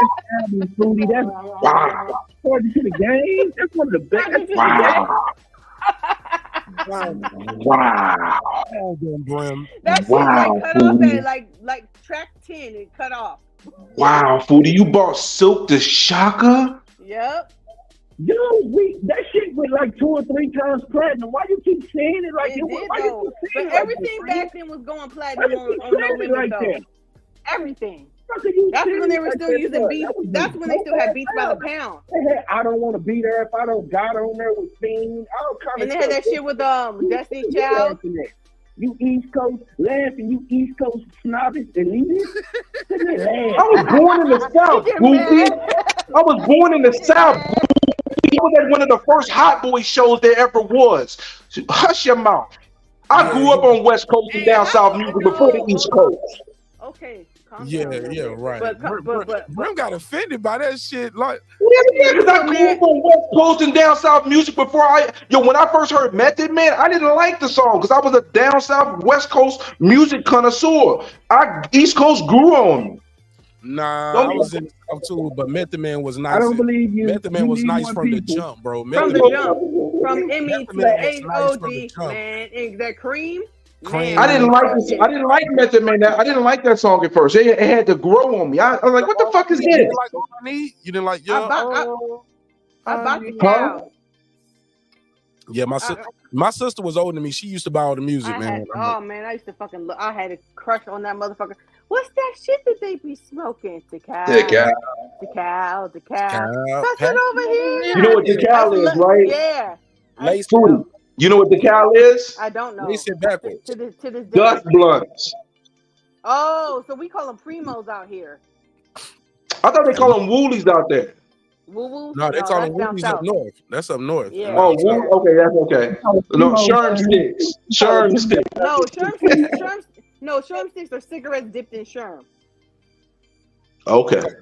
We call that what? Mexicans are the only ones that smoke primos. They smoke it. That's what in Friday when he was in the chicken coop, that nigga had smoked a primo.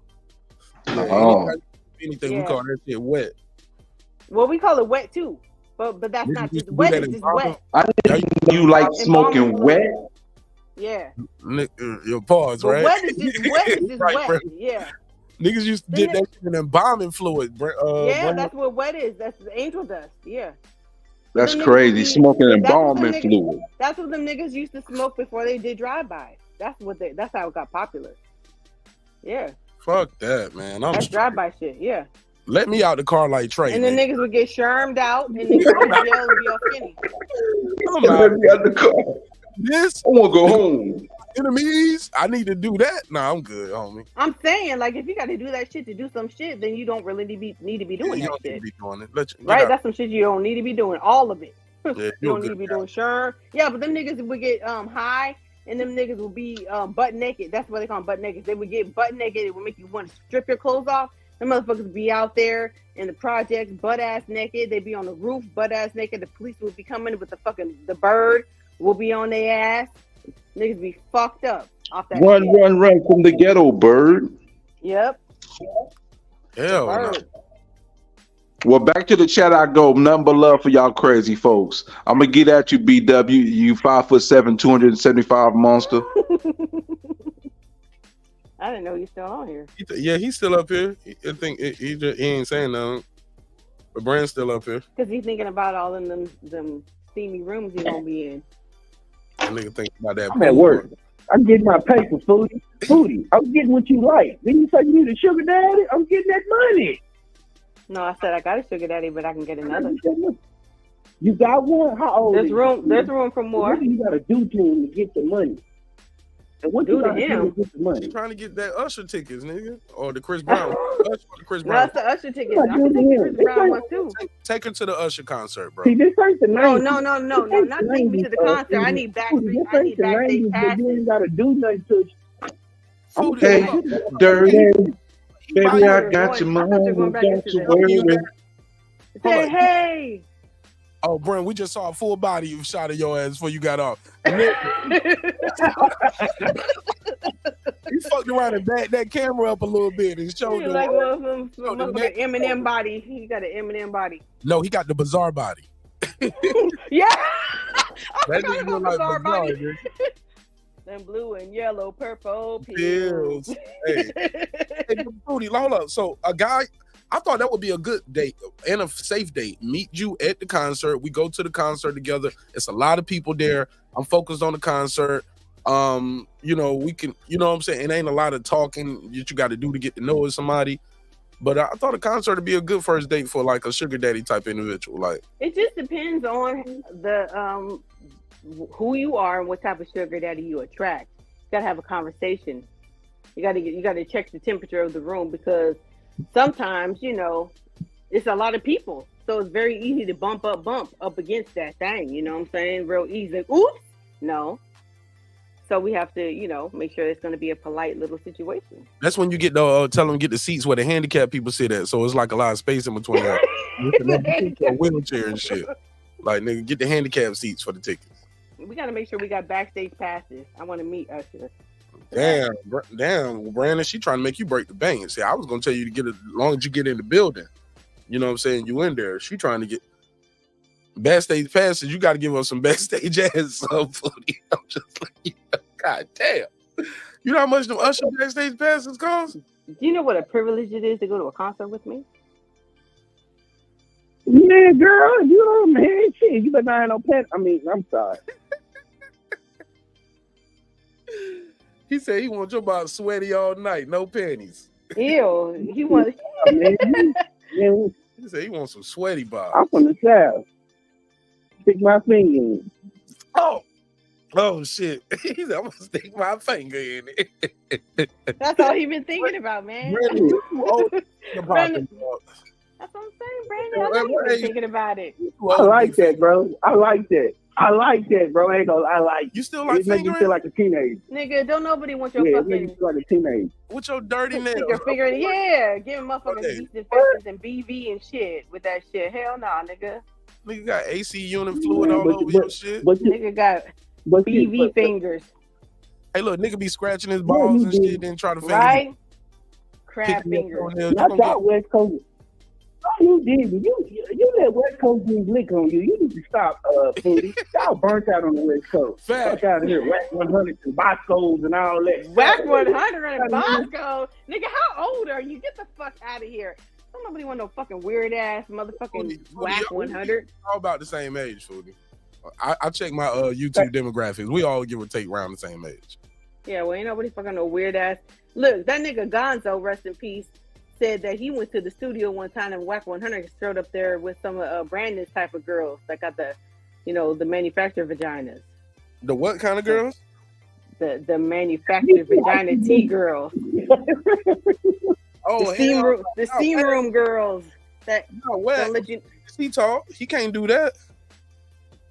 That's what he said. West Coast representative. And then that nigga just ended up dead up there. Who represents the West Coast? That's y'all West Coast representatives. We only know about y'all too Whack. He don't represent nothing that I know. Nobody that I know on the West Coast fucking with that nigga. But then again, I don't know blood niggas like that. I know a whole lot of Crip niggas, but they don't be fucking know. Oh shit. But I am about to go to the Game concert on Friday. Oh Lord, where is that at? The Palladium or something? In Ontario at the Toyota Center. How many people that show? $5. It's gonna be the Game. It's gonna be DJ Quick. It's gonna be Sugar Free. It's gonna be a whole lot of motherfucking West Coast niggas. Who the hell? It's called Mark, let's run a poll right now.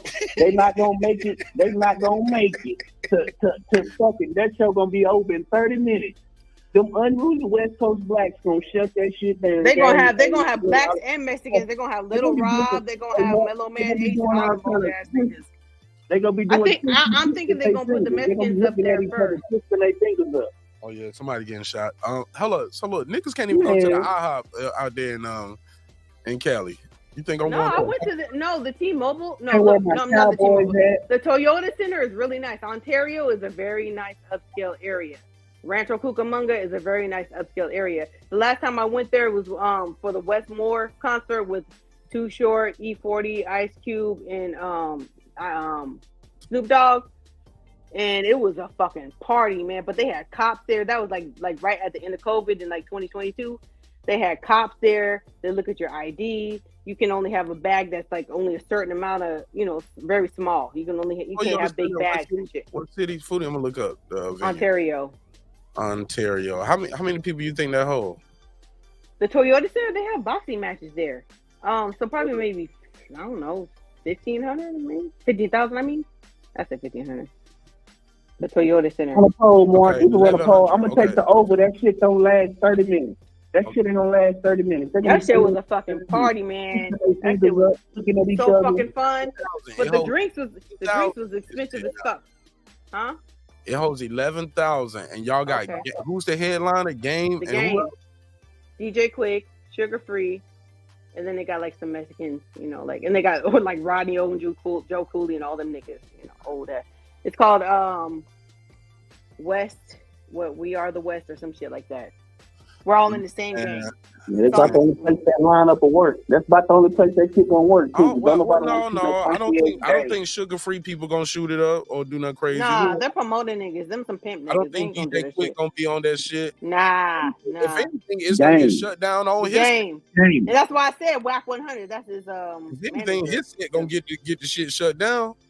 No, but that nigga got pool out here on the West Coast. That nigga got security. He got all that shit out here. That nigga got money out here. Great rapping cornball. That's what Brent Reaper said. Who? That's exactly what he is. He's emotional. Look, a lot of these niggas are corny though. If you really sit in a room, emotional, but that nigga can rap his ass off, and I don't give a fuck. He don't get enough credit for that nigga can flow. Man, a lot of these niggas corny. He's corny. He's corny. He name drops. He's corny. They ain't gonna talk about Kim Kardashian. That nigga can rap his ass off. I don't give a fuck what you say. His first 3 albums was fucking solid as fuck. Please. His first 3 albums were solid as fuck. Please. LAX was not that good. Stop it. Oh well, yeah, okay. I take it back. You're right. You're right. Wasn't that good? But he had that shit with What should we do to you, Foodie? What was you gonna say? Finish. Both of us can what? Huh? What was you gonna say? No, I thought you was gonna say something. And you caught yourself because you. Okay, nigga, what you trying to check me on? You need to hear me before you can check me. What you talking about, Brandon? I said you're right. The first 2 albums. I take back the third one. LAX was all right. Thank you. It was all right, yeah. But I'm not gonna lie. I like the Doctor's Advocate better than I like Calm the first down. album. Calm down. Like Calm down. I did. The Doctor's Advocate. And the thing about it, you know what? Even the title of the album was whack, The Doctor's Advocate, because Dr. Dre wasn't fucking with him no more on that second album. But he was trying to like, please love me, please like me. I'm gonna name my album Doctor's Advocate. I ain't like that shit, but it was a good album, and I like the song he had with Nas on there. I like it. Yeah, I like it. I used That to nigga can rap. That 500 degrees, was it? What do you do? 500 degrees? I won't go see. That nigga's emotional. It is what it is, but you know.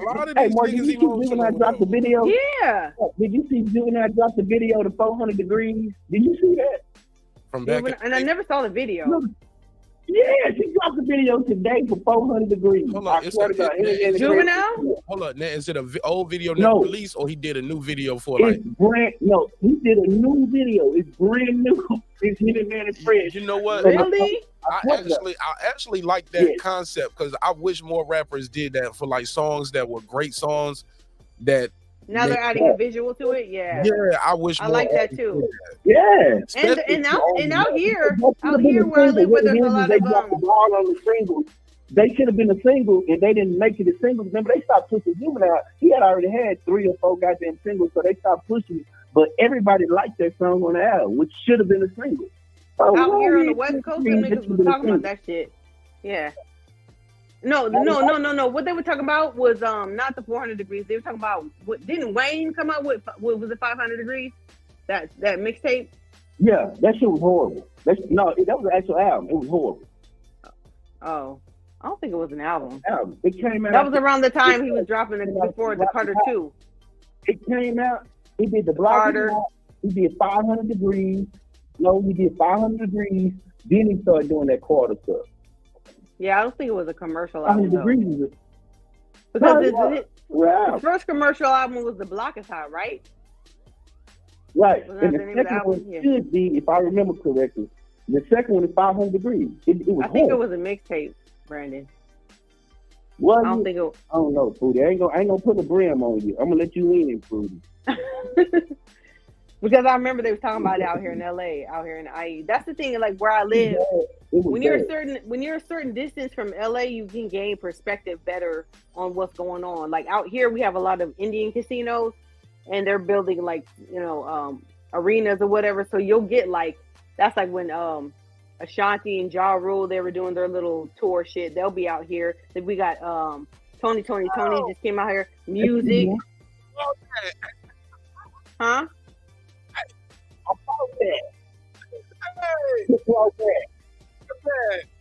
caught that. What happened? What do you call that? What are y'all talking Y'all know nothing about that. Nigga, I'm going to this concert. This nigga got tickets in Mableton, nigga. I'm going to Mableton, May 18th. Okay, so Juvenile the Great. Oh my God. Like, and the comment. Actually on tour? Let me share the screen. So everybody, I gotta look right now. Nigga, my heart start beating fast, nigga. Like I'm up here hype, nigga. I don't got. Man, I gotta fucking. nigga, be going so fast in I'm about to Cali, wake man. everybody up upstairs. I'm about to wake everybody up in this These bitch. shits to go so fast in Cali. I gotta fucking click over right now and get that. I shit. ain't a hot boy. Then what do you call that? All right, so this is what they doing right here, and I love the fact that you can put these new visuals with this older song and it still hit. Okay, so you're talking about the video, okay? Yeah. So on November the 3rd, 1998, Juvenile released his third studio album, 400 Degrees. The album went on to be certified 4 times platinum, having sold over 4 million copies. You gonna play it, Mark? Huh? You gonna play the video? I'm play some of it. Fuck it. This groundbreaking album remains Juvenile's best-selling project off his solo career.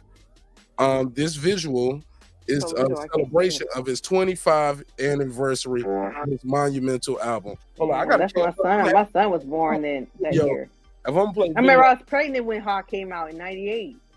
Damn. Oh my God. Oh my god. Oh my god, nigga. Hey, Mark, I ain't gonna lie, I watched that video 2 times. I was like, hell yeah. That shit was so hard. Man, BG tried to fuck my girl one time, man. Did I tell y'all a story how the hot boys was trying to run a train on my The girl? niggas was on that motherfucking heroin dick. That dope dick. They tried to run a train on my girl, bro. She let him.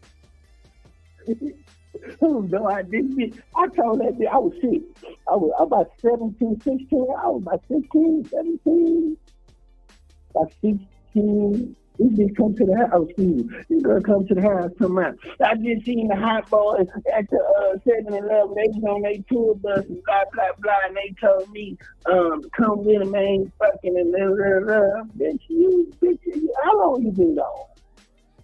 Hold on, I missed it. What are you talking about? Yeah, I was 19. He talking about how the hot boys pulled the train on his girl. My girl. They did though. Oh hell no. Nigga, don't tell nobody else that. They did though. Them niggas wasn't trying. Them niggas did though.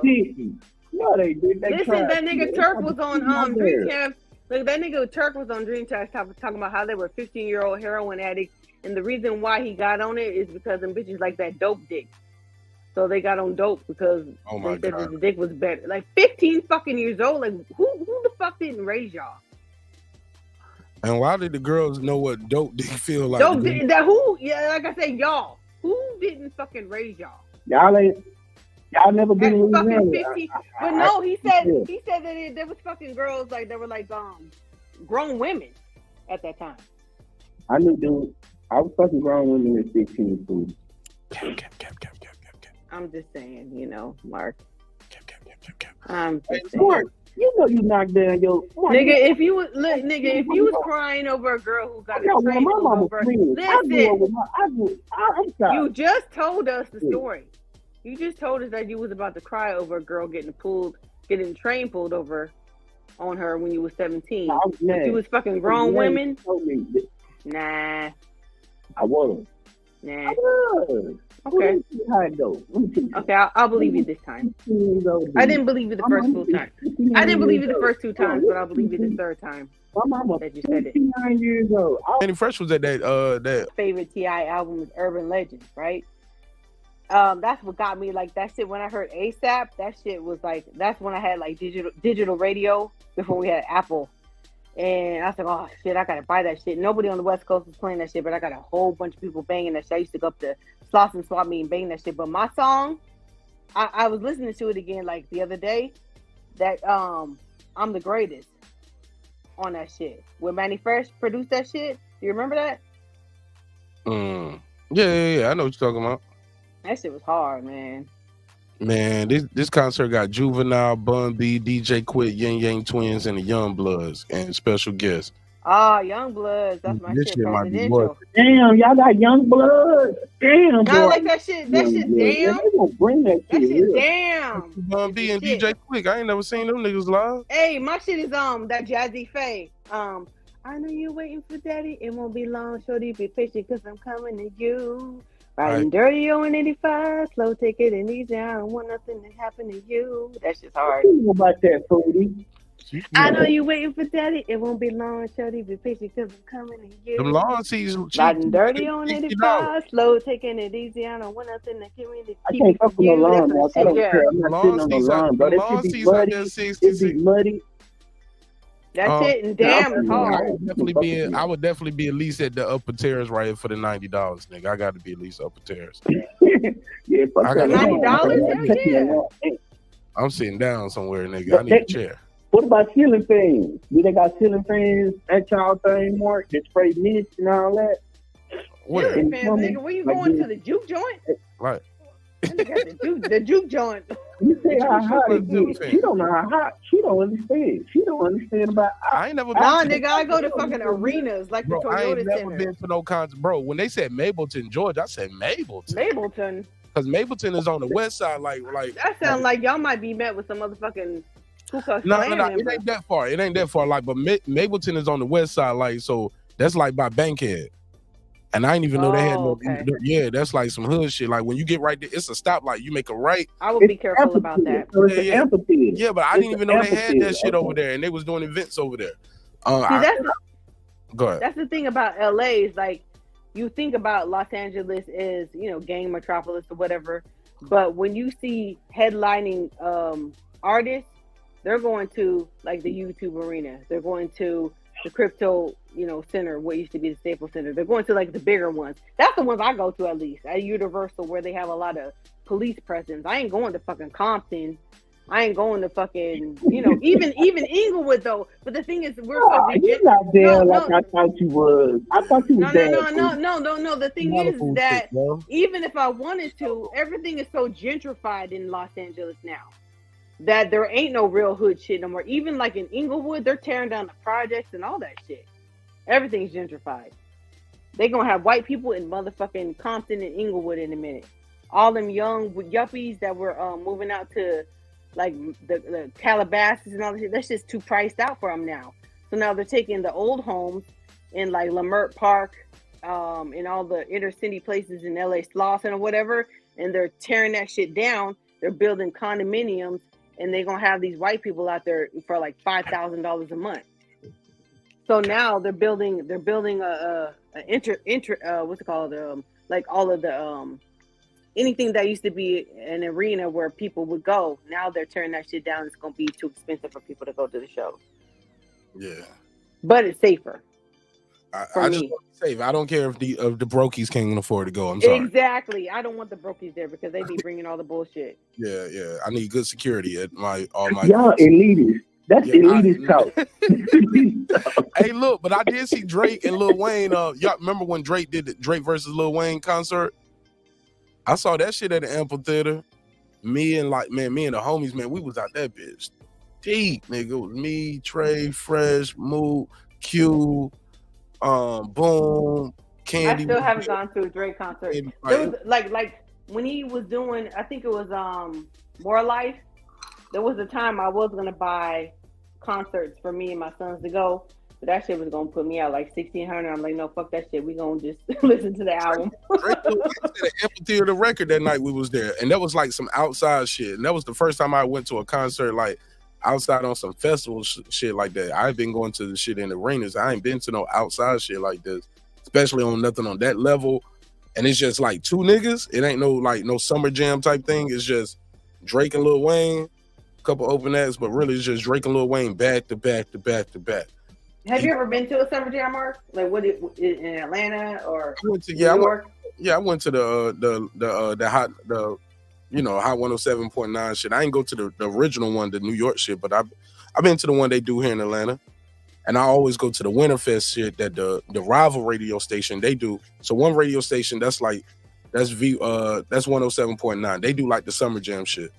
But V103 do they kind of got their own, but it's not as big as theirs.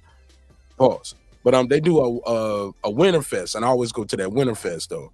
I like the Winterfest more than the summer jam. It's called Birthday Bash. That's what they call it.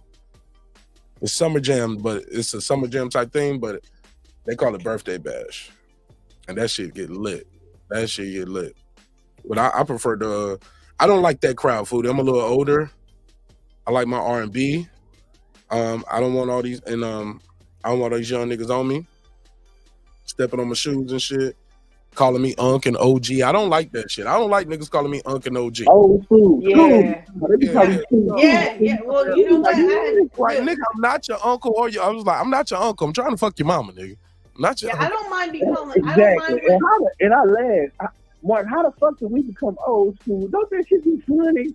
Like I'd be like that. I'm cool now. Hold the door for me at the gas That's station. because look, we became old Niggas trying to hold the door for me at the gas station. I'm like, nah, I got it, little nigga. Get him. Go.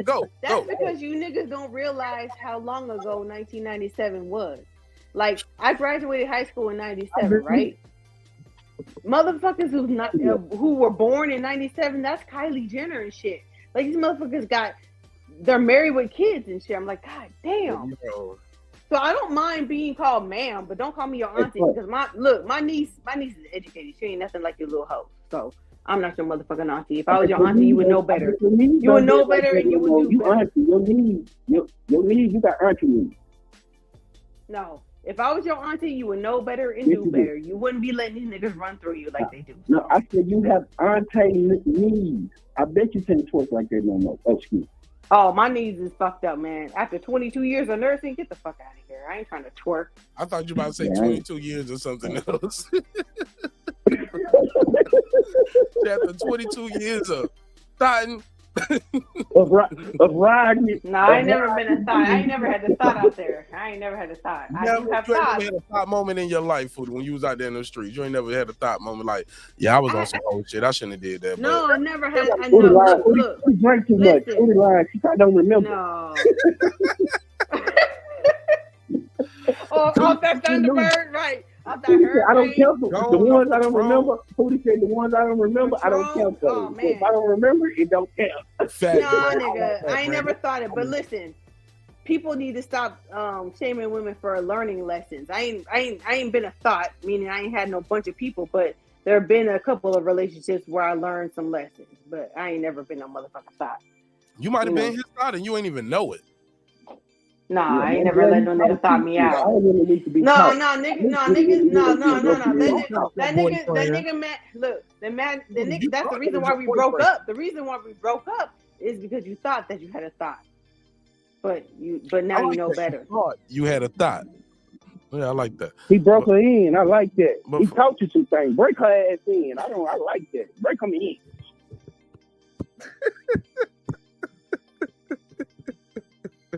Come to me when you know what you're doing.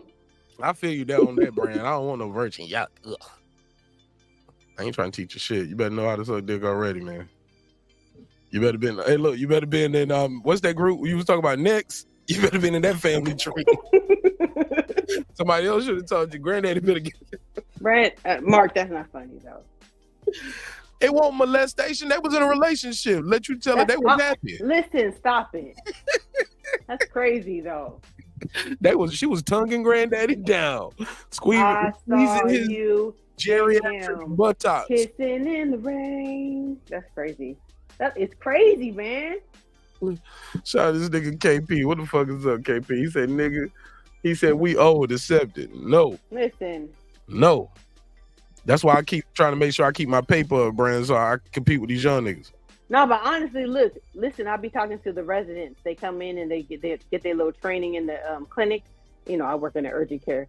And so one of them, he's talking to me. He's like, hey, so how long you been working here? And I was like, okay, I've been working here for like 2.5 years. He said, oh, okay.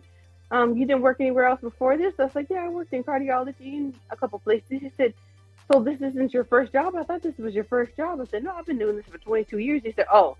He said, I thought you were young. I said, well, fuck you. I'm thinking like... I thought we were getting to know each other. I don't want none of that old cat. I don't want that old cat. Oh, I thought you were young. He's like, I don't want no old cat. Oh my God. Three babies done ran through there.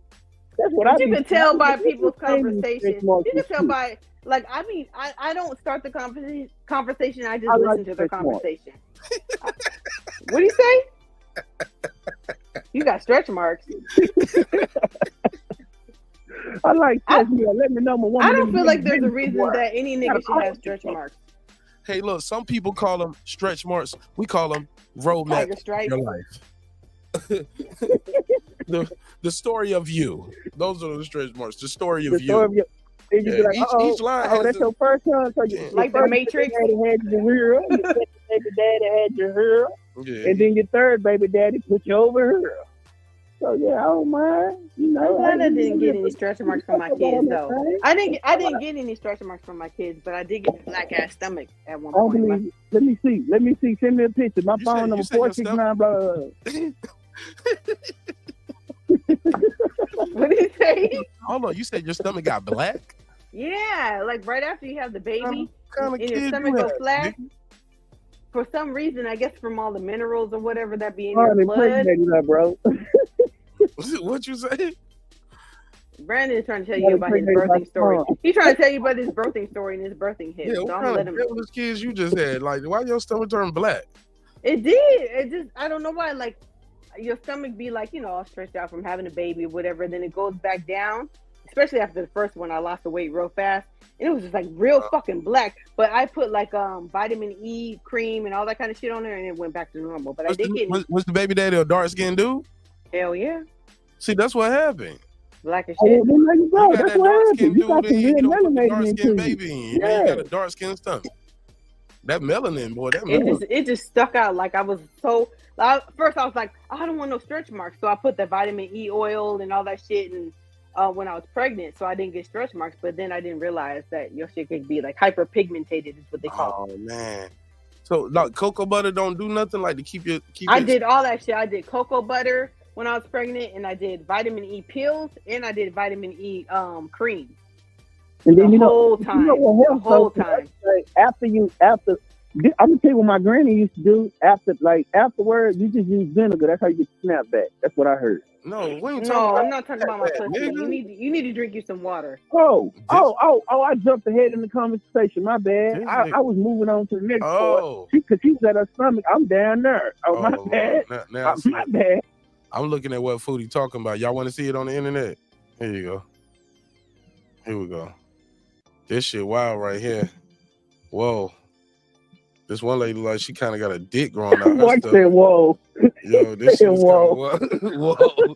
Yo, remember that show Blossom? Whoa. Whoa. Joey. Joey. Hey, but that's the hot nigga for a minute. Boy, he was the shit. Yeah, but old girl is with his brother now. His real life brother? Blossom? Yeah. What's her name? Chili from TLC. Chili's with Joey's brother. Yeah, they've been fucking for like 2-3 years. Yo, doing little dancing videos on TikTok and all that shit. Yo, this stuff will look crazy after baby, yo. Six did have a fatty though. Six had a fatty, and then she was on Parker.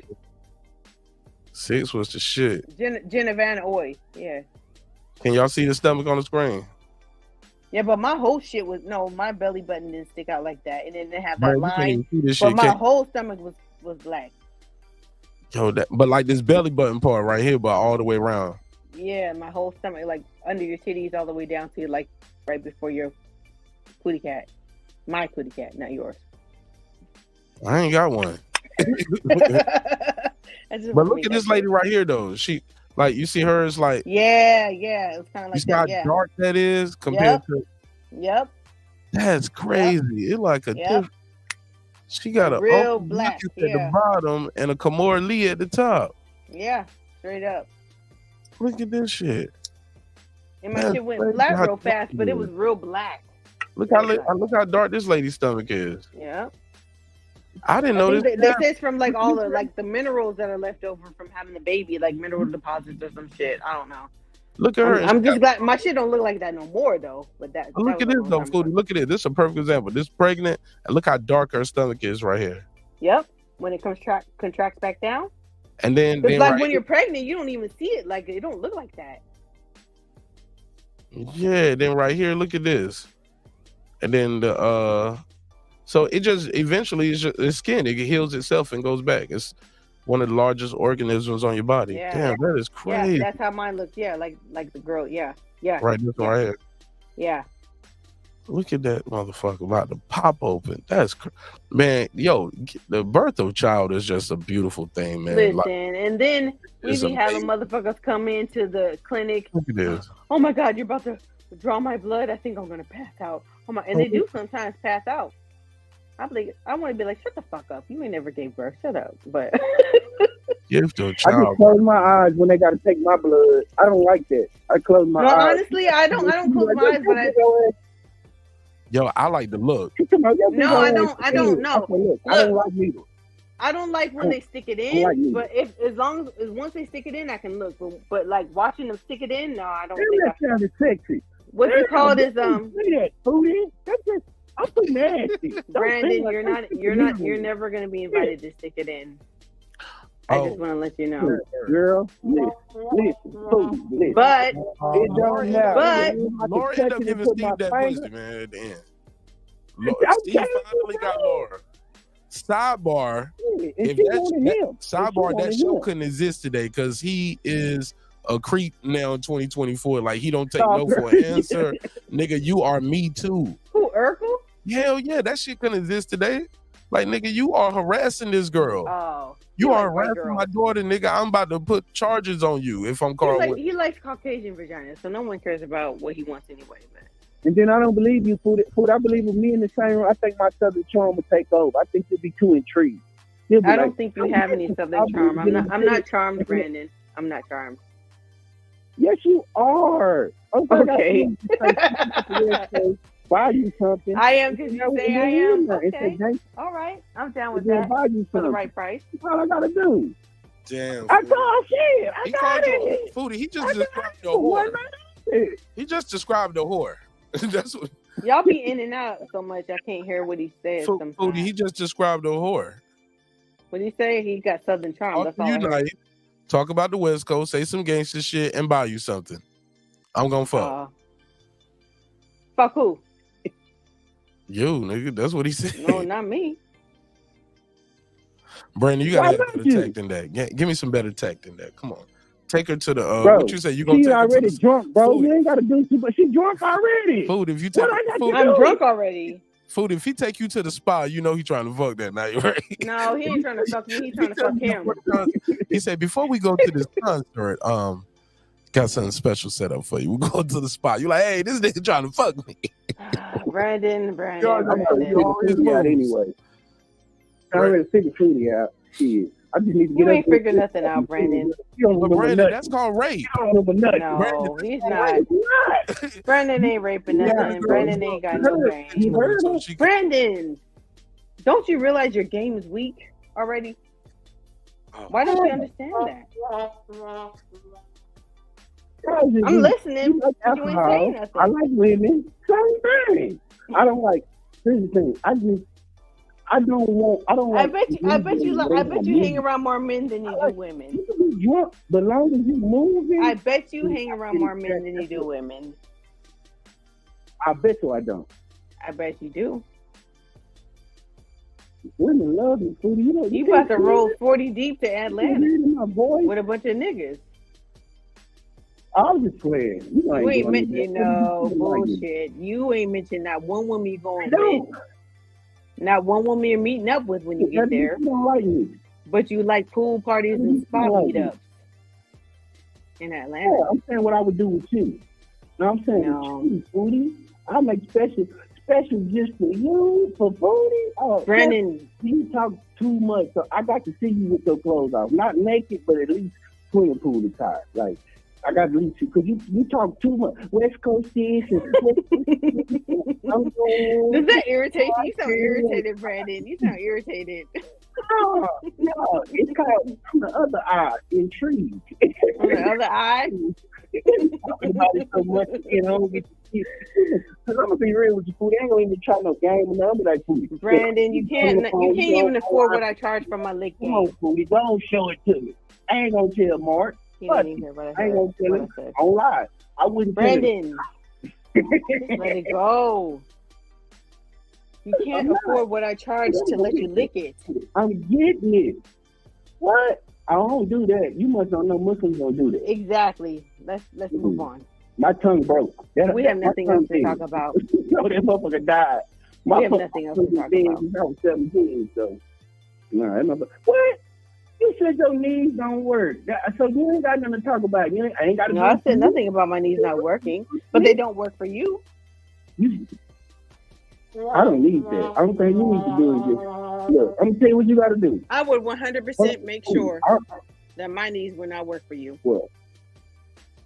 Oh, I wouldn't even ask for that. Just do over. Just bend over.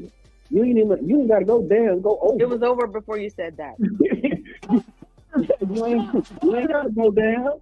You ain't got to get on your knees. Bend over like doggy style. Oh no, I don't got to go down. I would never go down. Yeah, you talking about, listen, Foodie. So we just gonna end this right now. We're gonna end the sexual tension right now. It was over before you said that, Brandon. I'm gonna show you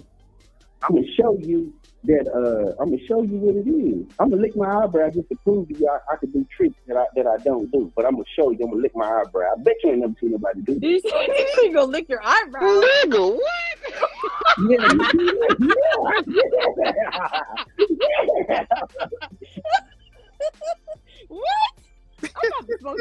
how to forget you said that, nigga. Get the fuck out of here. Yeah, see, that's one of my lines. You see, You can never be on the client's list, Brandon. My hand be on their side. Brandon. You see how it makes you laugh? You see how it makes you laugh? We've been talking for like what? How long? You have never even gotten my fucking Venmo address. I ain't tried. There's nothing else to talk to. There's nothing else to talk about. I'm gonna tell you why. Because if you can't afford it, is why. Hey. Listen, we don't I like can the afford- same you things, gotta come here, Brandon. Booty. I can't afford you on the West Coast. You right. I cannot afford you on the West Coast. But if you come here, You ain't paying I can California afford prices, here. you The said? prices change. No, I can't pay California prices, man. Well, you talking to a California chick? 'Cause I've been trying to tell you, you're way out of your league for a long time. But that's okay. I'm gonna let you get it off your chest. Get it off your chest, Brandon. Go ahead. Hey, hold up I'm one gonna put second, myself on y'all. mute. This is Brandon. Dallas, we're gonna do it. We're gonna do the. You know how you get flued out? I'm gonna flew you out in reverse. Oh shit! Instead of going to somewhere that costs a lot, I'm gonna fly you down here. And then, you know what I mean? Shit, that's how we gonna do that. I'll put you in the room for the weekend. Go ahead. Chill out, do your thing, and then when I come through on the 1, 2, we go out. You know what I mean? And then I tuck you back away in the room because you know what I mean? Shit, that's how that goes. And you gonna have a thrill.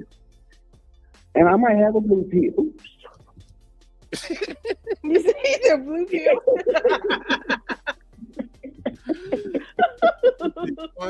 I'm glad we all got sense of humor. This shit is hilarious. as long as it's a Heineken. Brim running the damn garbage disposal. He trying to clown Brandon. He running the garbage disposal. Go I ahead. can Go. barely see it so little. Oh, I can't see it. It's You too don't know little. that I took a blue pill. Let me tell you Let me something. put my glasses on. I done Hold on. done this. I'm gonna tell you what I've done. I've broken up the blue pill. Just you know how you ever been with? Well, y'all man, I've been with people I ain't never been with before. I'm gonna get this chick. I'm gonna give it to her like I'm a teenager. You break the pill in hand. You don't tell me you broke it in hand. You don't talk about it. It's like I'm a teenager. When you you don't done, they even be tell like, "Damn, you went hard." No, you don't tell them. And then they be, "That was you, yeah, baby. That's all me." That was you. Blow my phone up. So you getting the blue pill. You ain't even gonna get the pink one. For you 40, blue pill. What's the Did pink you say a one? pink one? Yeah, I want to know. Are you talking about that Diddy shit? The ecstasy? Like what's pink? Yeah. The pink one is Cialis. Pink is Cialis. It's a camera. Well, white. No, it's a camera. Pink horsepower. Cameron. What it depends on what milligrams you get. Okay. But 40, you getting 500 milligrams. Just so you know, you getting 500. But Brandon, you gotta understand that you got look, Brandon. The days of when a nigga like you, who maybe have a little bit of change and could get a woman like me, are over. Because these niggas who's like 25 to 30, listen, these niggas who was 25 to 30 got a lot more money and a whole lot more dick. So what you gonna do? They don't need a pill. Hey, hold on. She just age discriminated against us because we 40, bro. You hear that shit? I ain't worried about it. I don't need no pills for that. I didn't take that personally. I did not take that personally. I don't need a pill, so I didn't take it personally. Me either, but I'm just laughing because she said 25 to 30. I'm like, shit, I'm 40.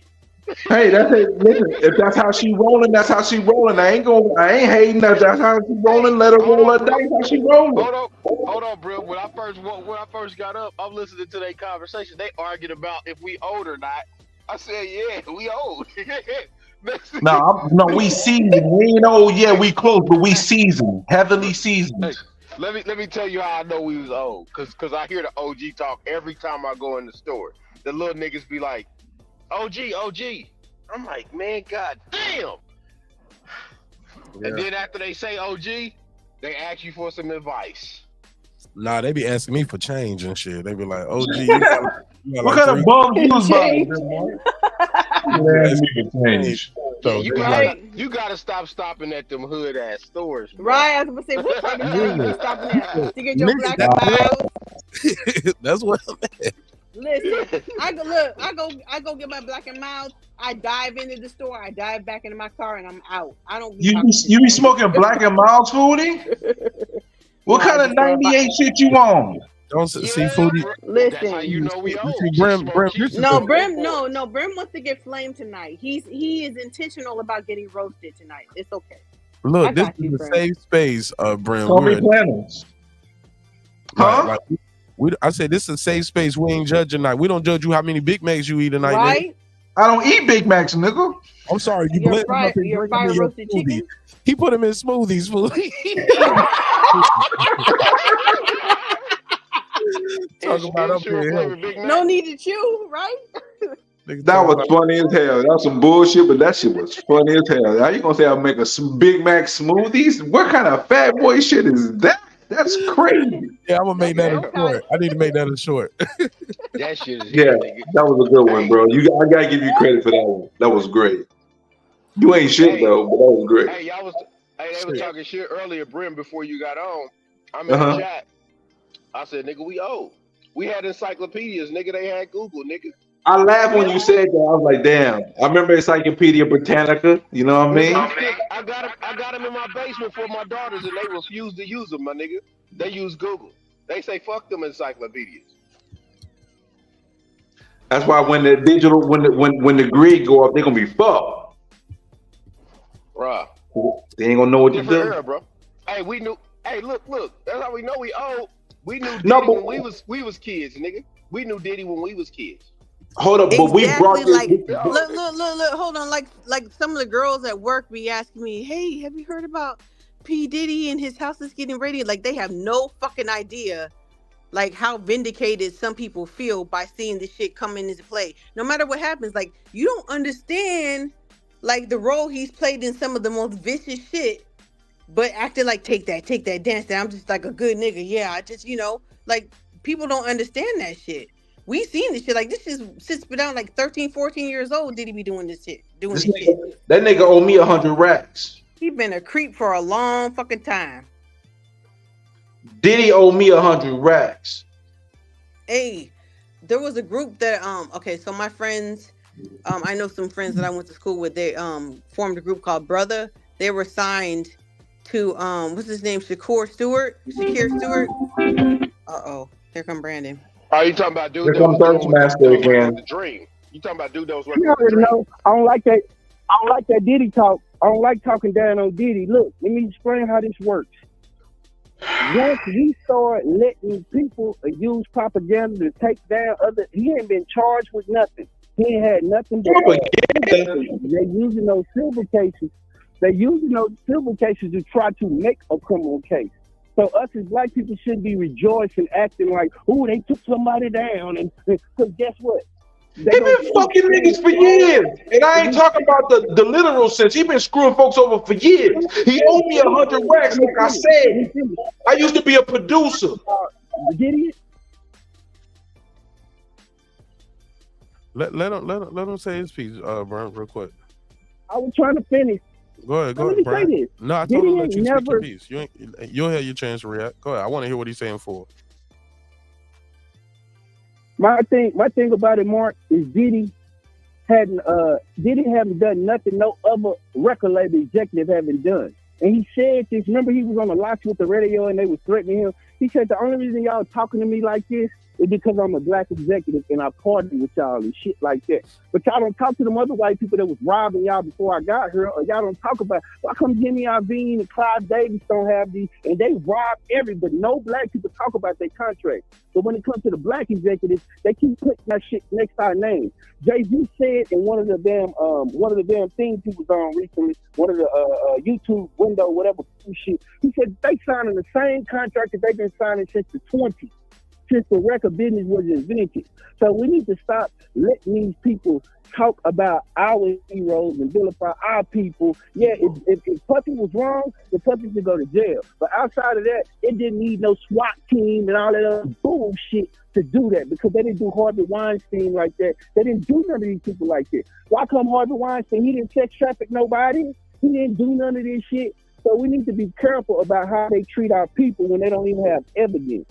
When they don't have nothing. They just got silver. You can't do that. So be careful that we sit here. We should never apply that. We should be backing Puffy. And we should be like, look, If he did something wrong, then he gonna face the law. But the way y'all treat him and talking about drug news and all this other stupid shit, we not gonna let y'all do that. So stop it, media. Whipping up into the frenzy. That's how R. Kelly fucking went to jail. Whip people up in the frenzy, and then there you go. So I don't like it. But if he guilty, guilty. But I don't like it. Can I react real quick? Hello? Okay. Well, number one, Harvey Weinstein is in prison, right? Harvey Weinstein's in prison? No? Go ahead, Foodie. State your points. You good? Go ahead. Yeah. Harvey Weinstein is in prison. So what happens is a lot of what we've been talking about or what people have been talking about in the back rooms and in the coffee rooms and shit eventually comes to light. And that's just what's happening with Puff Daddy. Now, we don't know. You're right. We don't know what's going to happen. There may not be any criminal cases, criminal lawsuits formed against him, but the light is being shed on him. Not only him, you can't act like they're not shining the light on Nickelodeon and all of these white people too at the same time. Everything is coming out into the light right now. So it's not just Diddy. I'm not going to sit up here and just be like, but black people need to shut up and be quiet about what we already know is going on with Diddy or what we've been talking about for 30 years going on with Diddy. And the same thing is the white people are being exposed too. Harvey Weinstein, Epstein, all that shit. They've been exposed too. It's not just black people that are being exposed. All these fucking pedos. As far as me as a woman, women are just happy that all these fucking people who have been abusing women and children and other men are being exposed. I don't give a fuck what color you are. It's time for the light to be shown on these predators. Okay, let me add. Amen to that last line. You black don't mean I'm gonna defend you if you ain't shit. That's the first thing. Right is wrong is wrong. A lot of this stuff with P. Diddy, we knew about some of this shit for years. See, Cassie from Connecticut, the word has been out about a lot of shit that we knew. There's some things that I even knew that Mark didn't even know about just because in circles I've been around. I've been in Puffy's studio before. I was a producer, okay? I was in the game ever so slightly. When I was young and didn't have any business sense at all, I sent him a platinum hit. He knew where it came from. He didn't do right by me, even though it was my fault. I made a platinum hit, and I ain't get a dime from it. He owed me 100 racks. And something about some, oh, they doing this to black people, but they're doing this to white people. Last time I checked, people been going at Clyde Davis hard body on the low, though. No, it wasn't just black people on the list. It was white people on the list, too. Right. Well, that's what I was about to bring up about Shakur Stewart or whatever his name is. And also, I listened to something earlier today. You guys know who Torre is, right? The social commentator. Yeah, I know Torre. Yeah, the commentator. Go ahead. Right. So he said he knows Diddy from like a long time, right? For like 12 years or whatever. At the time he was talking about this incident. So his cousin needed an internship for college or whatever, right? So he called Diddy and he was like, okay, well, can he do an internship, right? So cousin went for an internship, lasted for 2 or 3 months, and then it just ended. And then he said his cousin wouldn't talk about why it ended, so he kept on asking, like, why did the internship end? He said he didn't talk about it for a long time. He said then recently, or maybe like a year ago, he said Diddy told him that I like you and I like what you're doing, so you need to go home with me, spend the night with me, or this internship ends, and that's the reason why the internship ends. This is what Torre said in an interview.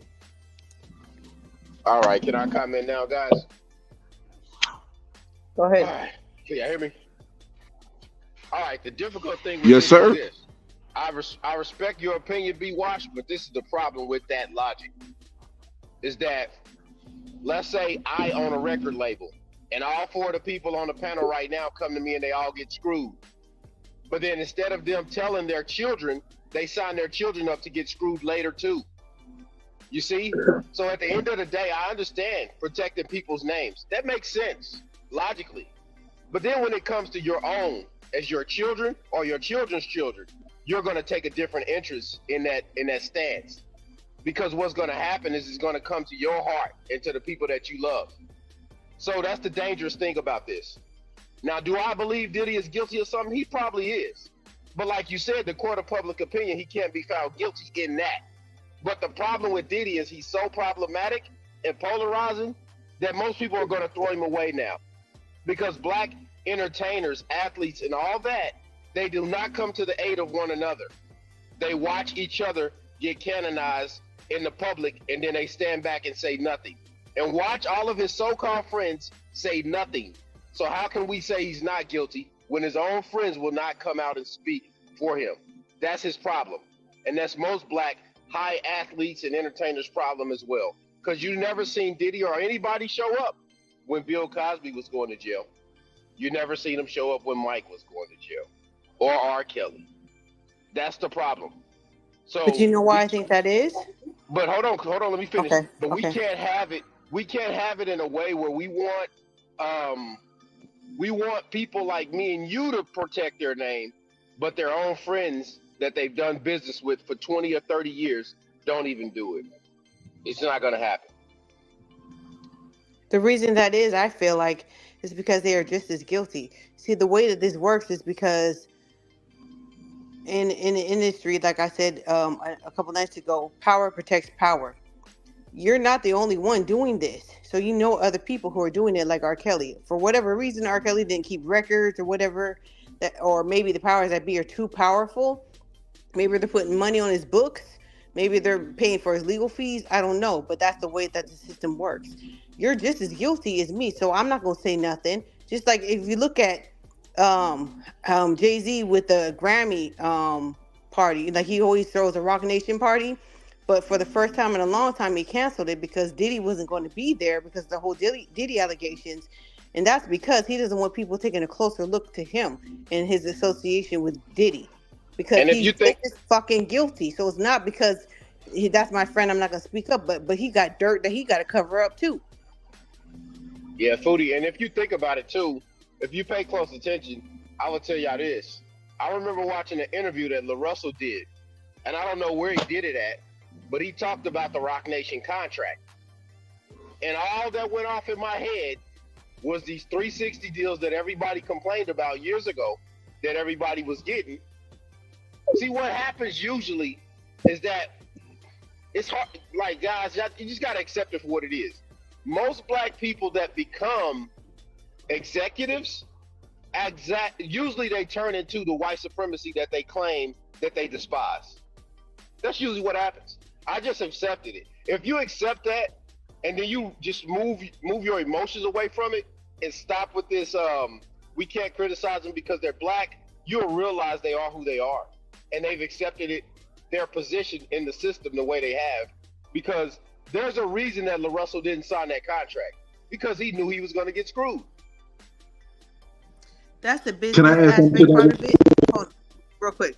That's the business aspect part of it, but the reason why these black executives become the so-called, like you said, the white supremacy is because they've had to play the game, the same game that Diddy played on other people is the same game he had to play to get in there.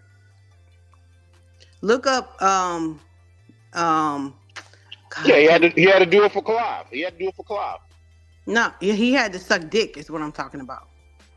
Damn, you ain't got to, hey, come on, boy. Damn. You know, Foodie unadulterated. Never heard of it. Is what I'm talking about.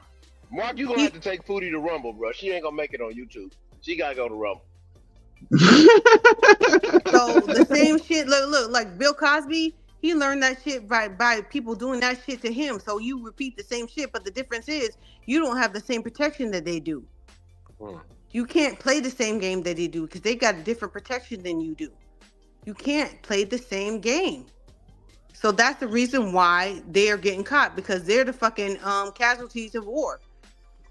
There are bigger people that are in charge of this shit. Like I said, there may be somebody paying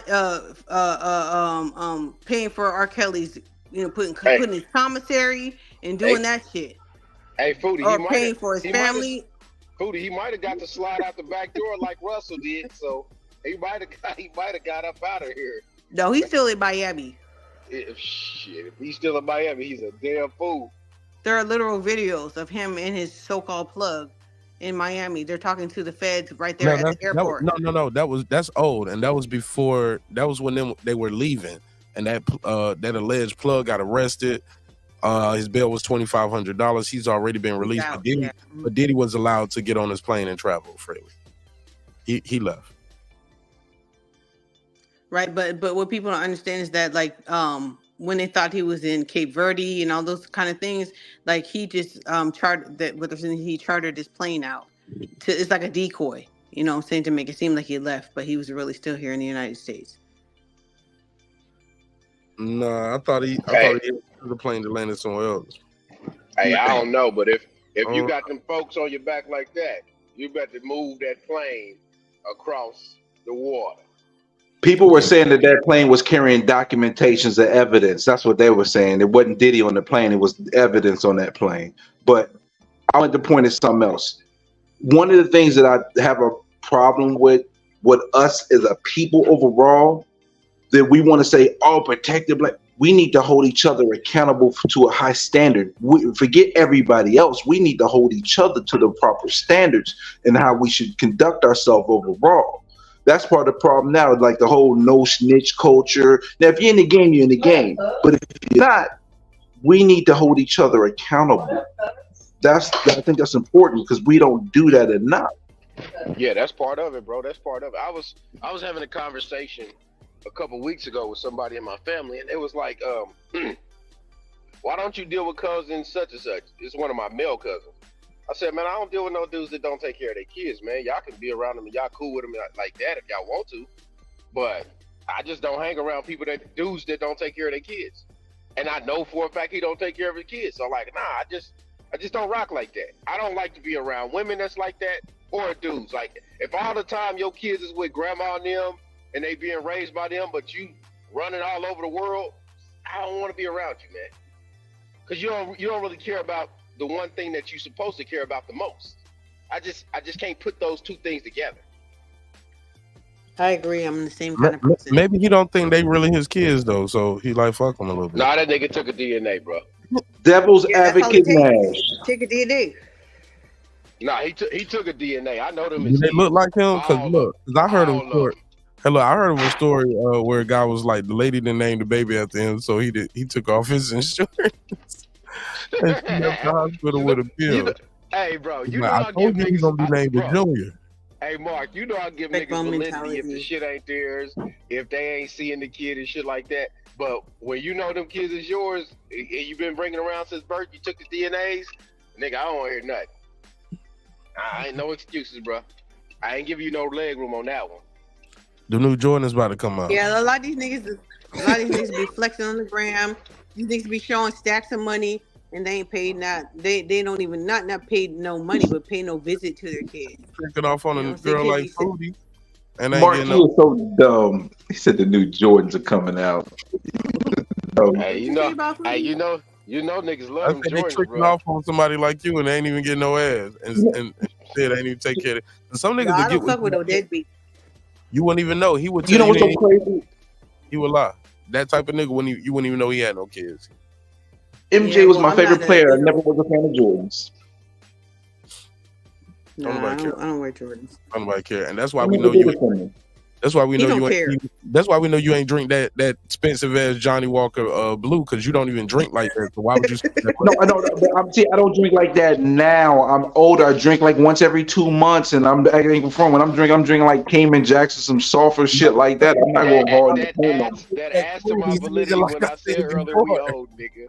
That adds to my validity when I said earlier we old. Niggas. No, I'm seasoned. I'm well seasoned. I'm not old. I'm well seasoned. I'm borderline old, but I'm well seasoned. Bram. No, nigga, let me get these jokes off. Fuck that. You don't save them. I don't look 45. Oh, nigga, your food is well seasoned, nigga. All this asshole. Like smoothies you drinking in season, nigga. Talk about bro. Foodies. What is this? Season your smoothies? Big Mac smoothies. That nigga. Hey, that nigga. You gonna ride that shit to the ground, ain't you, Mark? That's my only one so far, nigga. That's my haymaker. That nigga denying his eldership, knowing he got a back brace and a knee brace. And a beard. No, I don't. My knees work all right. Pause, nigga. You speak for your. No, y'all tripping. You're tripping, Mark. Y'all see that nigga Drill's eyes? He was appalled. He said my knees were good. I would stop. No, you gotta speak for yourself, KP. Hey, bro, no bullshit. I had a back spasm about 2 weeks ago, nigga. I almost cried, nigga. We You know what? I haven't had any back pain for like a year. That's because I started going back. I started going back to the gym a little bit. I went to like 3 weeks ago. I got myself pieced up. I went and did some boxing sparring. I got pieced up real quick. You know what I mean? I'm getting back in shape a little bit. See Mark, drop this nigga, man. I got pieced up. I don't know what these niggas say. Man, I was getting dinged on, bro. Hey. I was trying, but dude. Brim, hold on, Brim. See, well, you know we live in this pause era. Mark about to say pause on you in a minute. Pause and all that shit. Here it come. I'm telling you. Show your face, Mark. Show your face, motherfucker. Quit fucking with me, Mark. Nigga said I was getting dinged on. You know what it means, bro. Quit playing these pause games, bro. That is crazy, though. That is crazy, though. That is crazy. Let me chill. Pause. That's crazy. No Diddy. No Diddy, huh? We can't say shit no more, bro. He's getting paused put on him. I told Mark a couple years ago. Foodie, don't be ad libbing, Foodie. Don't be ad libbing over there. I don't hear the old Jeezy ad libs. Son, this nigga Brim said I got flued out. I got pieced up. I didn't say I got flued. I said I went to the gym. I said I went to the gym. I went to the boxing gym and got pieced up. Okay, 2 out of 3. I had 2 out of 3 right. No, 1. You didn't get flued out, but you did get pieced up and dinged on. Okay. You know what, man? Pause. I got punched a lot. Shit. Man, sometimes just make themselves motherfucker. Oh my god, nigga, this shit was hilarious. Man, let me let y'all slide, man, because oh my god, man, I keep laughing with y'all all night, and I need to chop these Brimley clips up. This shit is wow. No, what do you mean? It's about Foodie. Foodie who won body bag and shit. He put B-Dub all the way to body bag with his thirsty ass. Oh my god, that was hilarious. He's still here listening. I know. Salute to B-Dub for shooting. Hitting I know. For shooting blanks. The shallow house shots. For shooting blanks. Make it rain. That nigga described a criminal. He said, I'm gonna get you and then I'm gonna get you to do whatever I want to do. He said I'm gonna fly you out backwards. I'm gonna bring you down south. And then Foodie, he had a first class ticket on Spirit for you. On Spirit. And he was covering your bag charges. Hell no. That's where the money at right there. That's what you want. You want somebody to pay for the bag fees. That's what the money is. Especially the Spirit, because if you got 2 bags, that's $70 right there. Man, Spirit ain't nothing but an Uber in the sky. I ain't fucking with no motherfucking No, Spirit. I told y'all, Spirit so janky, nigga. They charge y'all extra for seatbelts. They be like, shit. And look, and then it's extra like for the level of pilot you want. Like you want a real pilot, like somebody already got their license, or you want one of the interns. Like, I'm a Delta guy. I got my freaking fly miles with Delta. Hey, Mark said they got resident pilots in the sky. Resident pilots. Nigga. This nigga ain't got his license yet. He can fly, but you can get this other pilot, and you're gonna get there good. Hey, real quick before we go, did you hear about that one boy who he said he had he was trying to make a flight to like Colorado, I think, to go to his grandfather. His grandfather was dying, and so he ran out onto the airstrip or whatever and got ground up in the fucking plane. It was a white. You said he got grounded up like he was like ground beef. He's dead. He grounded up. Yeah. Went straight to food. You like ground beef? I can eat them. Mark, you weigh more than me right now. Why are you trying to play me, bro? Why are you trying to play me about ground beef? Oh man. I think it was literally ground beef. He ran out there. Like I don't understand how. Like the plane had took off from the little lift or whatever, and then he ran out there. Yeah, from the tarmac. So he ran out onto the tarmac, I guess trying to jump on the plane. And that motherfucker, he got sucked up. You know how the winds, the turbine. He got sucked in the propeller? Yeah, the propeller, yeah. All them want because they were already backing out. And that motherfucker, it sucked them in. and ground his You ass got- up. hey, Did he Mark, have like a a mental condition? No, they said he Mark, didn't. you gotta have the swallowed up drop. He did. No, I don't. Pause. And don't say Pause. that again in your life. Don't even suggest no. Swallowed up. Whoa, that's crazy. He got swallowed. Yo, y'all niggas crazy, son, man. I enjoyed y'all on this one, man. Y'all made some noise for y'all damn self. This shit.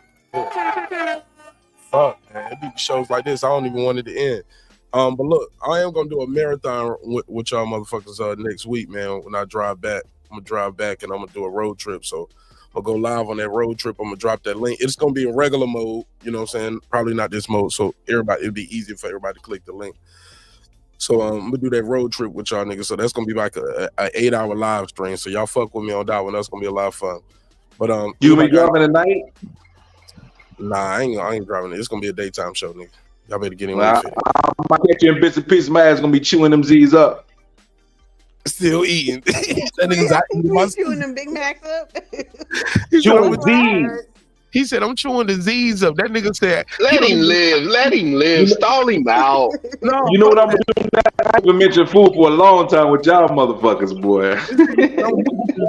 That means you most people cartoons, you see the Z's going out of niggas' mouth. He don't even let them shits flow. He be eating them shits in his sleep too. Chewing the Z's, nigga, that's a new one for me, bro. That's the fat boy shit right there. That's the OG fat boy shit right there. Chewing it well. Shut up, Foodie. Yo, y'all want to? Hey, look, Brim said he was down for the jokes tonight. He was like, "Oh, niggas up, let's go." I was like, I represent beans. I don't know. I was about to freestyle. No, you said chewing it well, so I was like, I represent beans. Dope show. I'm gonna have to rewind it to the front shit. God, my nigga, I got some time.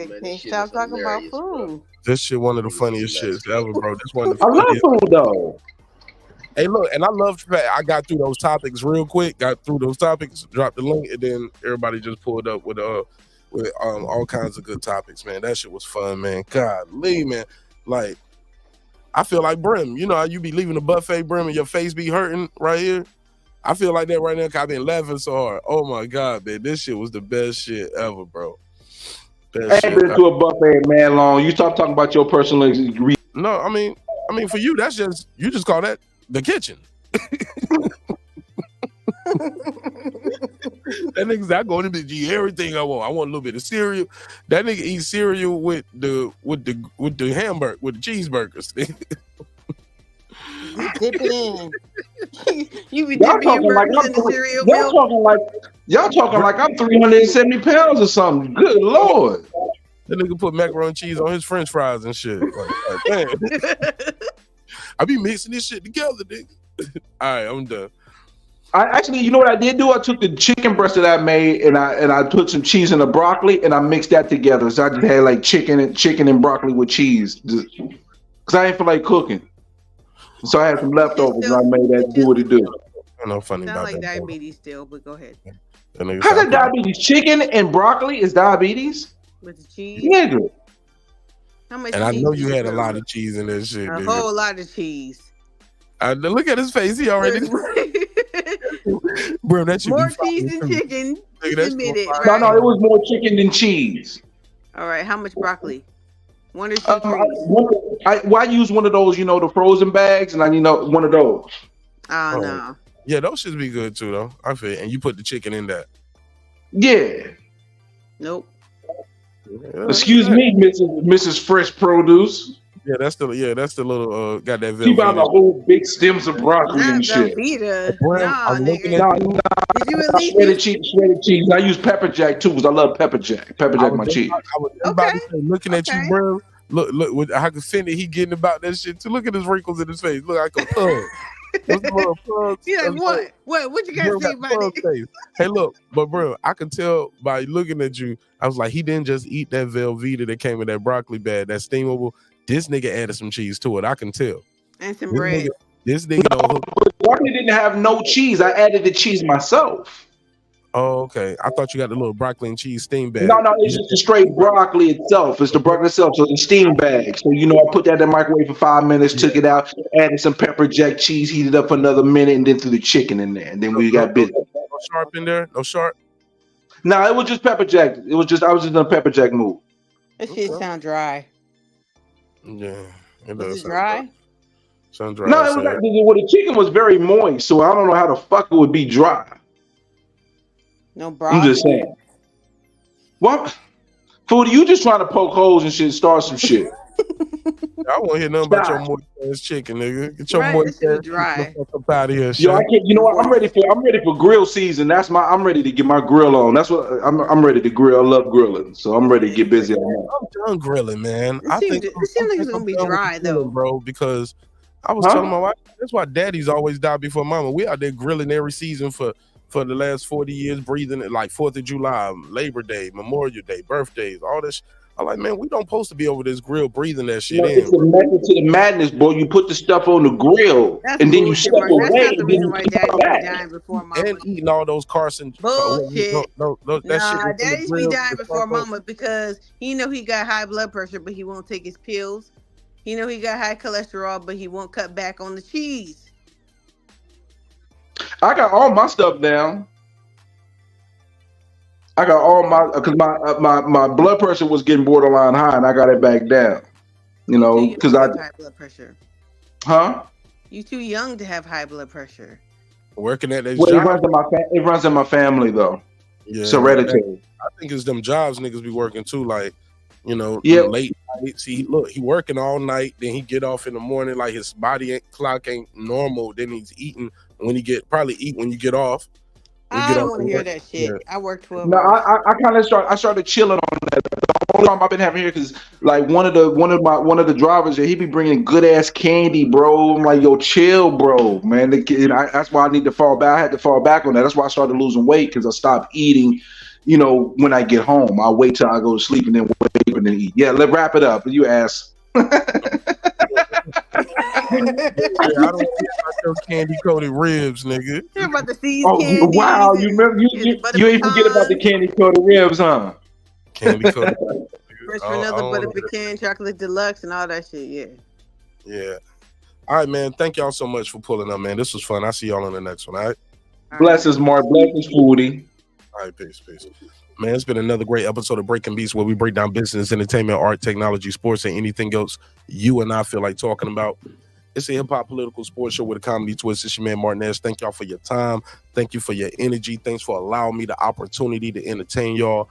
Hopefully you were thoroughly entertained. If not, we'll try again on the next one. Hey, look, man, respect is free. Disrespect will cost you everything. Your family, your freedom, your finances, most importantly, your life. So let's show each other love. Let's show each other respect. You go your way. I'll go mine. God willing, we both do fine. All right. Dreams require sleep. Goals require effort. Go out there and get your goals, man. I'm on to the next episode. It's your man Martinez Breaking Beats. I'll see you on the next one. Peace. Hey, look, sometimes we're going to agree. Sometimes we're going to disagree. Hey, look, man, we here to crack jokes, man. Have fun. Exchange information, talk some shit, you know, get through the night, get through the morning, or get through the shift together. But, you know, sometimes we're going to agree. Sometimes we're going to disagree. And that's okay. We're not here to always agree. But one thing's for certain, two things for sure, homeboy, homegirl. Never forget this. I built this shit. Me. Brick by brick. And I'll be damned if I let you tear it down just because you don't like the way another nigga talk. I mean that shit. Drive my phone. Hey, it's Antonio Tarver, champion. You're watching Martin Nash at Breaking Beats. I usually don't do drops, but I'm going to give you one, bro. I'm going to give you one. I love you, champ. This that squad side. This is me, man.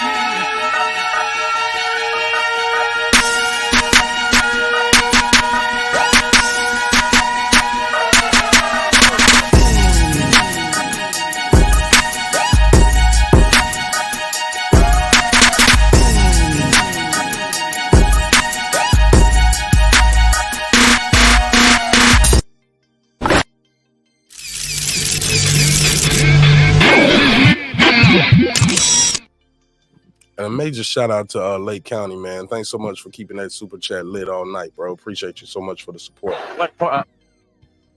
Appreciate you. Let me get you. Read the last two. I forgot to read your last two. He said blacks that that cat going for $58 in a steak and shake. Easy. Okay. All right. This is my passion. Wrong button. And he said Diddy took the spotlight off Vince McMahon now. Damn, man, Vince McMahon got some other shit going on. I forgot all about it. We gotta talk. He ain't safe. Let me know. Get on Vince McMahon ass on Wednesday. Well, on Friday, pitch.